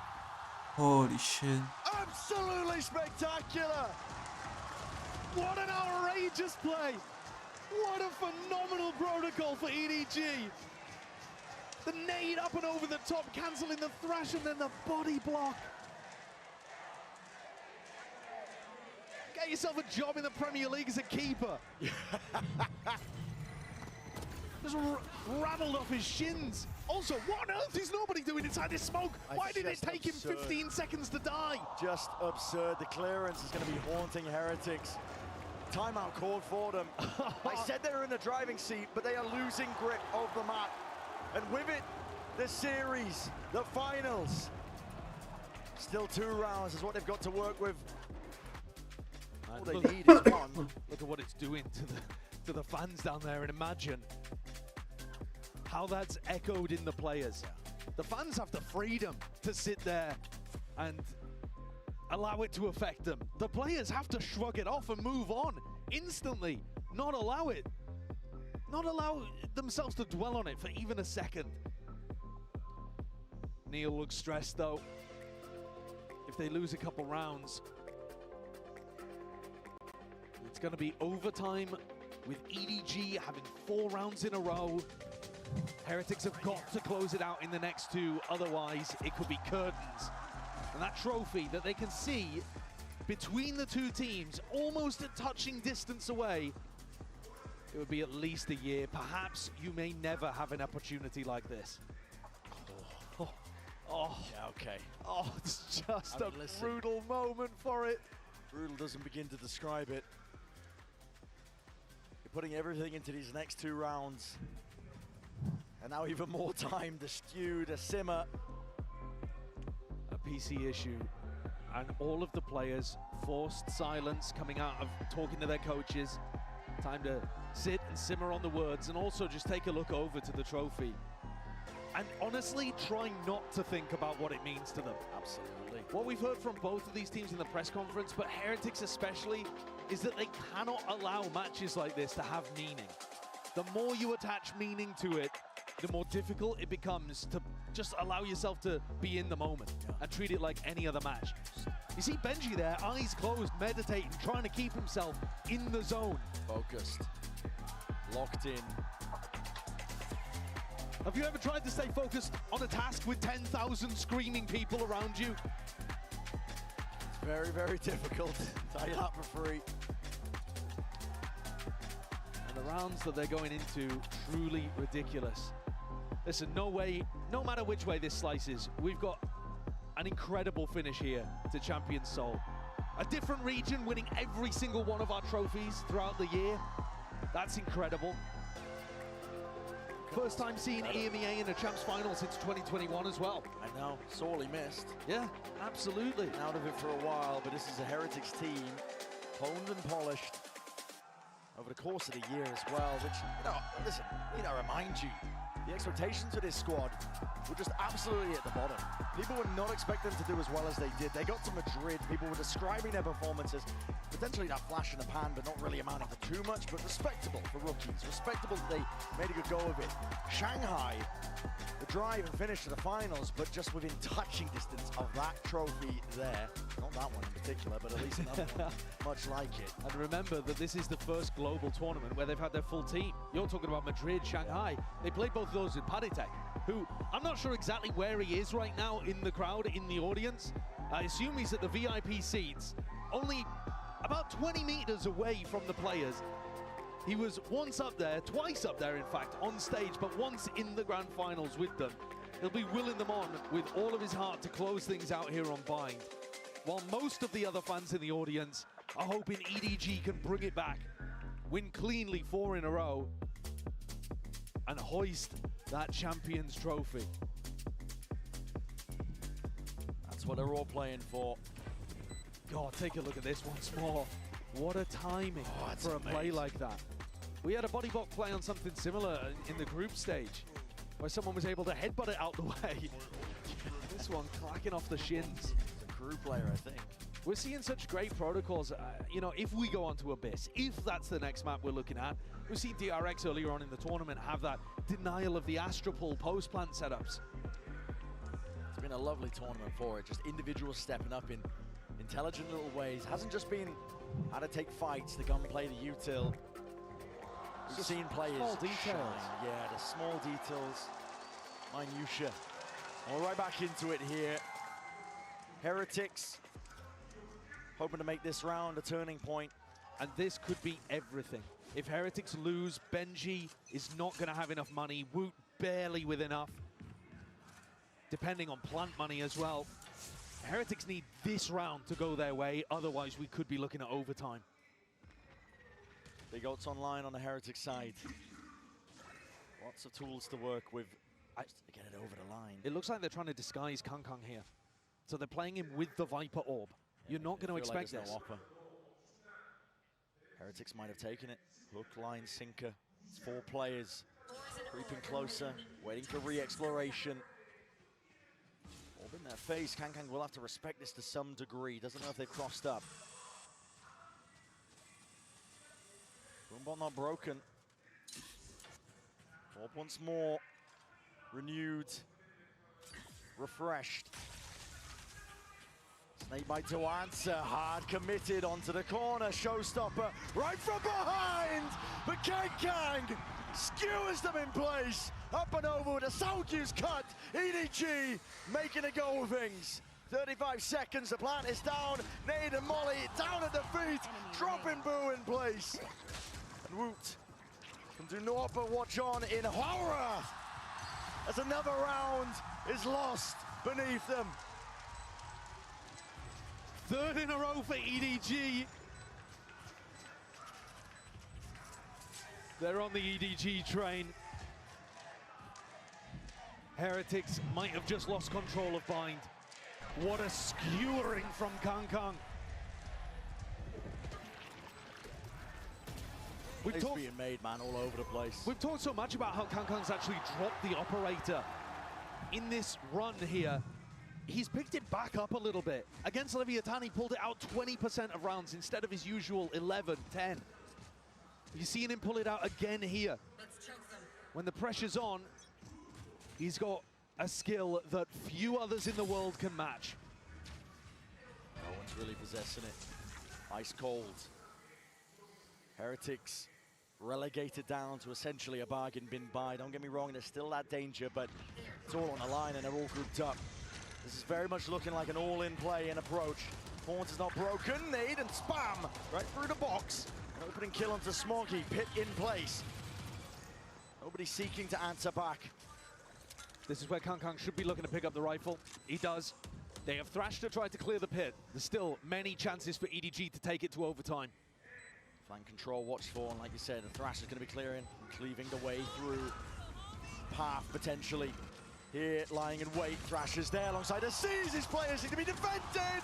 Woot steps up to the challenge, but dropped inside. Kang. Overtime in sight. And EDG are hungry for it, trying to will it forward. Defuse the nade, but a shot so long. Oh, that ace. Time. It's not a line, man. Heartbreak. Holy fucking shit. The tiniest of differences. And Heretics, they will it forward. We are going to Abyss. What an incredible contrast that is to the previous time where Chishu was able to body block the molly. This time, Boo makes all the difference. fires it from the same spot. It wasn't blocked. And Simon tries to do what he can, but melts away, incinerated, immolated. And the Red Bull clutch carries Heretics forwards. All smiles, feeling good, thoughts and prayers across the board, but we are going to map 5. We would not have it any other way.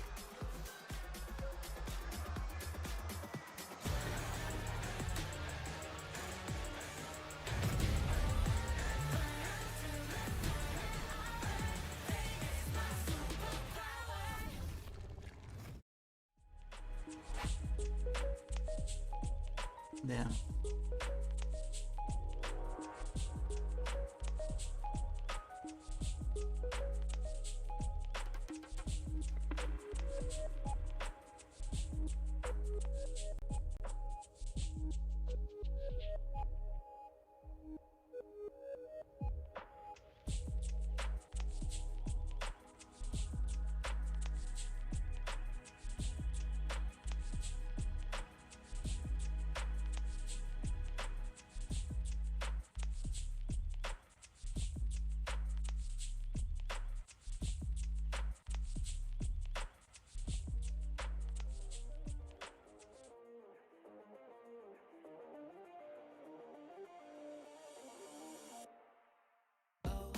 There's a paint in my mirror.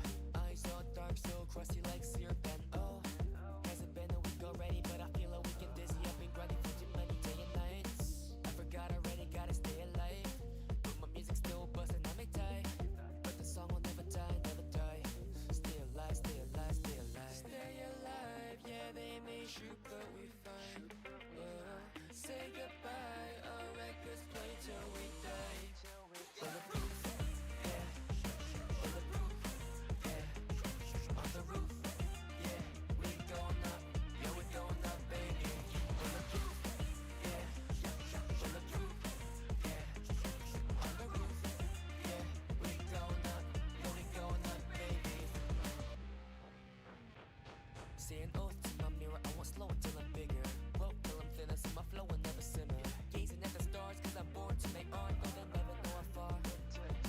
My mentor, stating judgmental, shady, no mentor. Only role models that I'm making, don't cuddle. I can take it, bulletproof, how I make it. My music never dies, stay alive. Stay alive, yeah, they may shoot, but we fine. Say goodbye, our records play till we die. Bulletproof, yeah. Bulletproof, yeah. On the roof, yeah.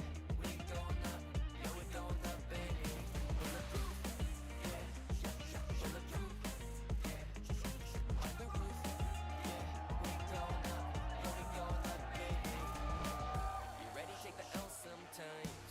I swear I might lose my mind. Brains all good and fried up. Anxious fool going higher. On the way, I'm tired, but still construct an empire. Achieve that glory in the magazine.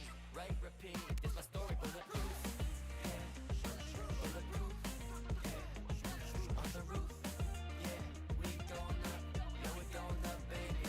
Bulletproof, yeah. Bulletproof, yeah. On the roof.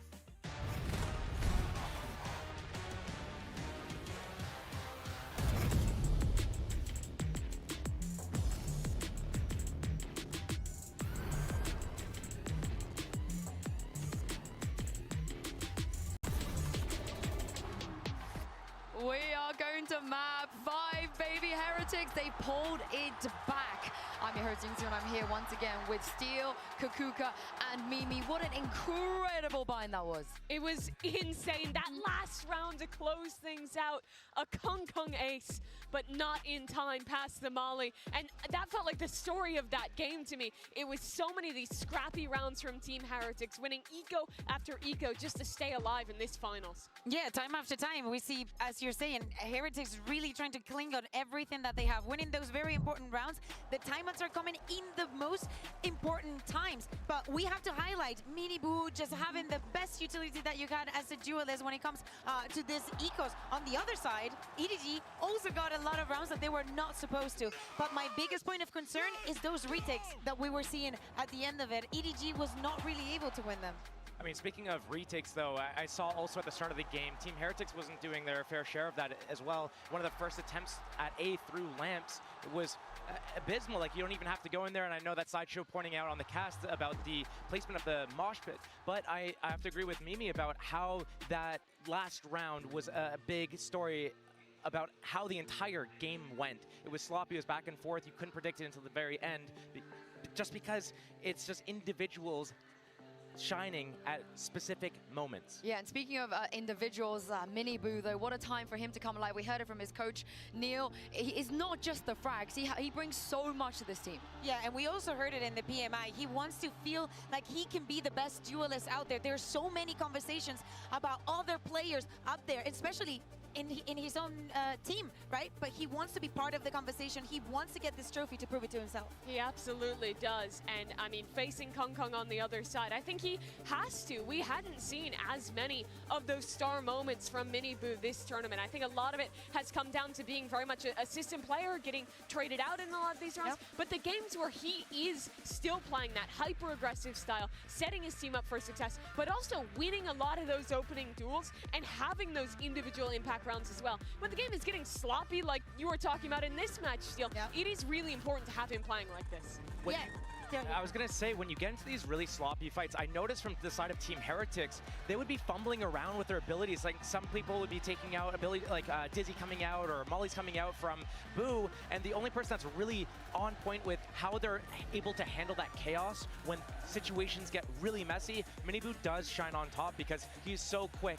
He has to be as raised. I mean, as we head on to Abyss, though, I am worried for EDG. Yeah. That is not the way you want to lose on Bind, and you saw it on the faces of those players. They were annoyed, they were angry. Of course you would be in that situation. It's heartbreaking because you can tell that the pressure is getting to both of the teams. So both of them losing the advantages, losing the ecos, not being able to think through. They already knew that they have a very strong post plan, that they have to deny those positions and they have to do it faster. And moving on to Abyss, it becomes even a bigger concern. Well, to tack onto that point, it's all about that resilience. It's about, as we talked about, the ecos happening earlier. If you lose a bad round because a Molly gets blocked or because you get ecoed by sheriffs, being able to bounce back and get that next round right after and mentally reset is so important. And we're seeing that from both teams throughout, and we're going into a map 5.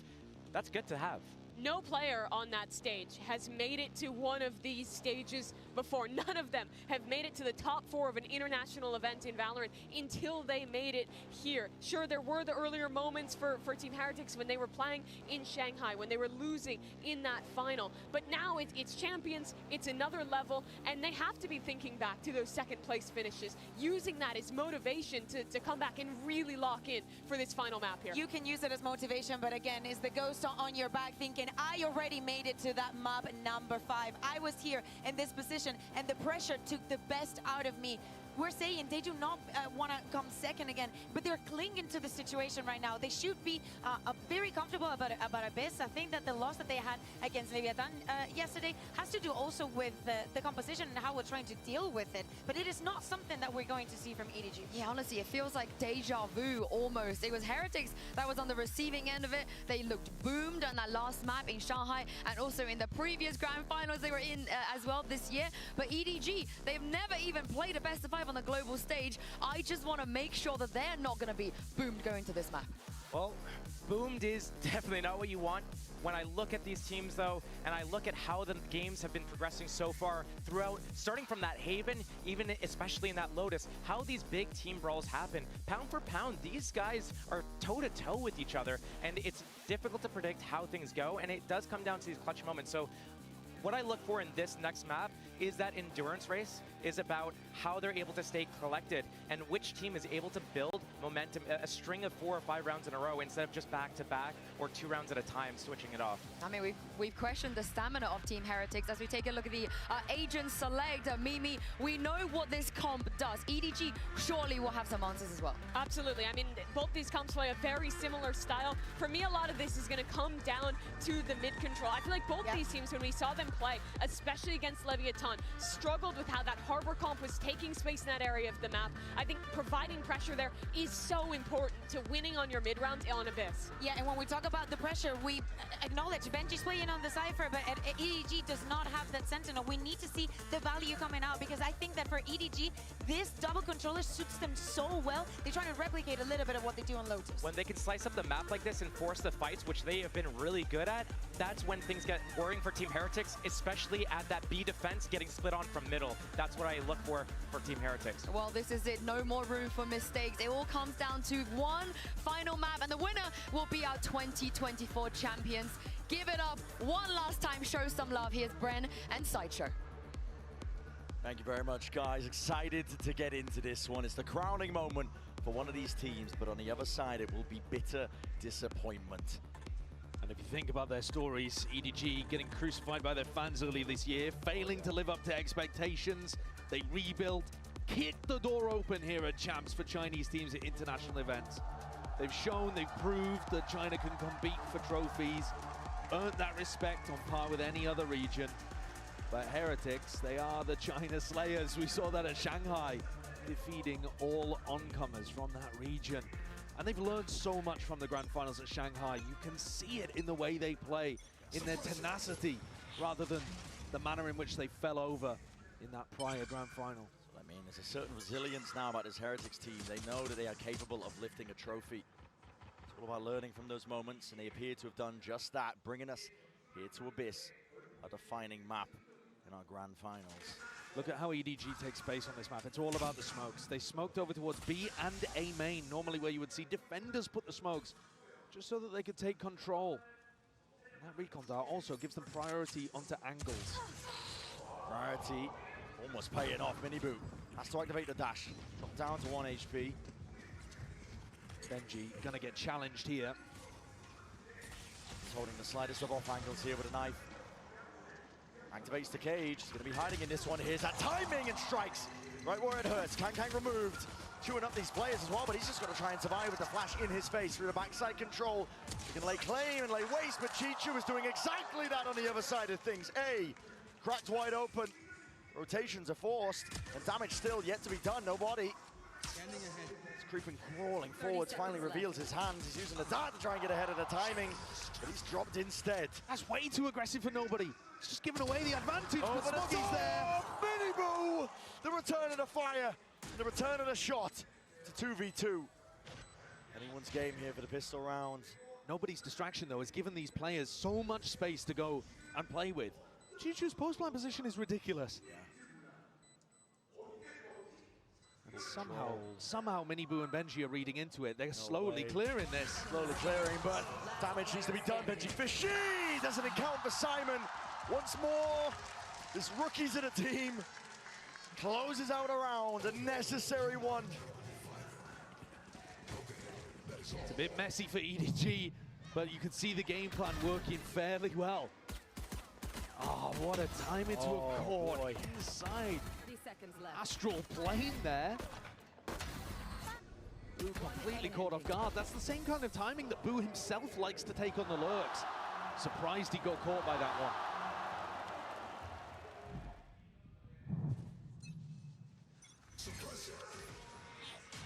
Look at that, smokes being thrown. Astra smoke on B main, Omen smoke on A main. Makes it very, very difficult for Team Heretics to contest these lines early on. And then when they hit the sites, they can still use the Astra stars as util, like stuns in certain areas. You can stun nade, stun shock. You'll still have enough smokes. The weakness of the composition, of course, is that they don't really have that flank watch, and it's something that they had to adapt to over the course of the last time they played Abyss. Well, Benji makes a good go of things.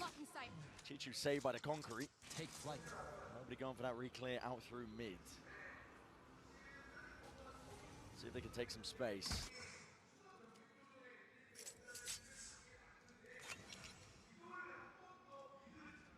Boo himself looking to potentially take that timing, but no. Instead the stack over towards A, which the gamble will be incorrect. EDG looking like they're going to get a fairly easy opening here on Abyss the first couple rounds. Dodging those thrifties that were nightmarish on Lotus and Bind, actually. Yeah, just going both back teams and forth all running the time, into it. right? Yeah. Weapons dropped off. Chichu doesn't want to risk Going down here. Hands it off over towards Simon, goes for the plant as well. He's going to be close. Big ult there. Cosmic Divide. One away now. Chichu can go hunting. The Cosmic Divide is massively impactful on this site as well. Actually, on both sides. Throwing it down to be able to get cheap. Last player standing. They realize it. Sonody was one away. Yeah. Make the percentage play. They want to make sure that they deny that ult. I think it is the right play in that moment, actually. Yeah, you don't deny any situations, deny any like shields or anything like that, but the likelihood of you actually being able to do a lot of damage when you've already given EDG full site control, pretty unfortunate. Last player Kind of callous though to send Dizzy in there as well. No need for that, in my opinion. Dizzy doesn't do to deserve that. No retrieving that here, bottom of the pit. Yeah, the real game begins now though. Yeah, Mini Boot, rifle in hand, alongside Woot. It's a double up, I believe. Hilo set up, and they're going to try and catch this corner with a recall star. Shot that 2 alongside that flash. This is a little bit precarious as well. These players are going to be trying to meet their match. Hold him to the side there. Kang seeking to dash into play, but already dealt with. Dart into one of the players. Woot is tucked. It's at the tipping point here, but he's able to escape in kind. Yeah, well escaped actually. He was under a huge amount of util pressure there. I like the idea from Heretics. They doubled up on the ult orb, thinking that Shishu was going to play around for it. Right there. Uncertainty though, but orb's going to be picked up. Knife is broken. Miniboot is low enough still. Trying to at least remove one of the heads of these players. EDG do not like what they've seen. Still, they don't have control of the map anywhere else. They're grouped up here for very much an all-in over towards B. I think Miniboot's got to be hitting those. If people are walking into his crosshair, you have to be good for it. This is the final map of the grand finals of champs. You cannot let free kills escape. Boo. Great timing on the swing. A little bit labor with the follow-up. Unable to achieve second kill that he was hoping for. Stars rejuvenated. Mini-Boo. Talk about heating up. And he will turn up. Back with a vengeance. I have the spike. An impossible task for Smoggy here. We're seeing quite a bit of EDG trying to sneak through along this back pillar 10 route. seconds left. The more damage he does, the better it is. But he's not going to be able to get even the plant down. Well, I mean, he'll go for it for the money, of course, yeah, but not to money extend the round. into the tail end. Not the worst scenario. Yeah, it means though that he has to keep the Guardian. Oh, no, he gets the upgrade at the end as well. Not bad. Yeah, this is what I was pointing out, though. Kang looking to try to jump into B along that cliffside is a little unusual. Great shots from Miniboo. He needs to be playing well. He was fantastic on Bind. Really stepped up for them. One of the biggest reasons why Team Heretics were able to deny EDG the trophy, at least for one more map.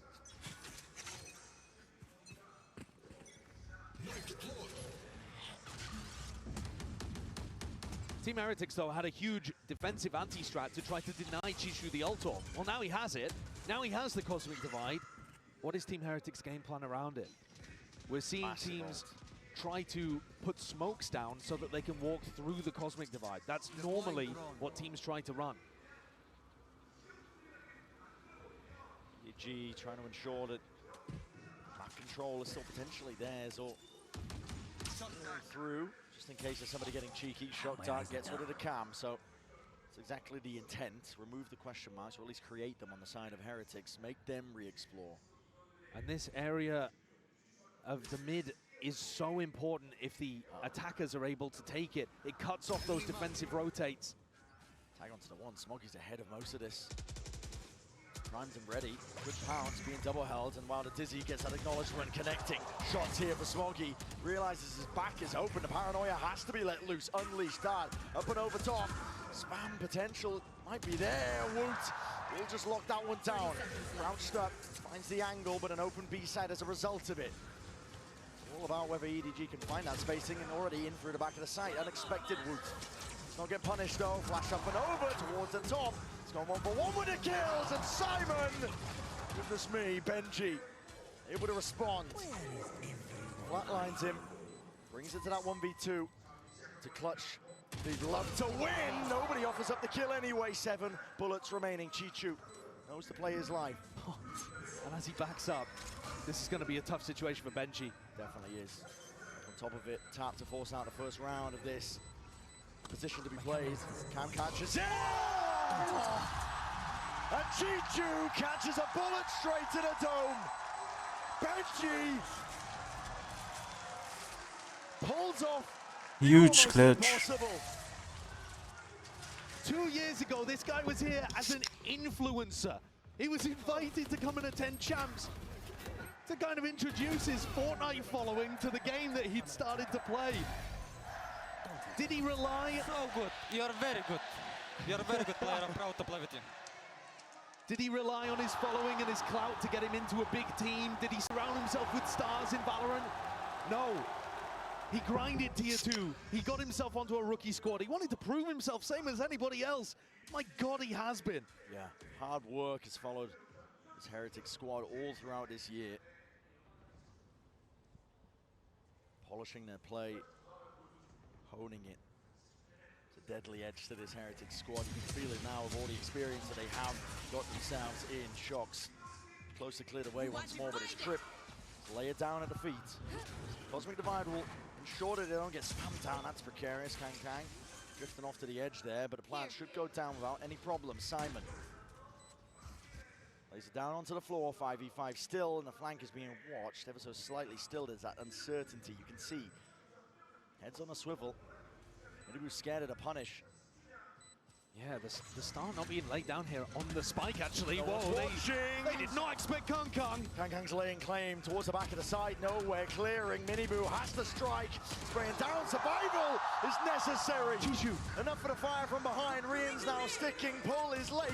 Half already. And up onto the flank. Chichu has brought him an opportunity. And no one can stand against that.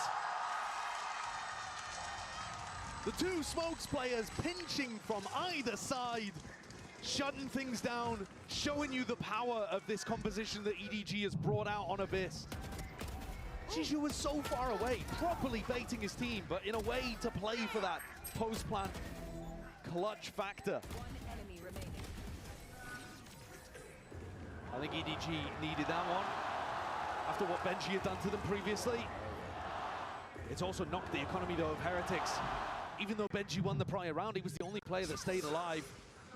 EDG's economy looking good. Null command available too. Plenty of action up through mid. Minibu might be unaccounted. Blazestorm in his hands, flash in his face. They've definitely seen him in this spot, though. The question is just how you deal with it. I'm not sure that you really can. You can obviously stun this position. If it was only Minibu on his own, you could easily deal with it. But you're worried about other people swinging off his contact. Smoggy to get himself out to play this one, a full 5-player hit. Dart up and over. Peace of mind towards the back of the site. The plan. Nothing to deny it here from Heretics, but up onto the flank, Minibu has to be the playmaker. Smoke's fading. Kang hard committed. No one to play off of him. Looking to take these angles. But it is risky. Play like this, forcing them out into the open, updraft dash and away, but somehow missed the mark in the timing. EDG, they contain the flank, but the flood is now through. Heretics, out through the back now. Smokes and Stars, placed down, trying to divide and conquer in through the map, but Chichu again. It's a 3-piece into the round, and Simon to end. 4 rounds now for EDG. It's looking even better than the last time we saw them on Abyss, in my opinion.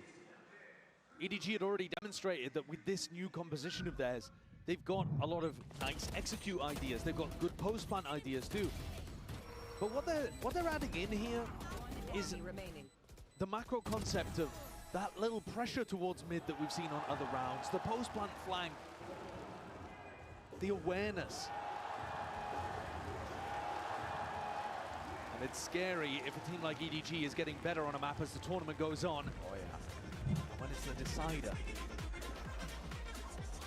And Heretics, they have struggled a little bit here, but I think a lot of that they put down to playing against the Harbor that Leviathan had brought out. The thing is, Lev were using the Harbor to go and take mid control, and that's kind of what EDG are looking to do in some of these situations as well. How do Heretics respond? Absolutely. EDG themselves as well had to adapt over the course of a series on this map. On a bit, so they came up with the right answers. Buddha has an ult in the back pocket. This is Team Heretics with the timeout. They have to stop the bleeding in its tracks. It's the last map of the Grand Finals, the last map of your year. Oh. Incredible that you've even managed to stretch the year to this length, though. These are our last two teams remaining. And you might have been able to see it coming a little, based on Team Heretics' upsurge at the start of the year and their Shanghai performances. EDG have come out of the blue. You know them from previous years, but this one would be a surprise. I think even for the most die-harder fans, nobody was expecting this. EDG not missing a beat. It's just that here. It's so tough to deny this space from them. They're just ready to execute in any round because you can't take away A main. Yeah, no pushback, damage done. Stray bullets, Rians really needs to be careful here. Playing in Benji. Flashes out and through Benji, in through the back once more. Shock darts, laying down the damage, laying down the bullets, but it's just a bit delayed. Rians can't quite deny that one. And now the Thrash, trying to play them back in, is still sprayed down, off to the side, collecting these kills. Dissecting the map, Heretics are trying to flood their way back in once more, but Stars are laying down, darts revealing all. Post-plan util for days on EDG's side. It comes down and the shot's being hit. Wu with the defuse. Once more to pull in sight. No half obtained. And drop down to the wire. Hunter's Fury will close with no issues at all. Wu is left to scramble. Damn. And EDG holds strong. Heretics have not come up with the answer here. They can't figure out what to do against EDG. It's so difficult to anchor onto the site. Everybody's coming in immediately after Kung. Kung's being supported by recon darts, flashes, stuns from the Astra as well. And if you can't anchor, well, can you try to retake against this? It's very difficult. The post-plant power is super good from EDG's composition. Flood defending, good luck. Map is ginormous. The economy is booming for EDG. It's a 3-round lead. Looking to keep it going, looking to maintain it all the way through. I think this is a nice adjustment from Boo, this smoke that he's put down over towards B. Because it tries to keep EDG back a little bit. They've been aiming to take that space themselves. But if they're worried about somebody pushing forwards and playing inside the smoke, it will stall them out a little. But I don't think that's going to be the key difference to Heretics winning the map. It's just a small piece of the puzzle. Gotta come up with answers outside of a round like this where the money is not. And I think they need a fundamental change, because otherwise EDG looks super comfortable. Just going to give them B main, A main control the whole time, as you were already talking about. And mid as well, though. Yeah, you're letting them just explore every single option. Yeah. Here they smoke off mid. Now, whether or not they're going there, or whether that's just to pull people towards the center of the map for the defenders, remains to be seen. But you see that Heretics, they are just sat back pretty passively. And okay, this one's an eco, but it's reminiscent of how they've played the majority of their defense half so far. I need to see them getting aggressive on defense here, I think. Nice pushback, Dash is active. In through, there's the slightest of timings, but Rian, the shot just missing. Defense in ordered here. Simon just pushing back the invaders onto the site. It is theirs. Rian's ult just popped off. It's a winnable scenario, and the kill is collected. Spike needs to go down. 4 seconds, nobody. Will he be able to stick it? Denied! From the brink, Heretics found their answer. There's no way again! Reminiscent of Haven, that EDG are losing these rounds to the clock. Heretics throwing that utility in perfectly, but even seeing that as a win condition, as an opportunity, that takes to me is ludicrously good. I didn't think there was much they could do there to stop that from going down. But with such little time, Rian's found that denial. And the Mosh was within, what, 0.3 of a second? So close. What a MasterCard thrifty. Heretics are right back at it. It's an off in the hands of Mini Boot. Not the adjustment that we were perhaps looking for, but They have changed the defensive setup, but mid is open as a result of it. Just the one trip to watch. It's still a weak point. The trip is desperately important here. Do they see it? Yes, and before they run into it too. Broken. Mid compromised, pings are already out. EDG looking to maybe set their sights over towards A. You have to pull people back from the site to monitor these connectors now. And you probably have to go for a re-clear, but that's difficult with Miniboo opping. How do you clear through the fog of war? Smokes at their back, Benji Fishy. Here's the dash. Knows his time is now. That's a mosh pit that he just kicks right into their face, and they weren't perhaps expecting that. Still, Spike dropped down to the feet. And the side opened up overwards, at least B main. 3 versus 3 though. This is rapid by Heretics. Looking to shore this one up. Potential for the flood, but an off retake, as you mentioned, is never ideal. Whips it around him, but he dropped. 2v2. Here. Not willing to give up that operator just yet. Kang. Down into the bridge, almost takes the timing straight past the Dizzy. He's causing all sorts of problems, mischief right now, and he just needs to buy time. Oh. Simon striking right where it hurts, dropping these players in their tracks. Damn. Still here to play and still here to win a trophy. They're not creeping closer, they're galloping towards it at the moment. They've knocked Heretics down onto another eco round. This one, that mid-pressure once more, the macro, it's looking lovely. Nobody's calling is excellent here on the attack side. Even with Miniboo hitting the quick scope, EDG still get themselves into a spot where they're able to convert. Perhaps if they, in that round, if Boo had been able to win his fight as a site anchor, maybe it could have been doable, but he's 1-8 right now. The IGL struggling to get a grasp on the game and a grasp on his gun. Just not seeing it. Tag up 2. Trip's gonna be broken. Boo under all that pressure. The heat is turned up.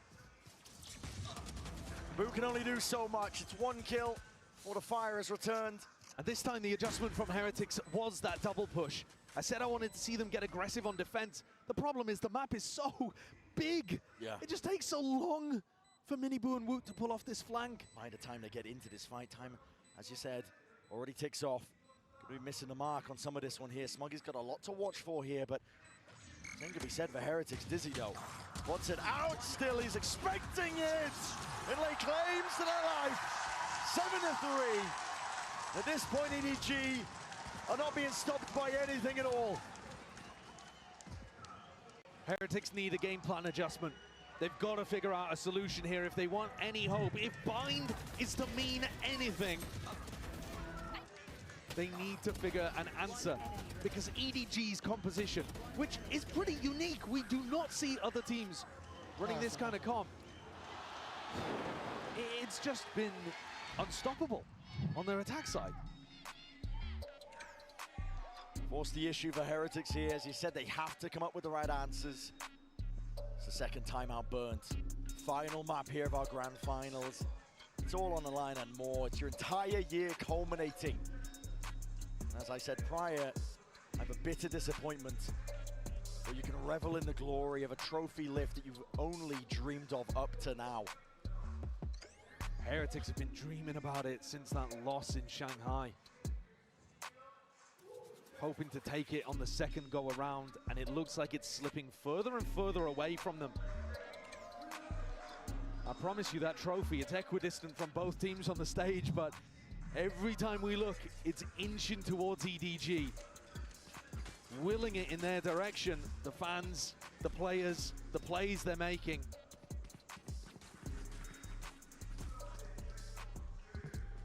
I think this round is everything here.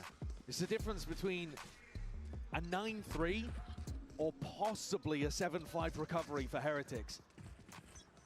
The ults favor them. Exactly so. You have the ults to work with, but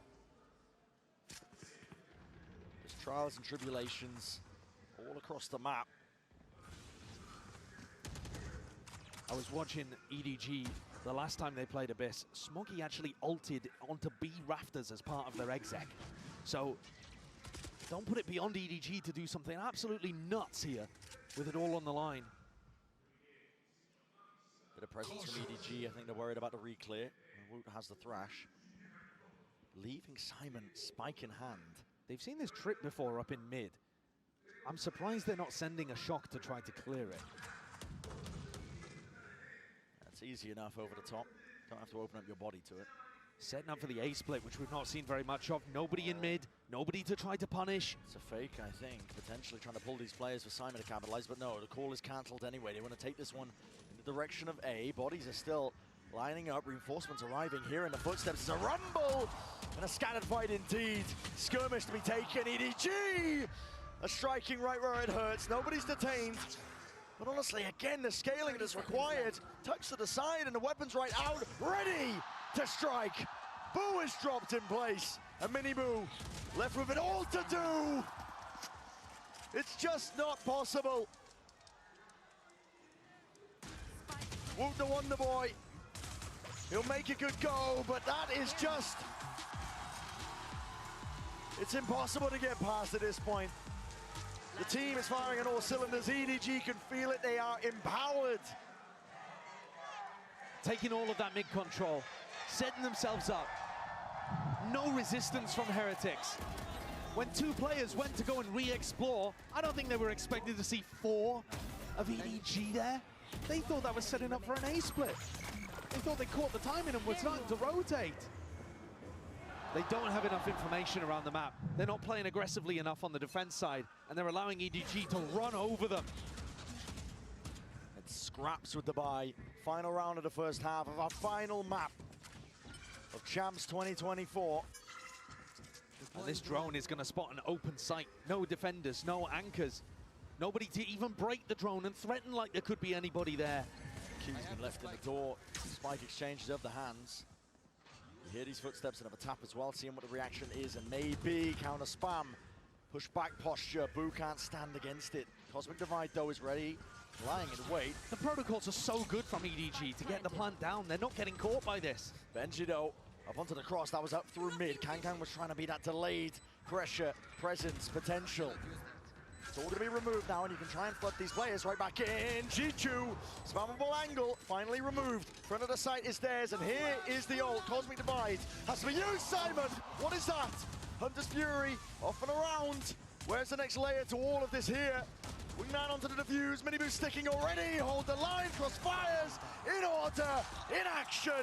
Heretics are granted that final lease on life, a 4th round potentially theirs. It is theirs indeed. First half of Abyss. Is it enough? They had to fight tooth and nail just to be able to get that final round. It is desperately difficult for them out there. EDG fully in control, within touching distance.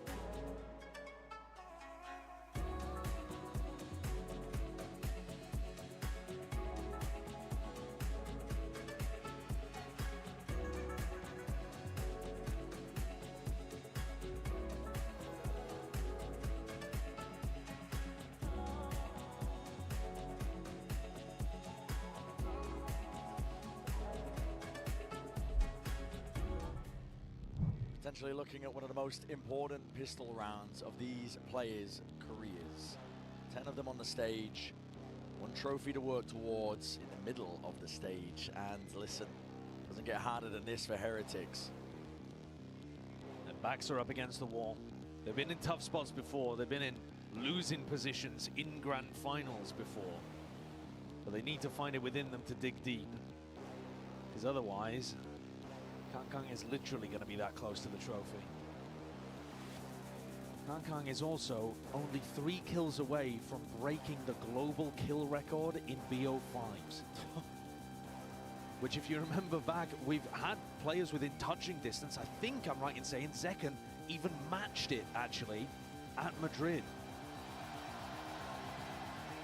But it seems like they might be breaking history in every single way, EDG, on this tournament run. Pushing past their own limits. They weren't content with just sitting at that 3rd place, 2nd place. This is a team that know that trophy is in striking distance. The first trophy lift for China. In their sights, Kang taking that contact, taking point. Backs himself down now.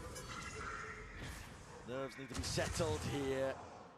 Risky venture from Kang as well, taking that peak. I got the spike. EDG looking for information in A and B main, throwing that recon dart out. Nobody, not looking to save it in case there's some kind of exec on his site. Heretics also looking to explore mid. Both teams realizing that this part of the map super important. Simon's going to be asked a lot of. Yeah, with the jiggle. There's the info though, and he's going to be backing away.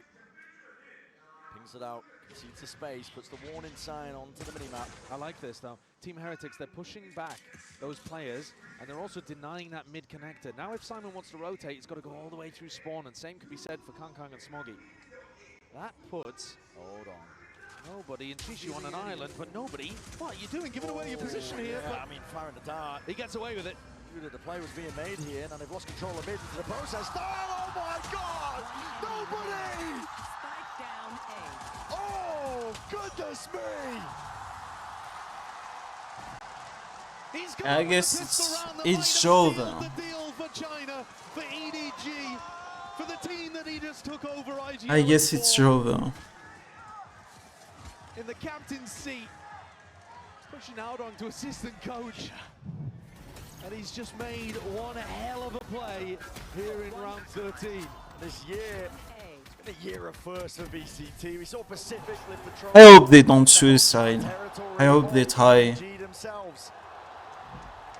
But they are well on course to make history for themselves, carving out a place amongst the elites. Honestly, I almost wish they forced in that situation.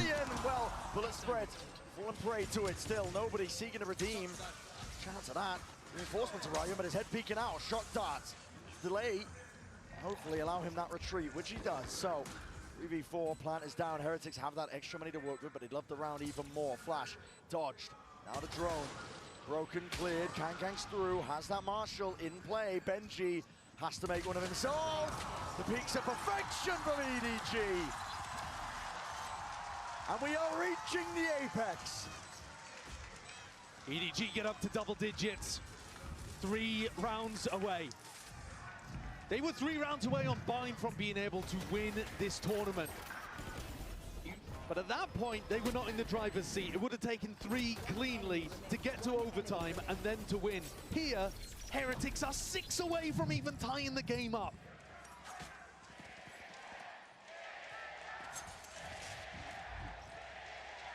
The energy in the Inspire Arena is reaching a crescendo. The crowd can feel it. It's up to Heretics to put a stop to it.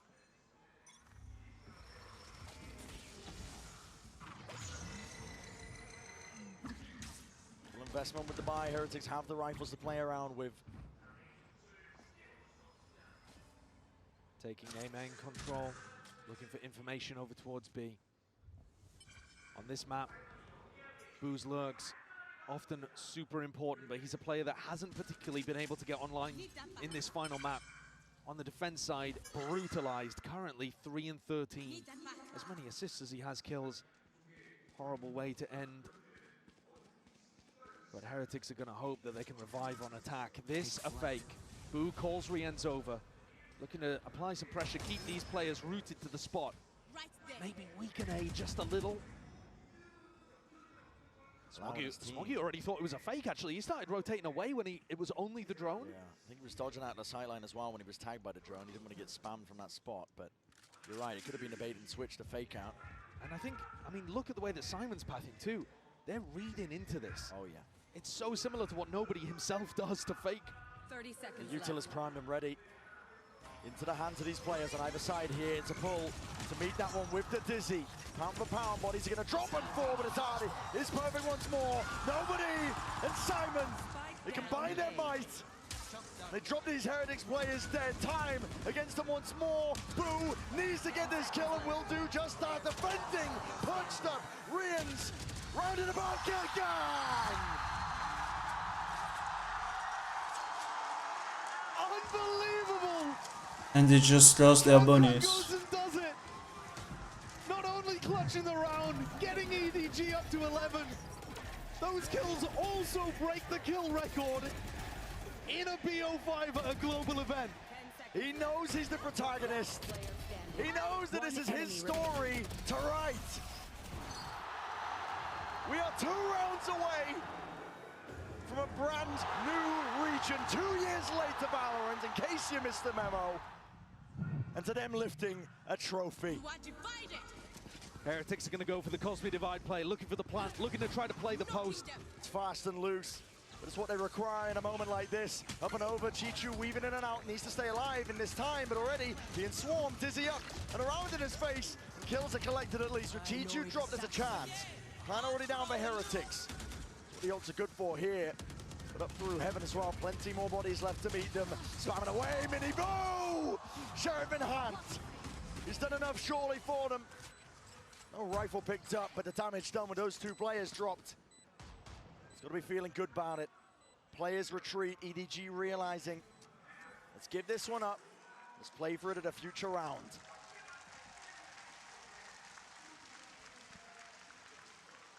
Every round is going to feel like a mountain to climb for Heretics. They need so many of them. This one, hugely important, but they're not going to have an ultimate like that to work with every day of the week. It's another MasterCard Thrifty. We've seen so many of them. So many of them in this Grand Finals.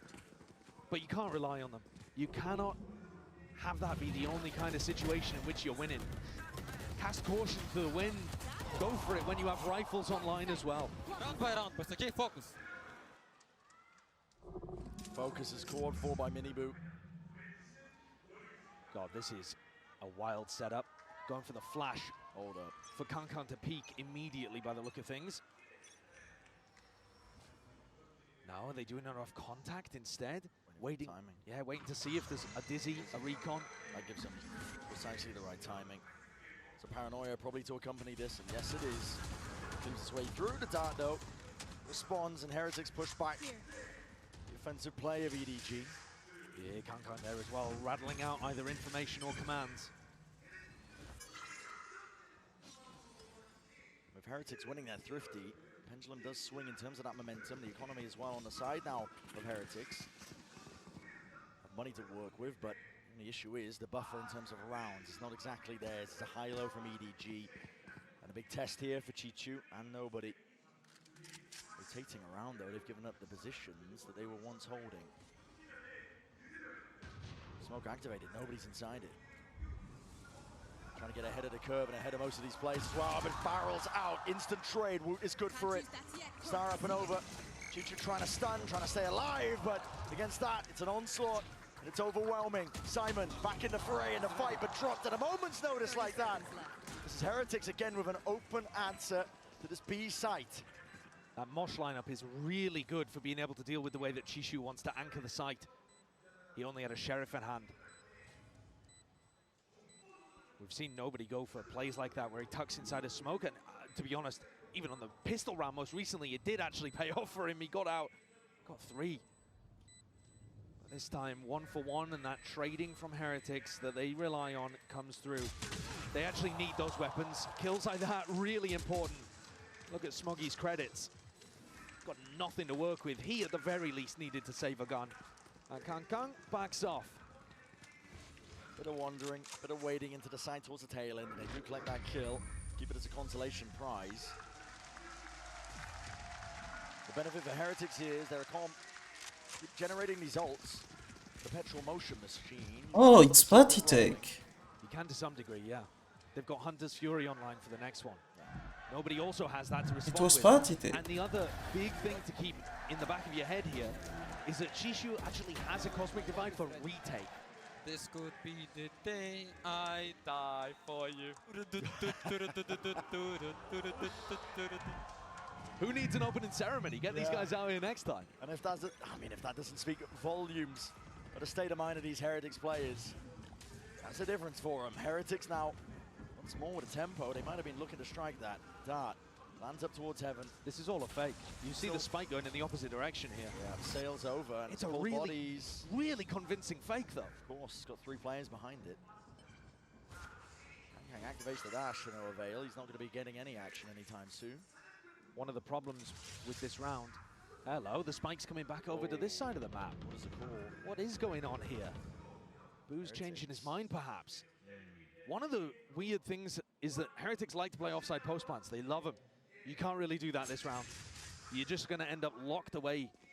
That Cosmic Divide up in your face is going to be very difficult to play around. So on-site aggressive post plants have to be called here for Heretics. And it worries me that Boo is so far away. The reveal. What a mistake. Stack of players now coming. Dart. It's going to be Cloudburst. Cannot defend. Kang away from that angle. Still Heaven untouched. And Chi around the back as well. Good with the aim, but still damage not enough done. Hunter's Fury, if nobody is let loose, it's ripped out into place, and the kill is collected but used in kind by Rians. It's not an ult that they're going to have here. And EDG, they can pounce on this. They can claim that 12. They can back off site. Chishu fell in the midst of all of this. No Cosmic Divide available.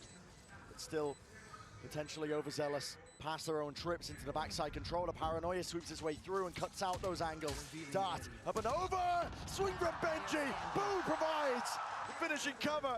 And the firing line is there. Simon can only do so much. The position like this, it is to no avail once more. 7 rounds for Heretics. If you're going to make this happen, if you're going to try and deny history being made, it has to be on that basis, 1 round at a time. A jump scare there for nobody, I think, as he expected everybody on Heretics, I'm sure, to be playing offside post plants. Benji and Boo spring out of smoke. Boo living up to his name. EDG are taking attack time out here to talk about things. I was trying to drop you the bomb for so long, and I kept dropping my gun. Well, I mean, I guess that'll happen when the nerves are coming out. 10,000 screaming fans surrounding you. And these players can't afford to think about how big the match is, but we get the pleasure of doing so. I did want to touch on Kang again, because you were talking about him as being the main character of this arc. When he first started playing Valorant, he was just a boy with a dream. He really was so young. And throughout his meteoric rise in China, to his explosive entry onto the global stage, and then these scarring defeats earlier this year, I feel like he's been adapting, persevering. He's also grown into the one man who could actually fulfill that young boy's dream. There's only one Kang.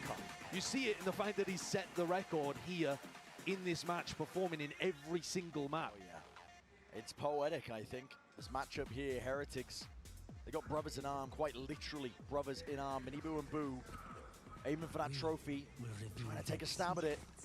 And Kang himself has been carrying the namesake of his brother this entire time. All for that trophy lift that both of these teams are going to be hoping, praying for. A play made, dash forwards, Kang. It's lighter weaponry to work with. Benji Fishy has to hold back the line. Overwhelmed and swarmed. Too many bodies. The Blade Storm is unleashed. Kang trying to make the most of this. Right there behind them, they've lost control of the flank. Heretics have to keep a watchful eye onto this one, but options available if they want to flip the map. Concealment. Low enough. One bullet will do him in. Kang aims to do the most, and an open sightline head is found. Out for the side once more. Boo swings, perfect timing, but leaps into the fray and wasn't expecting that. Smokey fully aware. Rians potentially accounted for, maybe heard the footsteps, maybe not, I'm not too sure. Still gets the job done. Time is ticking. Woot to do it all. Thrash in hand. You can see to deny, you can see to delay. Up and over the TP. Woot Has he got it done? That's so close. The circle shrinking. I don't think he's got it. It's milliseconds. Smuggy. Oh my.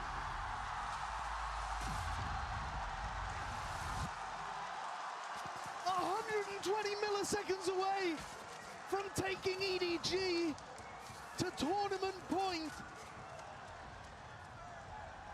A sloppy post plant gets the job done and denies that round. I'm speechless. Wood's no stranger to coming down to the wire. Do you think he was confident about the internal clock there? I don't know. It's a nail biter. Reminiscent of that final round of Bind. 4 rounds in a row now for Heretics, and the Red Bull clutch. They can't even believe it. Let's go! Control is shifting for EDG over this series. What is that? Is that an arena dipped in red, I see? Is that a tech pause once more? Another quick one by the sounds of it, is what I'm being told. But my God, we were talking earlier about how some of these pauses in the action had come at spots where it was an imbalanced situation anyway. Oh yeah.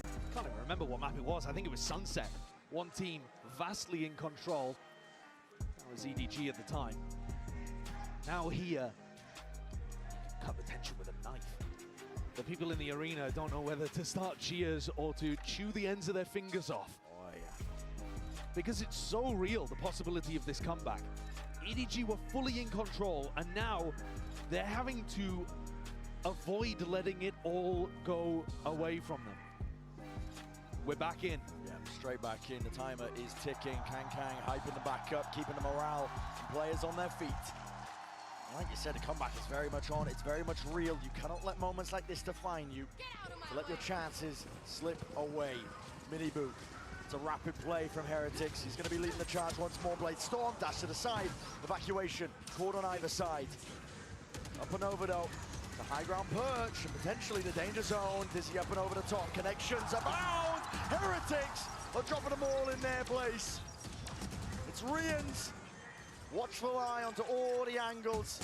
He dominates them onto the side. Simon to respond, but it's only the one. Ult is available in the back pocket. But do you choose to use it? Do you choose to commit? Heads available, ready to be popped. But it's all Rians and Woot, side by side. He slapped them down. The Turkish brothers in arms. Playing next to the Lithuanian brothers in blood. Heretics.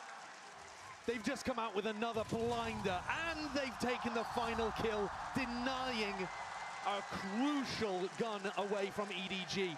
Chishu has no money to play with. They could try to scrap together a buy, but it would be an ugly looking thing. 5 in a row. 5 in a row. And I was so ready to tell you the story of heartbreak for Heretics.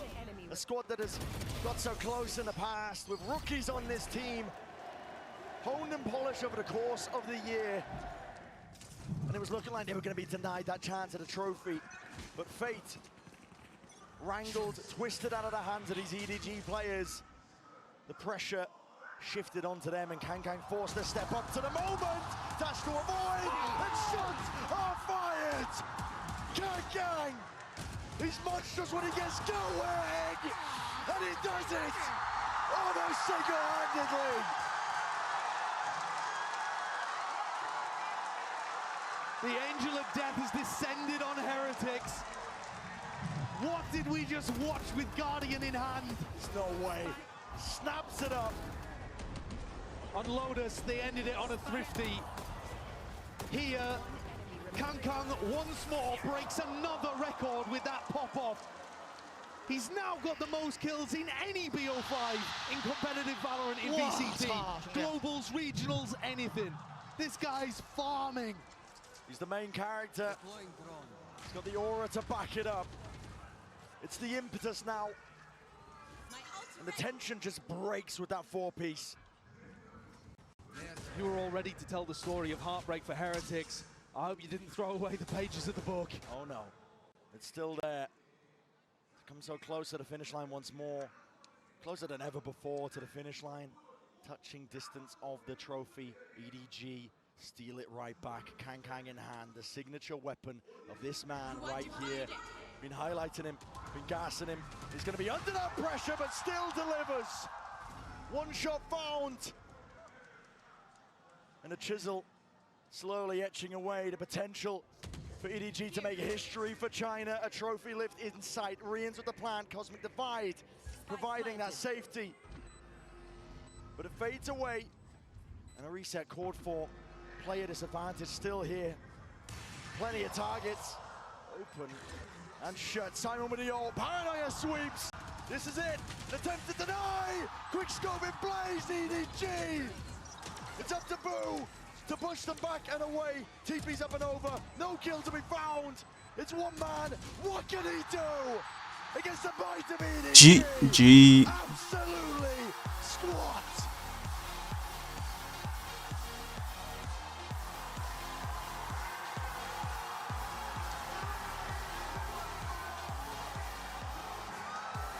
After 4 years of hard work, of blood and sweat, today might finally see that time for the tears that Kangkong's been holding back.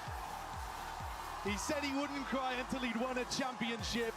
He didn't just win today. He sealed, signed and delivered the game for them at the end there on Abyss. His tears on the other side as two back-to-back grand finals fall away from Heretics. Heartbreaking fashion. But the bitter taste of defeat in Shanghai swept away, cleansed from the palate. One sweet sip of success from that Champs Trophy will make all the pain worthwhile for EDG. The tale of heartbreak is open on the faces of the Heretics players. They walk away from another finals, knowing, realizing that they came so close to that glory. Right, literally that touching distance. Today, fortunately for them, not to be their day. Instead, it's EDG, a trophy lying in wait. It's theirs. China has the hunger. Viewership records are nothing compared to the appetite for trophies, I can tell you that. And it can never be sated, that appetite. The high that they're feeling now, I'm sure is just going to drive EDG back to the climb, ever chasing. And this is a squad that knows what it is to chase. But what a year they've had. This team is mostly rookies to make 2 grand finals. Other teams would kill to be in spots that they have found themselves in this year. Bitter for them to swallow. They'll be thinking about this moment for quite some time. Respect shown between these two teams. EDG, though, are the stars of our show.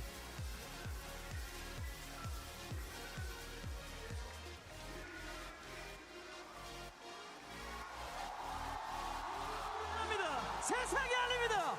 2024년 발로란트 챔피언 에드워드 게이밍!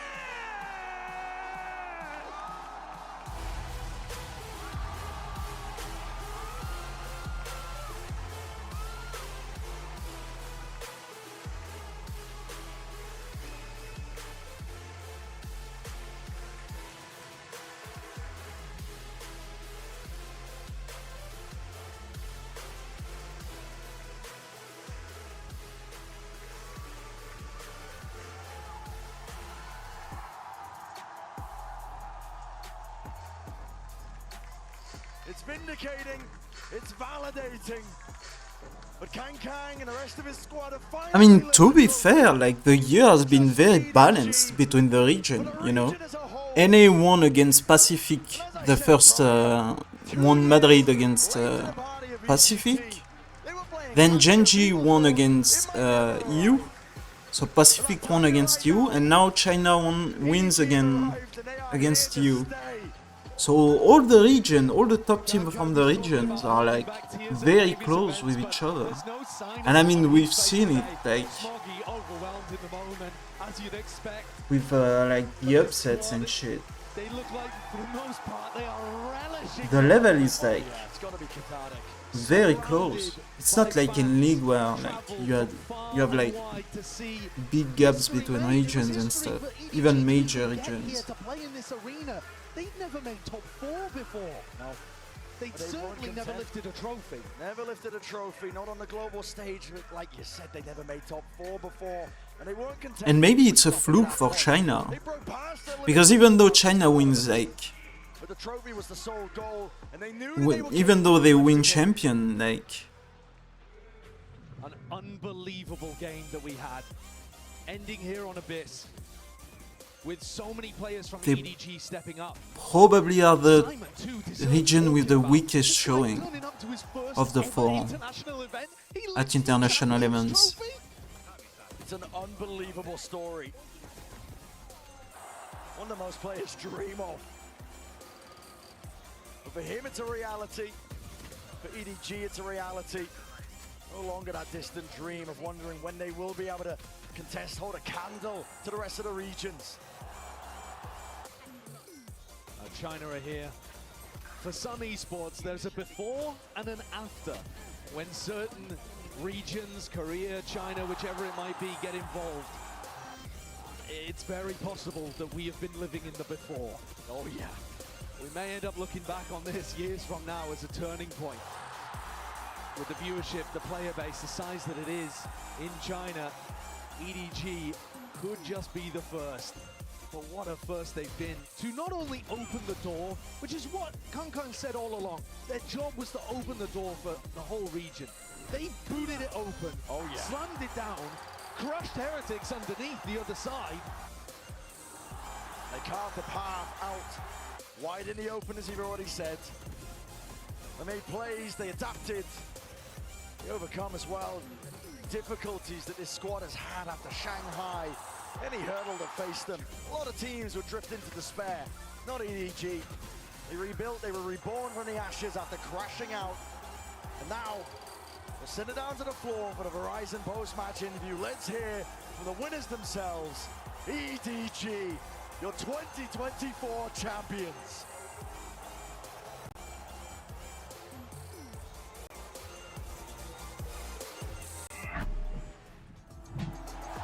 Welcome back, everyone. Now, joining us tonight will be Valorant Studio Head Anna Donlin and Global Head of Valorant Esports Leo Faria to help us congratulate our champions, EDG!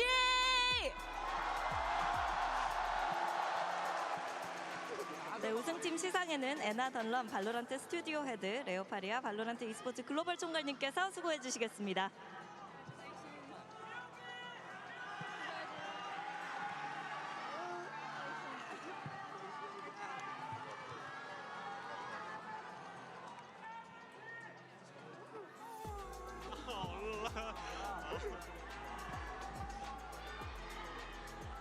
Congratulations, EDG. Guys, let's hear from the champions. Simon, I'm gonna go to you first. You joined the team just a month ago, and now here you are as the world champion. Not everybody gets to do that. Not everybody can do that. So how does it feel to be the champion of the world? 사이먼 선수 불과 한 달 전에 팀에 합류해서 한 달 뒤 이렇게 세계 챔피언이 됐습니다. 아무나 이렇게 챔피언이 될 수 있는 건 아니잖아요. 지금 기분이 어떤지 물어보고 싶네요.赛梦选手，你在1个月之前其实才刚刚加入到 EDG， 你就站在这里获得了世界冠军的头衔。不是所有人都有机会能够做到这样，也不是所有人都能做到这样。那现在站在这里，你的心情怎么样呢？很激动，也很开心。然后我能站到这里，也是因为他们，就每个人的努力。对。I'm really happy and excited. I'm here because all of the effort from my teammates. 너무 행복하고요. 그리고 사실 이렇게 챔피언이 될 수 있었던 공은 옆에 있는 선수들에게 모두 돌리겠다고 얘기했습니다. 이어서 스모기 선수 만나볼게요. 눈물이 멈추지 않는 것 같은데요. 눈물 뒤에는 어떤 의미가 있는지 물어보겠습니다. 스모기, I see tears. It's an emotional night for you. Tell us, what's behind the tears? Smoke 选手，我们可以看到你非常激动的流下了泪水，这对你来说一定是一个思绪万千的夜晚。能不能告诉我们，在这眼泪的背后代表着什么呢？我觉得我们太他妈不容易了。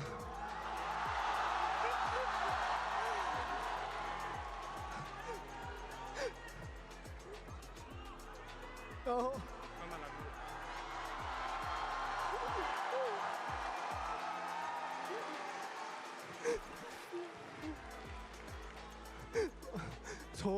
从伊斯坦布尔到现在，我觉得这条路走得太难了。然后我觉得团队里的所有人为了这个梦想都特别努力。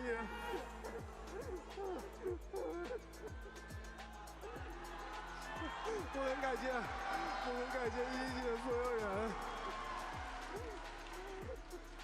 It is really not easy for us from Istanbul, to now to here. It's freaking hard for everyone, and it's because all of the effort from all of my teammates, and I thank every one of them. 진짜 이스탄불부터 여기까지 오기 쉽지 않았거든요. 스모기 선수 말로 존나 힘들었다고 합니다.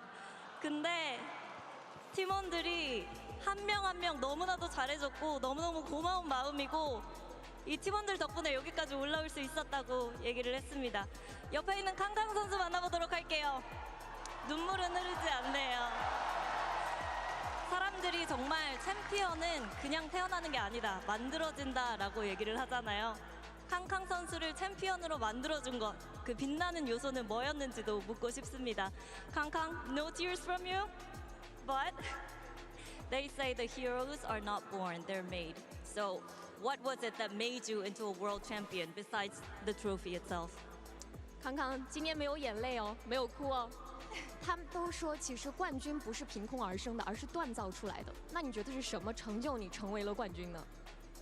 我觉得这个东西有很多吧，像我的兄弟们、我的家人、我身后的无数个人，我支持我的粉丝们，还有以及 VCT CN 所有的队伍，他们都在我们背后，我们为什么不能拿这个冠军？ A lot, my brothers, my families, my friends, and of course, all of the fans behind us, and finally, of course, all of the teams from VCT, all of the supporters behind our back. Why can't we get this championship? Okay, one more sentence.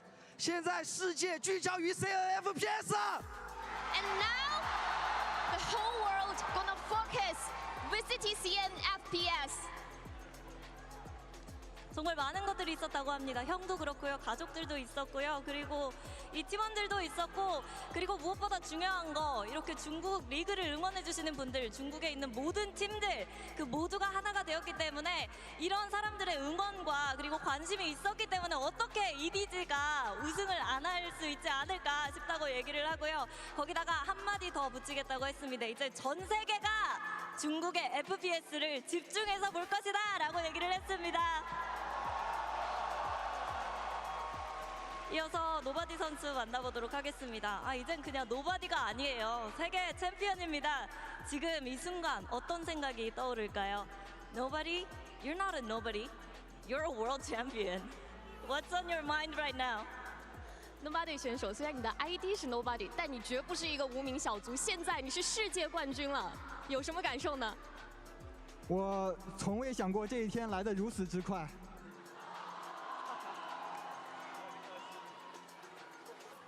我现在只希望，今天晚上我睡觉，明天醒来，这不是一场梦。I never think this day will come that early for us. I just hope today I go to sleep and tomorrow I get up. I hope this is not a dream. 이렇게 빨리 우승이란 순간이 올 줄 몰랐다고 얘기를 하고 오늘 일단 너무 피곤하기 때문에 좀 잠을 푹 자고 내일 일어나면 이게 꿈이 아니기를 바란다고 그 정도로 믿기지 않는다고 얘기했습니다. 이어서 치추 선수 만나보도록 할게요. 오늘 굉장히 많은 것들이 일어났고 또 특히나 우승이라는 타이틀을 거머쥐면서 가족분들도 굉장히 자랑스러울 것 같습니다. 지금 이 순간 세계 정상에 서서 세상에게 어떤 이야기를 들려주고 싶을까요? 쭈쭈? A lot has happened tonight. You guys are the world champions. You made your family very proud. So while you're at the top of the world, what would you like to say to the world? 球球选手，今天你们获得了世界冠军，你让你的家人们都为你感到了骄傲。那今天站在这里，成为世界之巅的那个人，有没有什么话想要对全世界说的呢？我觉得这个现在亚洲已经有不少队伍拿冠军了，我感觉就是整个亚洲不弱吧，而且不要小瞧我们。然后我觉得我的期待还有一个大师赛的冠军。There are a lot of teams get to championship from Asia, so I think don't look down us. I mean, I still need one championship from Masters, I think. From Masters, okay? Yes.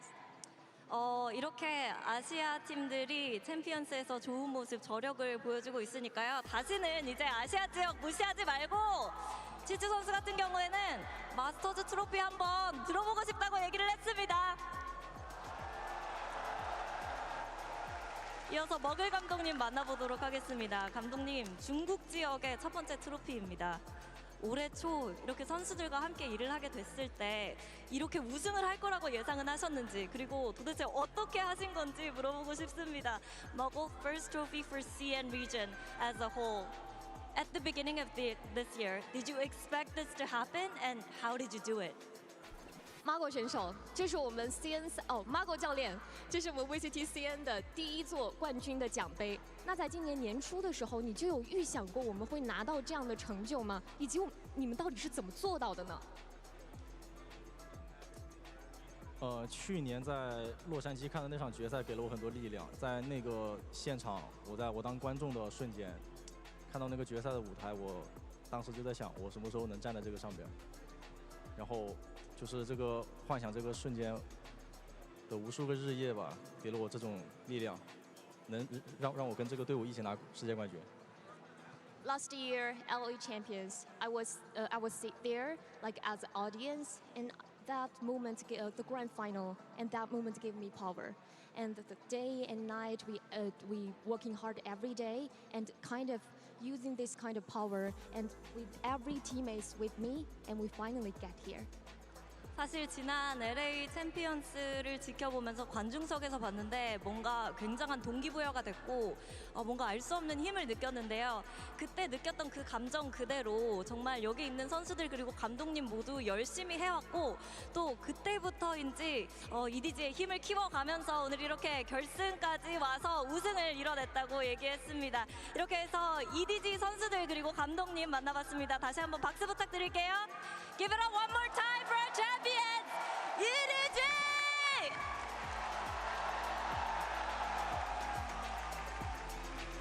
Thank you, everyone, and that's not all. Stick around because in a couple of moments, we will be announcing our first Valorant's most valuable players. See you soon.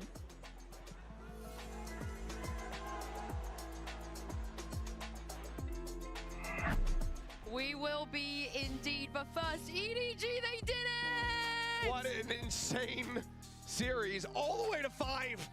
Abyss, like I said, it's the new split, only bangers on that map. Kong shatters 2 land kill records, dropping 111, 26 first kills. This is insanity. I think also the people, the crowd were living every single one of the rounds that we were seeing. Yes, there was madness left, right, and center, but they worked so hard for this for such a long time. It is so good. It's so rewarding to finally see them achieve it. The dream realized for EDG. When we first had Kong come onto an international stage in Istanbul, everyone was wondering why he had his name. He said it was to live out the dream that his brother had and keep his IGN in there with his own. And now he's done that. He's lived that dream, and he can say that he's a world champion. He can indeed. He can indeed. He might even get another award. Who knows? Because we do have the first ever MVP award coming up here at Champs.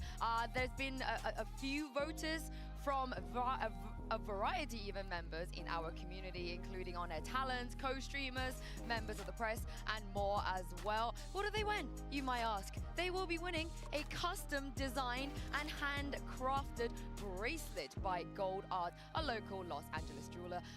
Like I said, this is going to be a custom Champs branded, highlighted in a 22K gold inlay mixed with some diamond paved jewels. There's a prize. All I'm saying is, I know of a player that just won a trophy that would rock that bracelet, because I have seen it. I've got a sneak peek of it, and I think there's someone, you know, that could do it justice. Does his name start with Kong, maybe? And end with Kong Z, as well? yeah. No, it actually starts with a Z. That's crazy. I mean, like I said, a variety of the community voted. I'm very, very, very excited to see who will be the recipient of this award. So without further ado, let's send it back down to the stage for the presentation of the Champions Seoul MVP Award.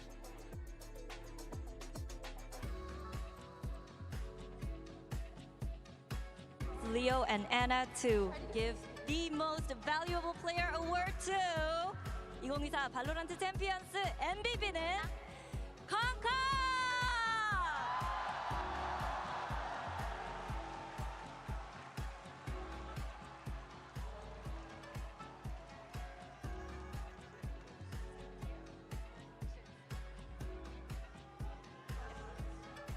Congratulations, Kong Kong. That is the MVP award, the bracelet. You like it? Yeah, of course. I think that's pretty cool. 굉장히 Wow. 마음에 든다고 하는데요. Wow. That's my pleasure, I think. Yeah. Appreciate that. 네, 인터뷰 나눠보도록 하겠습니다. 캉캉 선수, 챔피언 타이틀뿐만 아니라 오늘 MVP까지 가져가게 되는데 반짝반짝 빛나는 게 참 예쁘네요. 지금 기분이 어떠신가요? 캉캉, not only are you the champions of 2024 Valorant champions, you're also the first ever Valorant MVP. I see the tears coming through now. So, how do you feel right now? 我觉得我现在的心情，我想用一首歌来描述一下。我从山中来，带着兰花草，家中无富贵，口袋无财宝，寒风中自古情为好仕途，我的明月处，用兰花换金肤。 I want to use one song to describe my mood right now. I'm from the I'm from a mountain, but I came with my family. I came without wealth, without any value.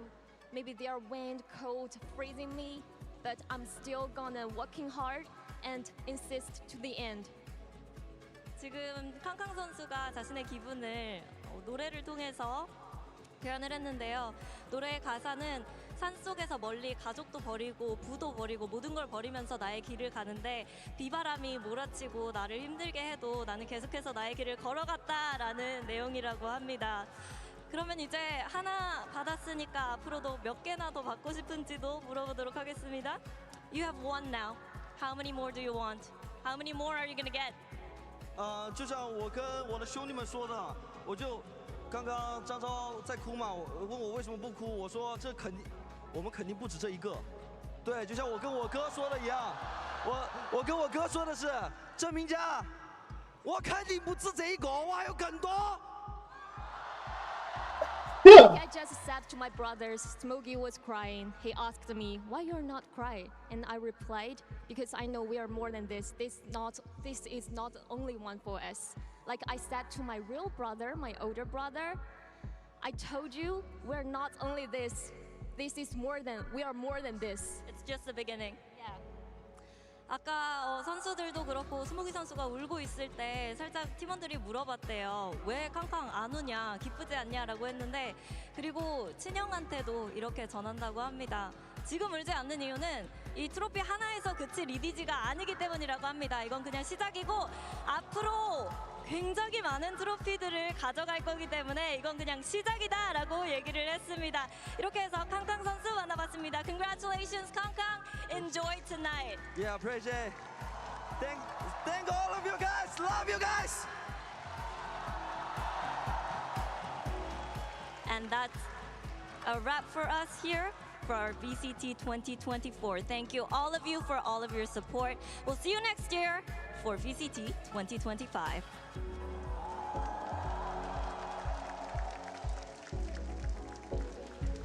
Is he not just the coolest, greatest person in the He world? has 1 million aura. It's unreal. I It's said it in unmatched. Tokyo. I said it at the start of the day. This is the best player in the world in every single metric.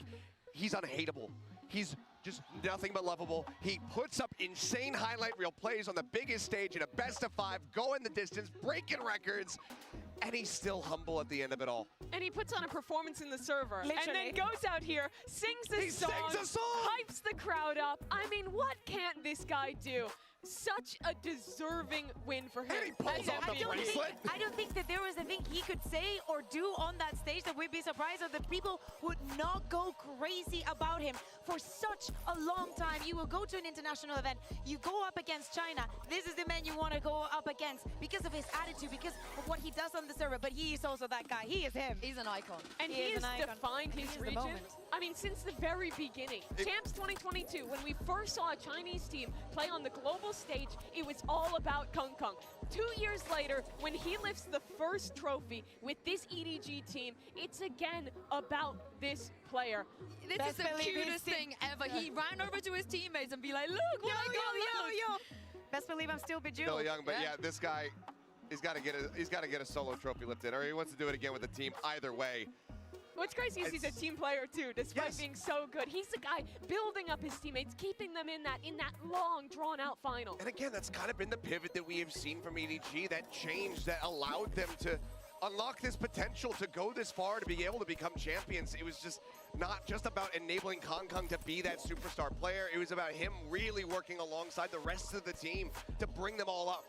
And just think about the rest of the year as well. I think that FPX had a few fair shots, right? They should have made it out of groups in Shanghai. I'm going to see 3,000 times. Trace making it out flawlessly out of the groups here.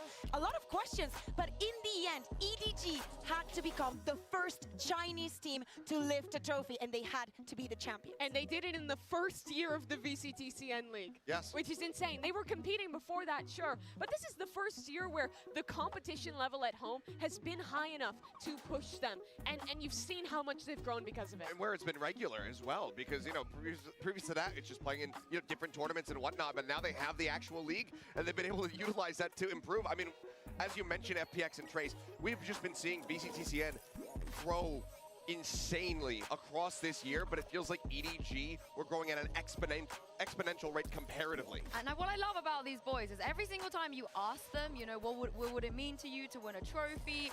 What would you like to say to the fans, etc., etc. They have always unanimously gone with this narrative of, we want to be able to open a door for the region.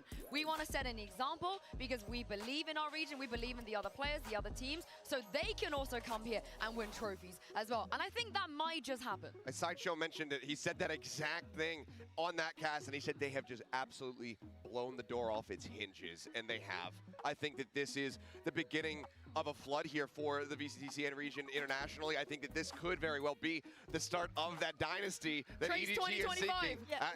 No. FPX, I'm telling you, at some point FPX is going to go back in top, and then someone is going to be like, oh, they already won a trophy.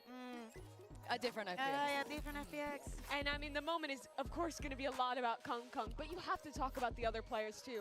Nobody, his first event as an IGL. Simon, his first global event as a player in his first year as a Tier 1 player in the VCT, and he's here lifting a trophy. It's insane. I mean, it's the shades of what we saw from Karen lifting the trophy over in Shanghai, just having that rookie run to be so dominant, to be able to get the accolades and lift this trophy at the end of it all. It's insane. And I think that the other thing to keep in mind is just how many changes the team went through overall to get to this point. They changed their IGL. It went to nobody. Haodong stepped back to be an assistant coach. They changed the coach. There's been so many pivots from the squad, and for them to be able to persevere through all of those and not just have a decent performance, a better performance than what we saw from Shanghai, to lift the damn thing, it's it's just beautiful to watch. And doing it against a team that has become so beloved by fans all across the globe. The performance that Heretics put again. God, that yes, pain. I know that we're going to be remembering this, that we will be talking about this. It happened again. It went to a map 5, and we saw them being devastated. And we know it's very difficult to just come and say, just think of the year that you had. Think of the things that you've accomplished. Yeah. We are very excited to see EDG in 2025, but my God, are we not excited to see the second year of this team Heretics as well? For their players were rookies going in as well. It's heartbreaking that the record that they break is the first ever team to lose back-to-back international finals, but they still had an incredible year. But for EDG, just what an incredible moment for these guys. I'm just even more excited to watch VCT for 2025, to watch CN. We went into this year with no Asian team ever lifting a global trophy, and now Pacific and China have won it to close this year out. Can we just time travel into like next year? I mean, just get started Fast forward a immediately? little? Yeah. It's going to be like, you know, I would love to, I mean, but look, we got Potter and Bubble. we still have Ascension, we still have Game Changer Changers. Okay, fair, The year is not done. That's The year fair. is not done. There's plenty. But thank you very much, We have Achilles. plans. Thank you very much, Kakuga, and thank you very much, Mimi, for joining me for today. Before we go, a big thank you to everyone that came out to see us at the COEX Atrium, the Inspire Arena, the Fan Fest, and everything else this year. Thank you, everyone in the community as well, our viewers all around the world. We will be back next year. GGW, and we'll see you then.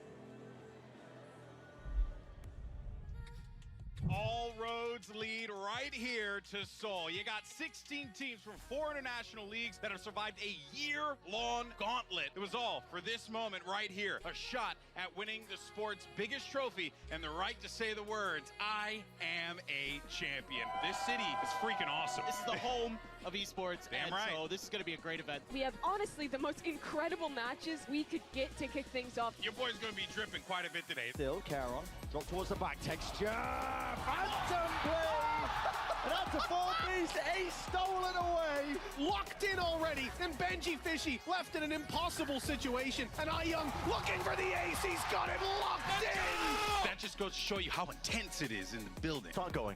Chaos enacted. The rest of his team now following suit as well. They want to get themselves into the action, into the fray. It's Kesnin Overdrive in his hands, and he's lighting them all up. Happy birthday, Tom. Has technology gone too far? Oh, it definitely has. Oh, no. It's like a horror movie. Position known, finds the first, finds the second, looks for the third. The stick being held, he's spotted it, he's got it! I'm coming for you, brother. I'm coming for you. As of course, Bosa came prepared with some celebrations. I don't get any of this. This is impossible. Why aren't you going through? My pet hamster wouldn't predict this either. Ahead of that trap wire actually does get him through B main. Why is he, however, able to find one as Bosa's going to be taken down? He actually counter punches. Does manage to find Hero. Spots him again, finds a headshot on the Durga slides back through. Overdrive going to be popped. You can tell how badly he wants it. And Wisey has gotten it. But who the... Billy. I'm a hater. King steps up when needed. His 4th kill. The ace locked in. I am the undisputed back-to-back champions qualifying GOAT that came last place last time, but this time it's not last place. Yalla boys. Da-da-da-da-da-da-da. Maracas! Bang, playing a loose and playing the time. Playing it to perfection. Get to the kill. Plastics all day long. Where were you when Trace Esports took down Team Vitality? I was right here. The numbers are confusing me, people. What is it? It's like a cookie, but not a cookie. Yes. And Buzz instantly finding 4 on for an ace, and he's got it. Let's go! I prepared a Korean song for you to sing just in case we go karaoke together. Hey, Sentinels fans, chill out, dog. Yeah, I don't know, listen. like, relax. Yeah, John QT over his shoulder. Can John do it on his own? He's gotten it down to 1. Bree connecting, and it will be the Red Bull clutch. Sen City stays alive as they take down FPX. What a comeback. Avant-garde? What is an avant-garde? Now does it swing though? Billy starting to clear out, but Heat's made it here. The whole crew is on site. Crew making it through at the very end there. Billy are going to be devastated with this one. I did forget to roll my R's at all times, but You're scanning me. Which, by the way, I welcome it. So the Nightfall scattered through. My goodness, Center delivers that death blow. Vitality survive. Facing elimination, they've sent Talon home in their place. Lev or PRX is gonna win champs. Now, this I think... Extremely loud, incorrect buzzer. Cena takes away Jing, and now the crunch through the TP. They get the man back on cracks. Wait, Follow up. by one. Divide! Paper X sending foot all the way home. Come on, man. Trophy. We're connecting. K-Motane. K-Motane. It's mean you guys so bad. K-Motane is all I need. Genji doing their best to keep this thing up, to keep it competitive. They're going to have to navigate the pit. Every single member crumbling. Tonight, Seoul burns red. Sentinels survive. And this one was really, really tough. What a fight from Genji. Roy again. I'm so proud of both of you. They now know the heroes on this side, as is Chronicle. They've got their work cut out now, but it works so well. Hero's been good at this. He's been a monster at holding these down, but under such scrutiny. Pressure! Oh! What pressure? Hero up to the desk. My goodness. I don't know what's happening. Fnatic, hell-bent on revenge, and God, do they get it. Crew started out looking blisteringly hot, Josh, but then it fell to pieces. He's alive! Oh, Wingman is back! Mimi and Sideshow were trying their best to kill him, but you can't keep a good man down. Look at the dart, look at the paranoia. Calm catching one on the way out. Okay. Spam's coming through. I'll see you tomorrow Carefully, it's only one found. Calm's gonna have to get an ace to win for the round. some PoE, maybe some PoE, maybe some World of Warcraft as hype, maybe some fucking Valorant. I don't know yet.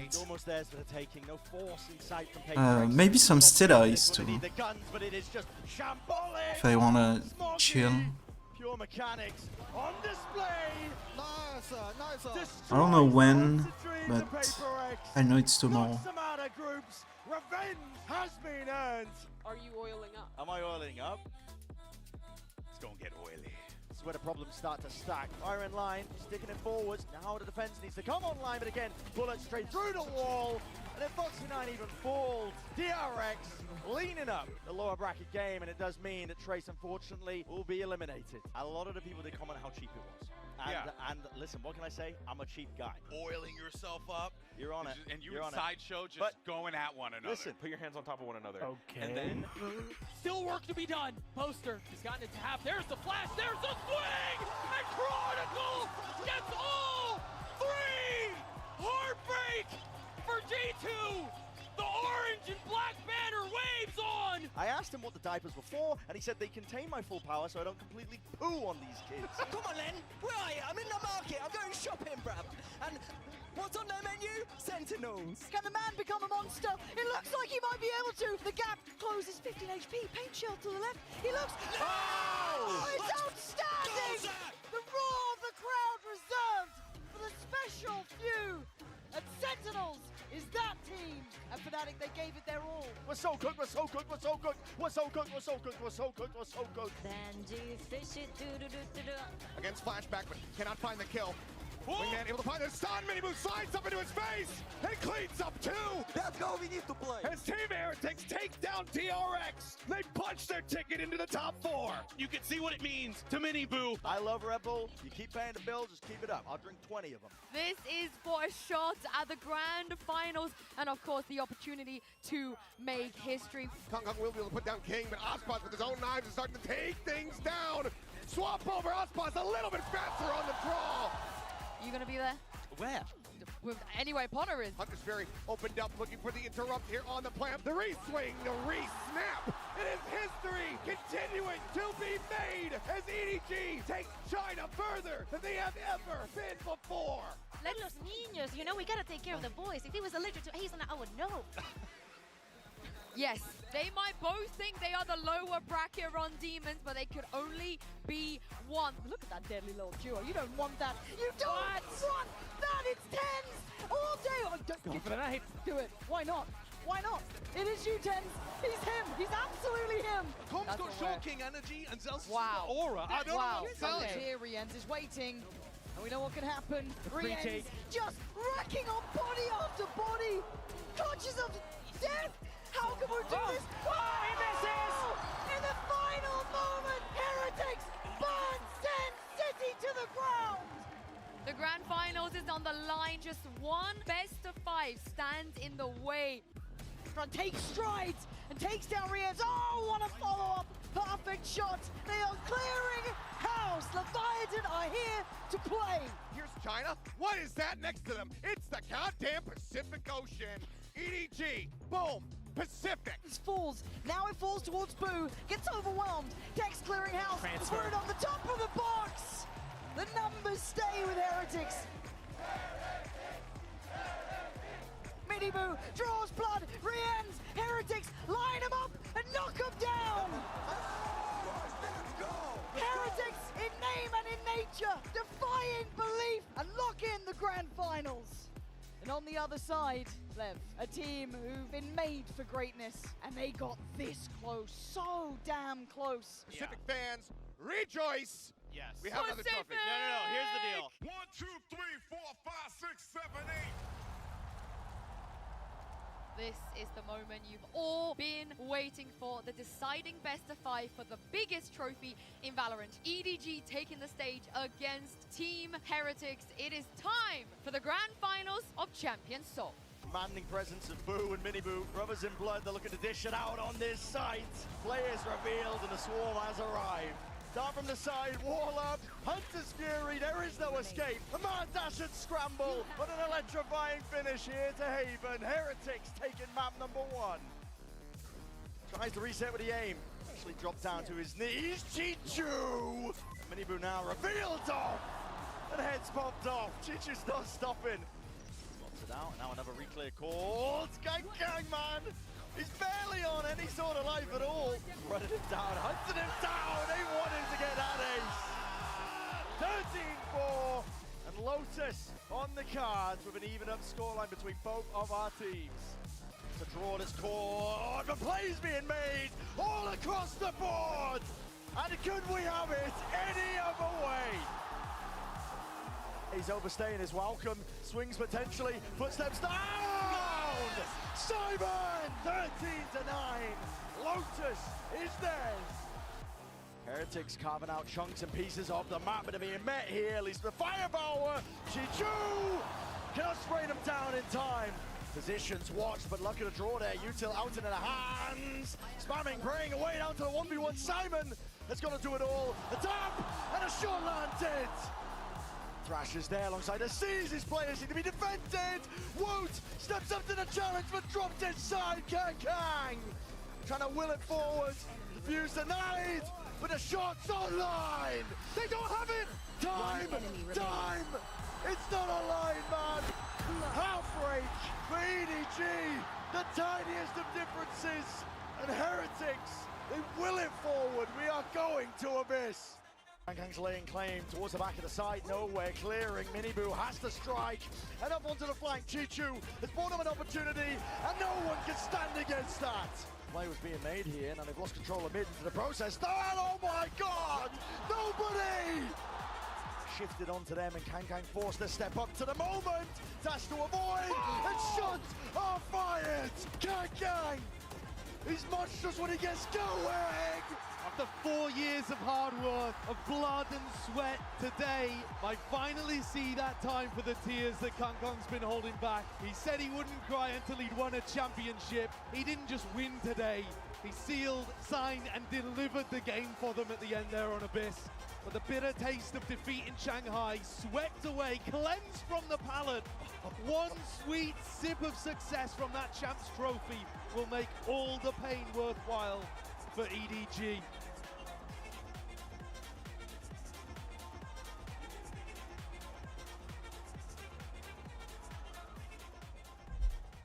Thank you, everyone. But when is that shit ending? Like, is there something happening after? Like a reveal with the new champion? The new fucking agent or some shit? Thank you all, like everyone from everywhere, literally. All the pros, appreciate all the VCT fans. Thank you to everyone that has been watching the No. series, been watching VCT. Thank you to all the fans who show up to the games and watching online. Appreciate the support. Thank you for the all fans who is watching us and who is watching all Valorant games. Thank you everyone for coming here to the arena, for watching at home and just like watching Valorant. Yeah, thanks to all the Valorant fans for supporting. You guys are kind of the reason we have a job. Without you guys, we're basically nothing. We're always trying to put on a show for you guys and bring the whole shebang for you guys. Hopefully you're cheering for Sentinels. No, it's okay. Sentinels. Yeah. Sorry. Thank you all to all like Valorant fans. I really appreciate Okay. it. Thank you so much for supporting this game and thank you so much for supporting us as well. I love you guys immensely. I also hate you guys because you're so mean, but I love you guys all at the same time. There wouldn't be champions, there wouldn't be masters, there wouldn't be all this beautiful, cool production that Riot does for us if there wasn't such an amazing supporting fan base. We appreciate you guys so much. We're gonna keep doing our best for you guys. I wish the best of good luck with all your grindings.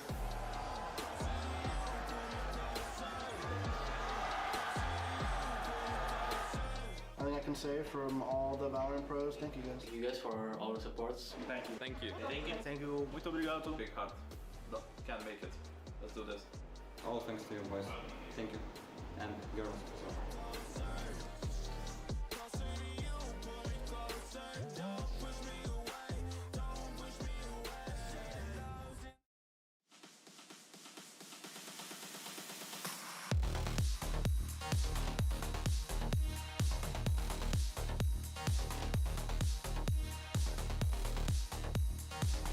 Oh, it's the fucking production shit they did last time.